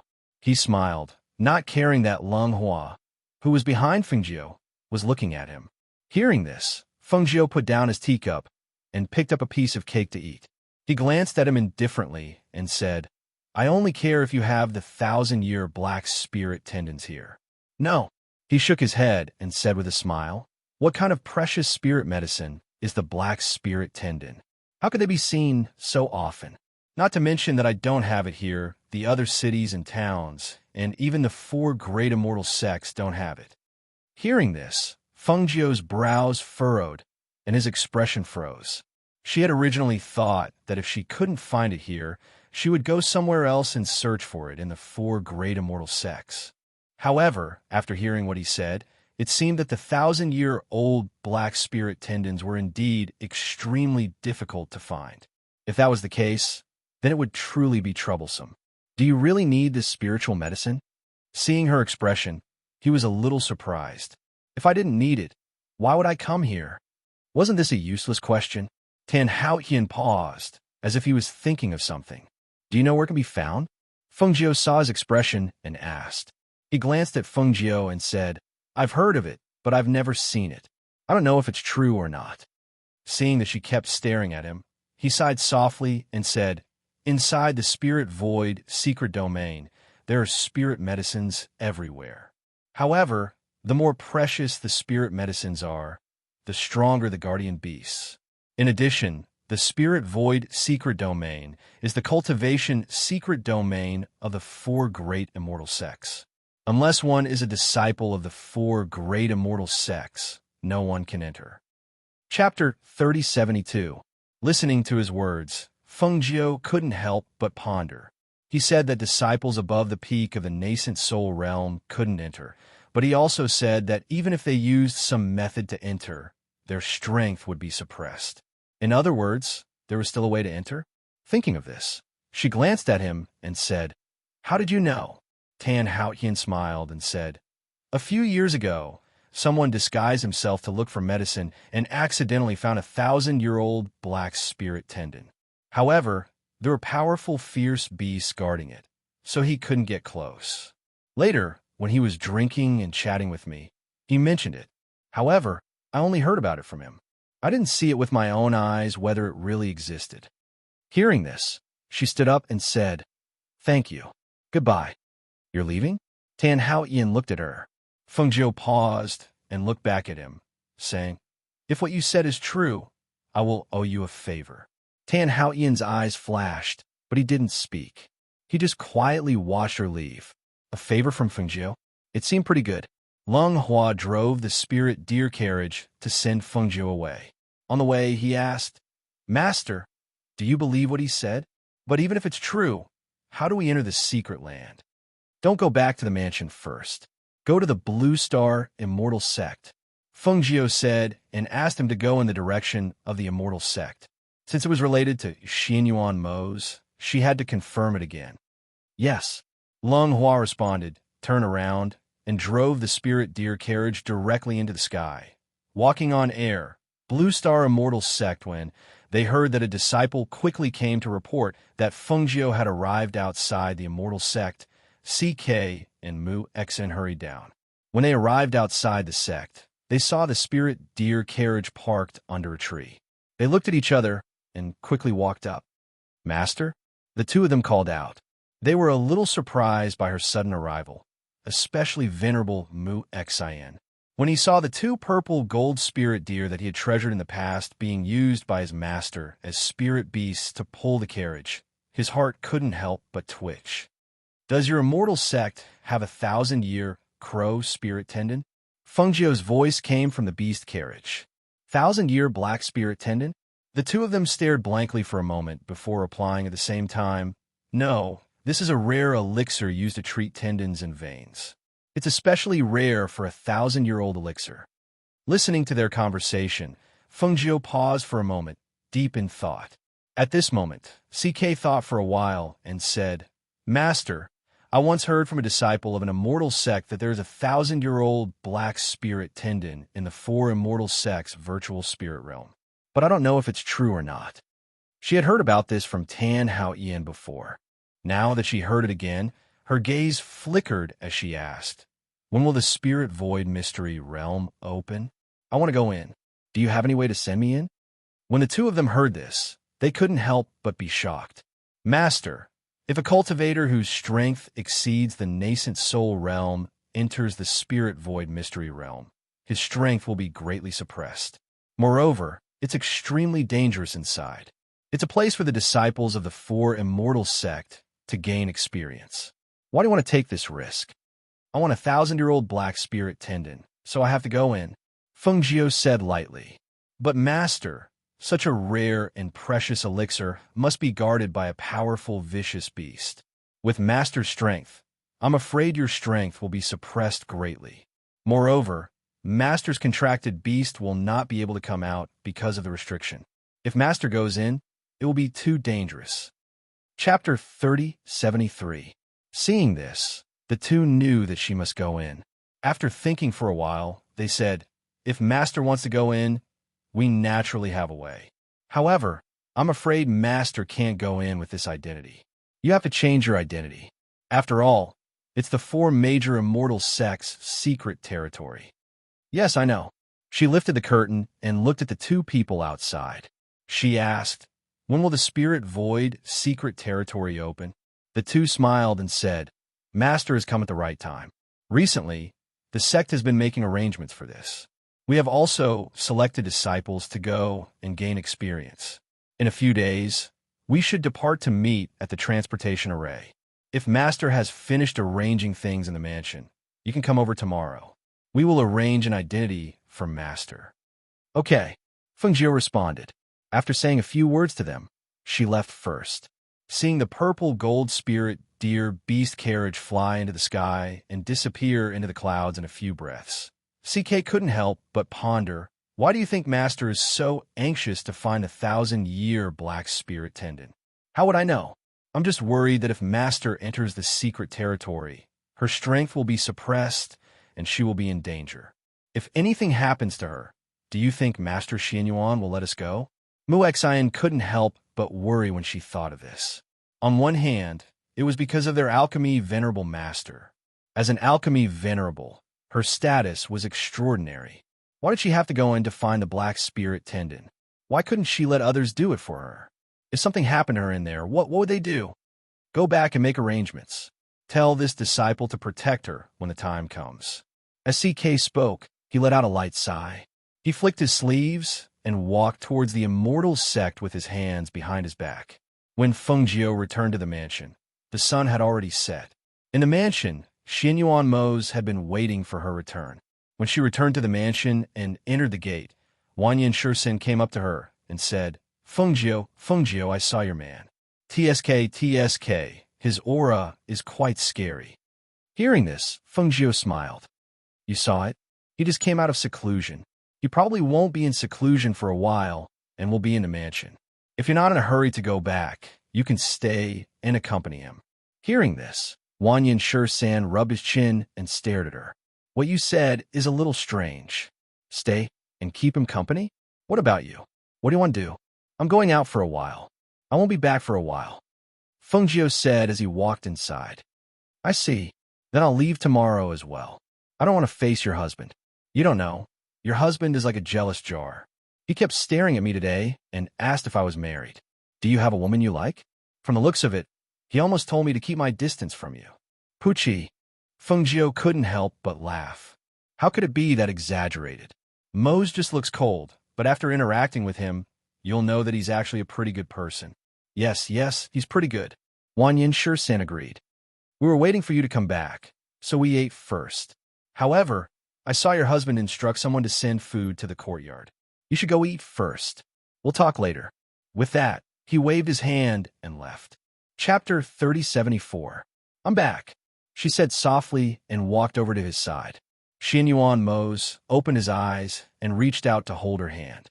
"Why were you gone for so long?" As he spoke, he reached out to pull her to sit on his lap and hugged her. "After I went to the auction house, I went to the immortal sect." She paused and continued, "The market doesn't have a 1,000-year-old black spirit tendon, but the spirit void mystery territory has it, so I want to go in." CK and the others have been arranging for their disciples to go to the mystery territory to gain experience. I've already told them to arrange for me to go in. I'll leave tomorrow. You've only been back for 2 days. As Xianyuan Mo spoke, he tightened his arms around her. "Agio, I'll be heartbroken if you're like this." He couldn't bear for her to tire herself out like this. What's more, she had to go on an adventure for him. Hearing this, Fengjiu chuckled and turned around to look at him. "If I don't repair your tendons and veins, I'll be worried." "Don't worry. It's not the first time I've entered the mystery territory. I'll take care of myself." Also, it's said that there are many precious elixirs in the spirit void mystery territory. I want to pick some. I should have been the one to do this. Xianyuan Mo sighed softly. "You're not familiar with the herbs. You probably won't be able to find them. I don't feel at ease leaving it to others, so it's best for me to do it myself." She chuckled. "Don't worry. Just wait at home for me to come back. Then you have to be careful. Don't be careless and get hurt." He said. "I know." She smiled and nodded, changing the topic. "I haven't had dinner yet. I'm hungry." Hearing this, Xianyuan Mose called out, Tell the kitchen to send the food over." Yes. There was no figure, only a voice like a gust of wind, and who was in the dark, went to the kitchen. After the meal, Fengjiu informed the people in the residence that she was going out. She then chatted with Wanyan Shursan for a while, before returning to the courtyard to pack her things. The next morning, as soon as the sky brightened, she left under Xianyuan Mose's escort. She went to the Immortal Sect alone. In the Immortal Sect, CK and Mu Xian were in the Immortal's cave, talking about the things they had arranged. Mu Xian said, "What if Shurzuan can't find the black spirit tendon?" "Can't find it." CK glanced at him and said, "I'd believe it if someone else said that they couldn't find it, but I don't believe it if Master said that she couldn't find it. If they were so simple-minded, how could they have become her disciples? But at this moment, Master should be here as well. Why don't we go to pick them up?" Mu Xian suggested. "All right." CK agreed, got up, and walked out with him. As they walked out of the Immortal's cave, they saw a disciple leading a young man in green. When they saw the young man in green, the two of them couldn't help but pay more attention to him. They carefully sized up the young man in green. When they saw the young man's outer robe fluttering in the wind and the feather that was revealed, their eyes lit up. "You can leave first," CK said to the disciple leading the way. "Yes," the disciple replied, looking at the young man in green with some confusion. "Master." Chapter 3075. "Yes," Fengjiu responded and looked at the two. "Have you arranged everything?" Hearing her voice, CK said, "Master, don't worry. Everything has been arranged. We have arranged for Master to be Mujio, a disciple of Mu Xian's family. Because the sect doesn't know about this, so it's okay. You just need to tell me what to do next." Fengjiu said. No matter what identity she had, it was the same to her as long as she could go in and find the 1,000-year black spiritual tendons. Hearing this, the two were slightly relieved. They were originally worried that Master would be dissatisfied with this identity, but after hearing her words, they were relieved. Then, the two of them looked at each other and smiled. "Master will be staying in the sect for the next few days. We also need to bring Master to meet some of our disciples. Master won't be able to live in the Immortal Sect's cave dwelling, so we've arranged a new place for Master." With that, the two took her to a small cave to rest, and then went to arrange for the disciples. In the evening, they took her to CK's main peak. The 8 disciples looked at each other in confusion. They all knew each other because they were the 4 most outstanding disciples under CK and Mu Xian. However, they didn't understand why they were called to CK's main peak. "What are you doing, Master? I heard that a new disciple has come. Let's get to know him." "A new disciple? It's said that he's not a new disciple. He's a disciple of the Mu family. He's a disciple of Venerable Mu Xin, but he doesn't usually cultivate in the sect. He just came back this time. The Mu family? Mu Ling, isn't that a member of your family? Do you know him? A man looked at another man and asked. The man called Mu Ling shook his head. The Mu family is huge. How can I know everyone? Master, why did you call that disciple here? The 8 of us were selected to enter the Spirit Void secret realm. Could it be that the new junior brother is also going to enter the Spirit Void secret realm? A man in his 20s smiled with anticipation. As soon as he said this, the others fell into deep thought. After thinking about it, it really was possible. If he wasn't going to enter the Spirit Void mystic realm, why would he call them over to get acquainted with him? Moreover, it was likely that this person was rather favored by their masters. Otherwise, why would they, the senior brothers and sisters, have all come here to wait? Mu Ling, you have to take good care of your Mu clan when you enter. A man said with a smile. As soon as his voice fell, he continued, I wonder how strong this junior brother is? The 8 of us have all been carefully selected, and our strengths are also comparable. Could it be that this little junior brother's strength is also comparable to ours? We'll know when Master and the others come. There's no point in talking about it now. Another man said as he looked ahead. Hearing this, the few of them quieted down. That's right, we'll know later. There's no need to discuss it here. Not long after, they saw Venerable CK and Venerable Mu Xin walking over with their hands behind their backs. Behind them, there seemed to be a thin and small green figure. Because that person was behind them and was blocked by them, they couldn't see his face clearly. Chapter 3076. Greetings to Master and Venerable C. Quebec. Greetings to Master and Venerable Mu Xin. The disciples from both sides cupped their hands and saluted at the same time. Their eyes were discreetly sizing up the figure in green. Looking at the figure, they were a little surprised. This little junior brother looked very thin and weak. They didn't know if he was 15 or 16 years old. With this kind of body and age, how could he enter the Spirit Void mystery realm?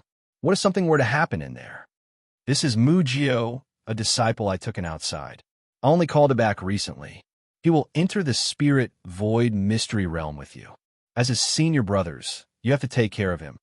Mu Xin said in a low voice, his eyes sweeping over his disciples. Yes, I will follow your orders, Master. I will definitely take care of junior brother, said Reverend Mu Xin's disciple.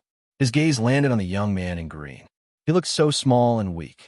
They really didn't know why Master wanted him to enter such a dangerous place. The same goes for all of you. When you enter, you have to take care of each other. CK looked at his disciples and said, Yes. The other 4 disciples also responded. Mu Jio, this is my eldest disciple, Mu Ling. He is also a member of my family. This is my second disciple, Cheng Junan. The third disciple, Guiziki, and the 4th disciple, Lin Yushi. Greetings to senior brothers and sisters. Fengjio stepped forward and cupped his hands in greeting.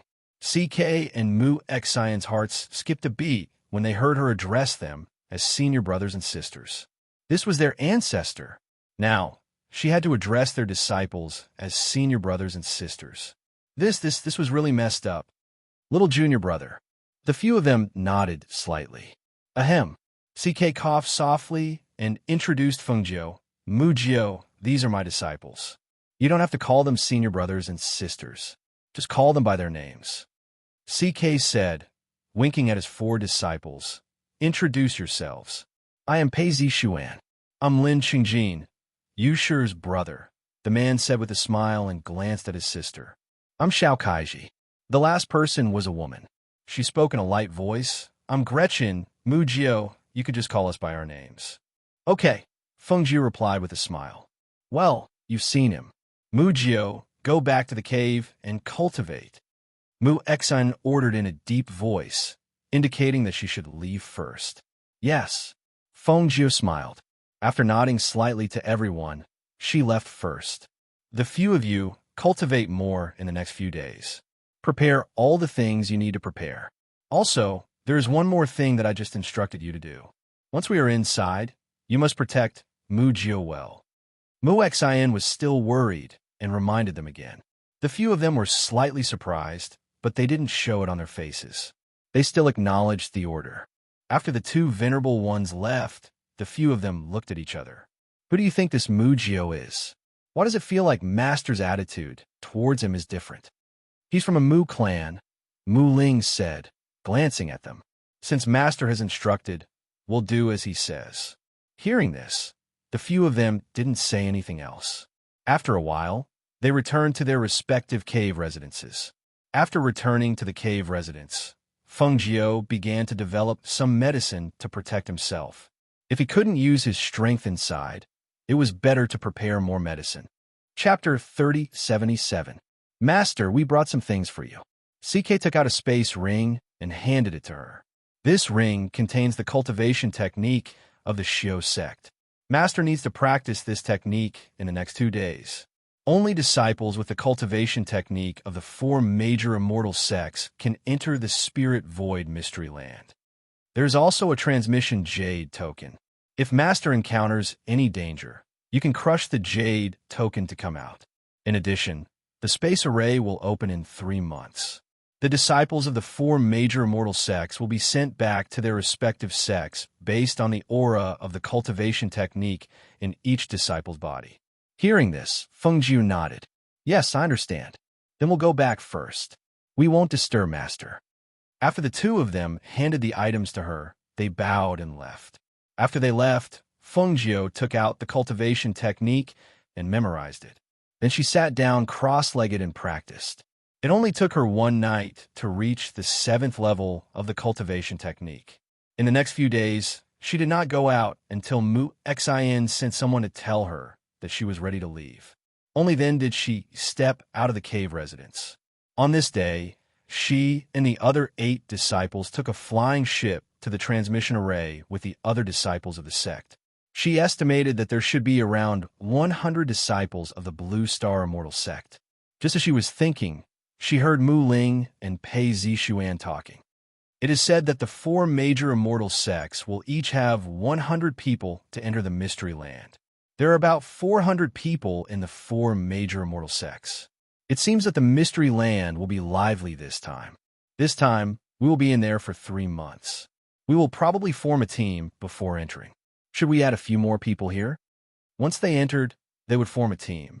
If there were too few people in their group, their fighting power would be relatively weak. It would not be beneficial for them. When we get there, we will make arrangements. We must find a few more people. Otherwise, we will have fewer people and weaker fighting power than others. Feng Jiu listened to their conversation and read a book on herbs. She felt that many disciples on the flying ship were sizing her up. She pretended not to notice and continued reading. Senior Brother Mu, is this person also a disciple of your peak? Why haven't I seen him before? A disciple asked, his gaze falling on Feng Jiu. That's right. He's my junior brother. Mu Ling smiled and nodded. Feng Jiu also looked up at that person and smiled, then lowered his head to continue reading. When others didn't say anything, she quietly did her own things. When others asked her, she would respond and exchange a few words with them. Because she didn't talk much and kept reading, those who hadn't interacted with her felt that she was a shy person who wasn't good at talking. Therefore, he did not pay much attention to her. Their master had instructed them not to ask too much about Mujio. Along the way, the disciples were not very familiar with him, so they did not know what to say to him. They did not speak until the flying ship slowly landed and arrived at the teleportation portal. The disciples from the other sects also arrived one after another. After Feng Jiu and the others disembarked from the flying ship, they saw that the surroundings were bustling with noise and excitement. There were not many people gathered around and chatting. He also noticed that the clothes of each sect's disciples were of different colors and were easily distinguishable. Chapter 3078. The 100 sect disciples quickly formed teams. Feng Jiu followed beside Mu Ling and the rest. Seeing that they were not in a hurry to form a team, he stood quietly and observed the people around him. Mu Ling, do you have enough people in your team? How about we join in? A man brought a few people over and said to Mu Ling. Mu Ling glanced at the 4 of them, then looked at Pei Zixuan. What do you think? Sure, with the 4 of them, it'll be 13 people. That's about right, Pei Xuan said and nodded. All right then, you guys can form a team with us. Come, let me introduce you to the people in our team. Mu Ling said and introduced the 9 people on his side. After getting to know each other, the few people's gazes landed on Feng Jiu and said, "This little junior brother doesn't look very old. He's actually a member of your Mu family?" Mu Ling smiled. That's right. Feng Jiu also smiled slightly and nodded at them. With the activation of the array and the supremacy's instructions, the surrounding small teams split into a few small teams and went forward. They disappeared from where they were as the array teleported them. When Feng Jiu and the rest appeared, they were already in the dense forest. The few small teams that came in with them were also present. Everyone looked at each other and cupped their hands in greeting. Then, they each chose a direction to go in. In here, people from the same sect would support each other. They would only be wary of people from other sections. People from the same sect would not have any designs on them. Let's sit down and talk first. In case we get separated and can't find our team, we have to make a secret signal. Mu Ling said and looked at everyone. There are 13 of us here. Everyone has to have a secret signal. My secret signal is this. He drew a leaf on the ground and looked at the others. If I get lost, I will carve my secret signal on a tree or a rock. Then it will point in the direction I want to go. Hearing this, everyone nodded. Then I'll draw a lightning bolt. Pei Xuan said with a smile and drew a lightning bolt on the ground. It's easy to remember. Then I'll draw a circle and add a cross inside. I'll draw a small sword. I'll draw a fruit. Each of them drew what they represented on the ground for everyone to see. In the end, seeing that Mu Jiu, who hadn't said much, hadn't drawn anything, he asked, "Mu Jiu, what about you?" "I'll just write 9. Feng Jiu said with a smile. He didn't think he would need it. All right, let's all remember this so that we won't forget. In here, other than the ferocious beasts, we can also harvest some precious spiritual herbs. However, we have to be careful. The more precious the spiritual herbs are, the stronger the guardian beasts will be guarding them. There are 13 people in the team, and we will take turns to be the leader. Each person will be the leader for a day." Hearing this, everyone expressed that they had no problem with it. Thus, Mu Ling became the team leader for the day. After making the necessary arrangements, he led them inside. Because of his master's orders to protect Mu Jiu, Mu Ling paid more attention to Mu Jiu, who was walking at the back. Seeing that Mu Jiu, who was originally walking in the middle, was gradually falling behind, he gave a look to his junior brother, Cheng Junin, and the others. Chapter 3079. When Feng Jiu saw this, he was slightly startled. Then he smiled and looked at them. "Mu Jiu, have you come out to train? Did you just become a golden core cultivator not long ago?" Guiziki asked. He saw that Mu Jiu's cultivation was only at the golden core level. With such strength, he should not be able to enter, but Master let him in. It had to be said that Mu Jiu was really weak. Hearing his words, Feng Jiu smiled and replied, "Yes, sometimes I go out to train too." As for the strength of a golden core, it was because her strength of a heavenly god was too high that she was suppressed to the strength of a golden core. In comparison, her strength was really too weak. "Do you know the use of the jade pendant?" Guiziki asked again. She smiled and replied, "I know. When my life is in danger, I can crush the jade pendant to be teleported out of the mystic realm. You have to keep it well. If you lose the jade pendant, you will have to stay here for a full 3 months. Also, if you encounter danger, your last safeguard will be gone." He reminded her worriedly because he saw that this little junior brother was so dull and weak. He could not help but worry. "All right, I will." She nodded. "Mu Jiu is not a child. Look at you, you're almost an old mother." The man surnamed Chen smiled and said. Guiziki smiled and did not say anything. He just walked quietly beside Feng Jiu and paid attention to the surrounding movements. The group chatted as they walked forward. Suddenly, Mu Ling and Pei Xuan, who were walking in front, stopped in their tracks and made a vigilant action. When the others saw this, they quickly turned around and formed a circle behind them. Sha-sha!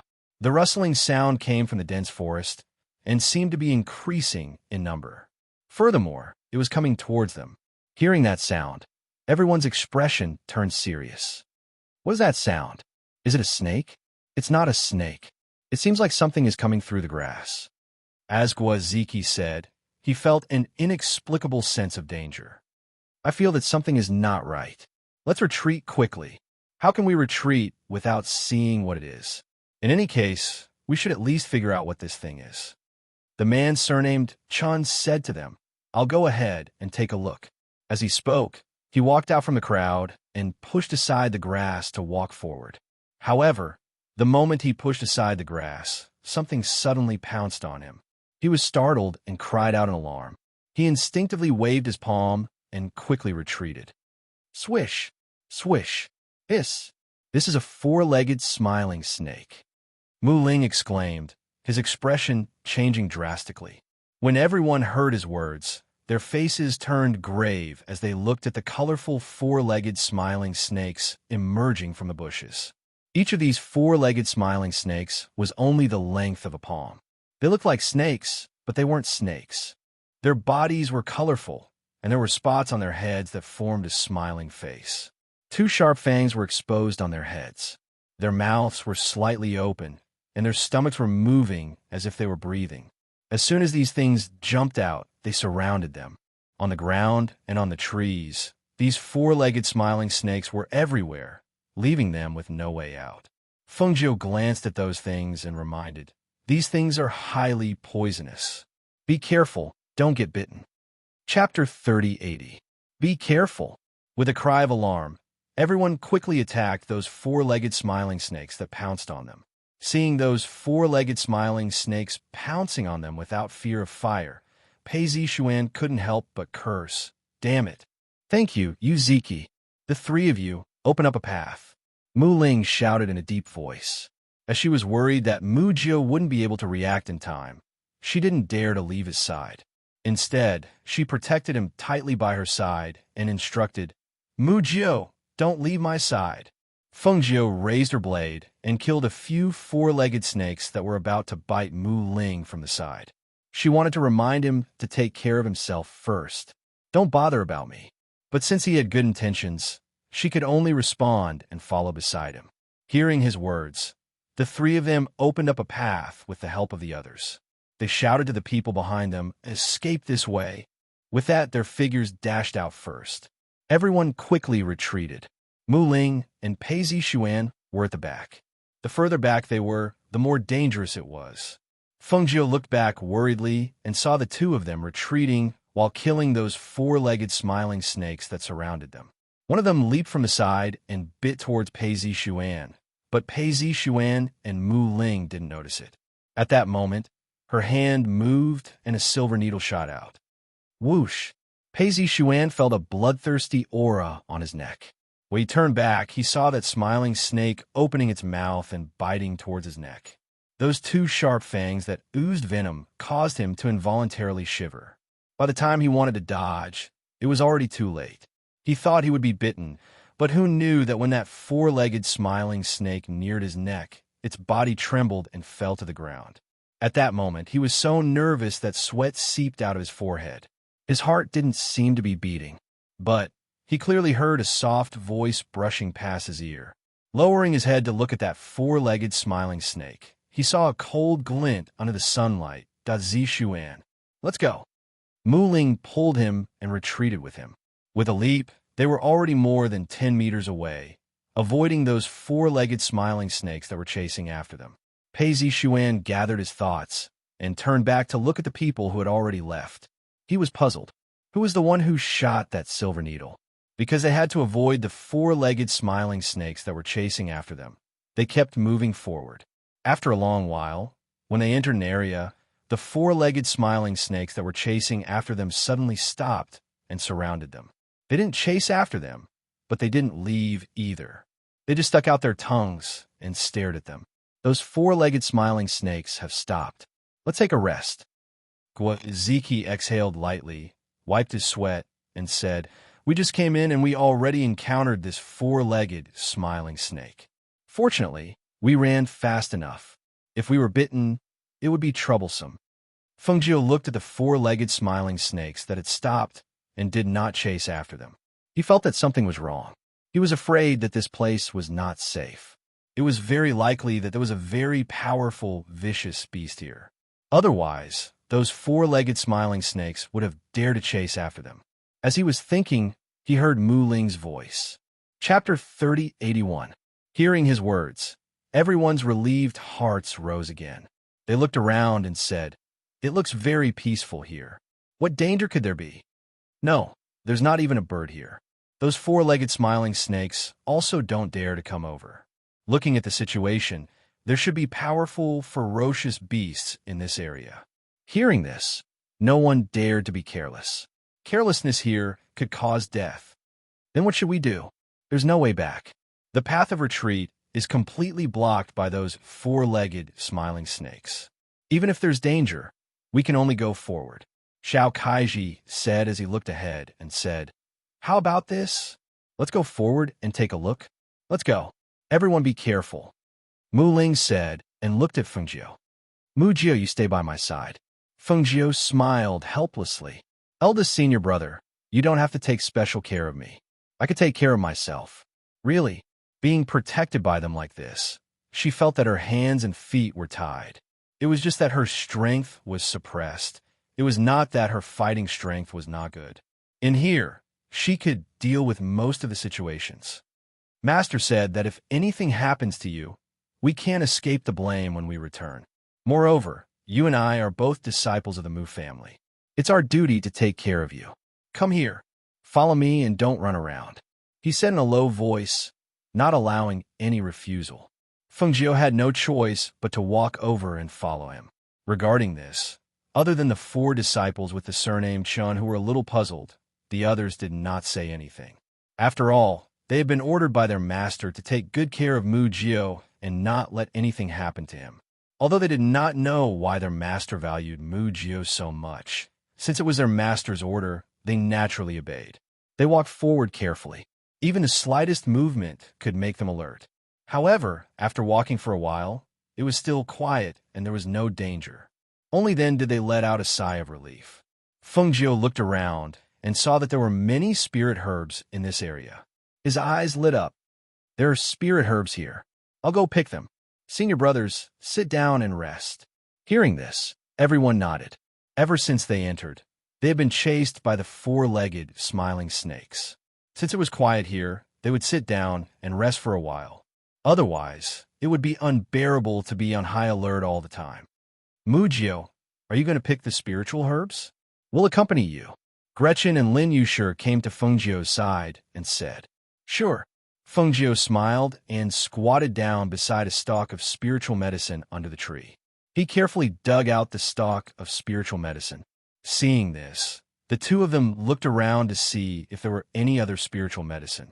After all, they weren't alchemists or alchemists. They could recognize ordinary spirit medicines, but they couldn't recognize some of the rarer spirit medicines.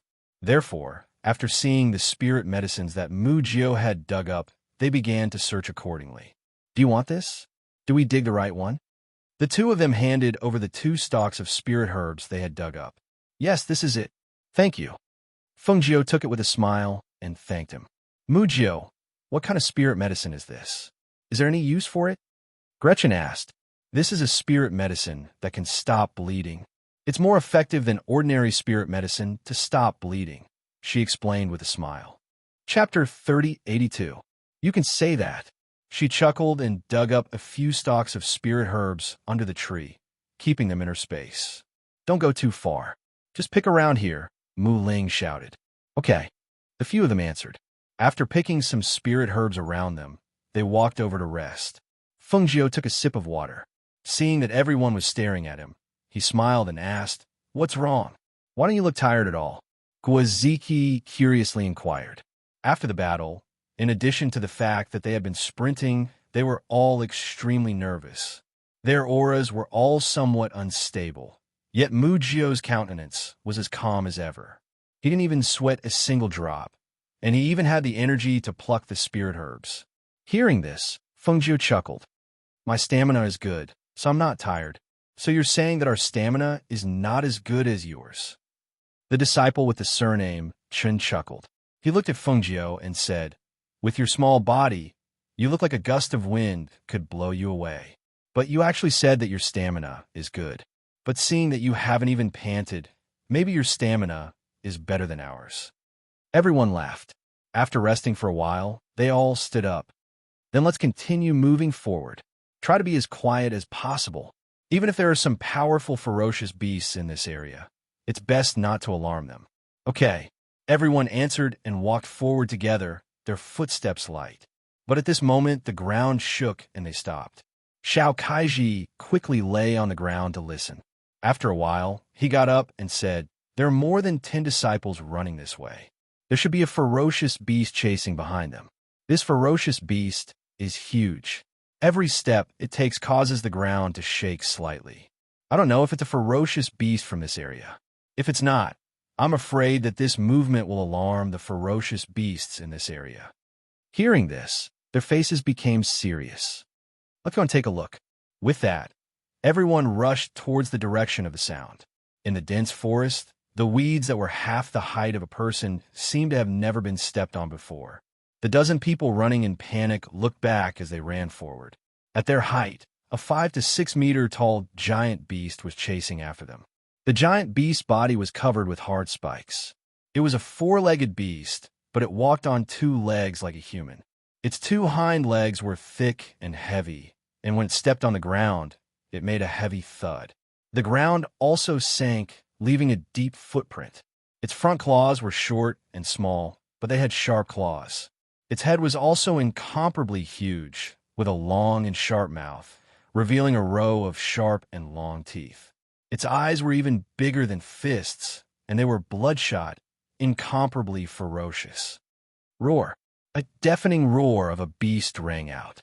As the roar spread out, the powerful pressure formed a sound wave that caused the dozen or so people who were running for their lives to cover their ears and scream. Some of them were tripped by branches and fell into the weeds. The ferocious beast caught up from behind and lifted its huge foot to stomp on the disciples on the ground. The disciple turned around to look and was so scared that his face changed drastically. Relying on his survival instinct, he quickly rolled to the side and rolled down the slope. However, because of this, he managed to keep his life. After the giant beast missed him, it abandoned him and chased after the disciple in front of him. Chapter 3083. The disciple who had rolled down the slope hit a rock and heard a cracking sound. He groaned and stood up from the ground. When he touched his hand, he knew it was broken. He did not escape, but followed closely behind. That giant beast was too strong and could not be killed by one person. However, if more than 10 people calmed down and worked together, they should have a chance of winning. They could only blame themselves for meeting the giant beast when they were unprepared and being chased by it. That was why they ran wildly. They came here to train, not to escape. If they did not face it head-on, this would become their inner demon in the future. On the other side, Mu Ling and the rest were walking towards the source of the sound. When they heard the giant beast's roar, their eardrums hurt. However, they steadied their minds and used their spiritual energy to protect them. When they looked up, they were shocked. This beast is so huge. It's at least 5 or 6 meters tall. What kind of beast is this? Why are there spikes on its body? Those are not spikes. They look like its horns. If I'm not wrong, this should be the Ironhide Scarlet Dragon that I've heard of before. It's a level 5 divine beast. Mu Ling said in a low voice and looked at the giant beast with a serious expression. Ironhide Scarlet Dragon, that level 5 divine beast that is invulnerable? Guaziki was shocked and his expression turned ugly. That's right. Mu Ling nodded. Then what do we do? What are our chances of winning against it? Lin Yushir asked and looked at them. Can we deal with it if we work together? That's hard to say. As Mu Ling said that, he saw more than 10 disciples rushing towards them. They were disciples of the immortal sect. Run! Those disciples also saw them and shouted at them from afar. They did not stop but sped up and ran forward. That's the Ironhide Scarlet Dragon. We are not its match. If you don't want to die, run. Mu Ling and the rest were stunned when they saw them running in the direction of the 4-legged, smiling snake. Their expressions changed. Don't go in that direction. Come back quickly. However, how could the panicking people hear what they were saying? They only wanted to get rid of the huge beast that was chasing them as soon as possible. A level 5 divine beast, moreover, it was the extremely powerful Ironhide Scarlet Dragon. They didn't want to fight it at all. Kai Jiguan, you sure, go and stop them. Don't let them pounce on the four-legged smiling snake. Mu Ling immediately ordered.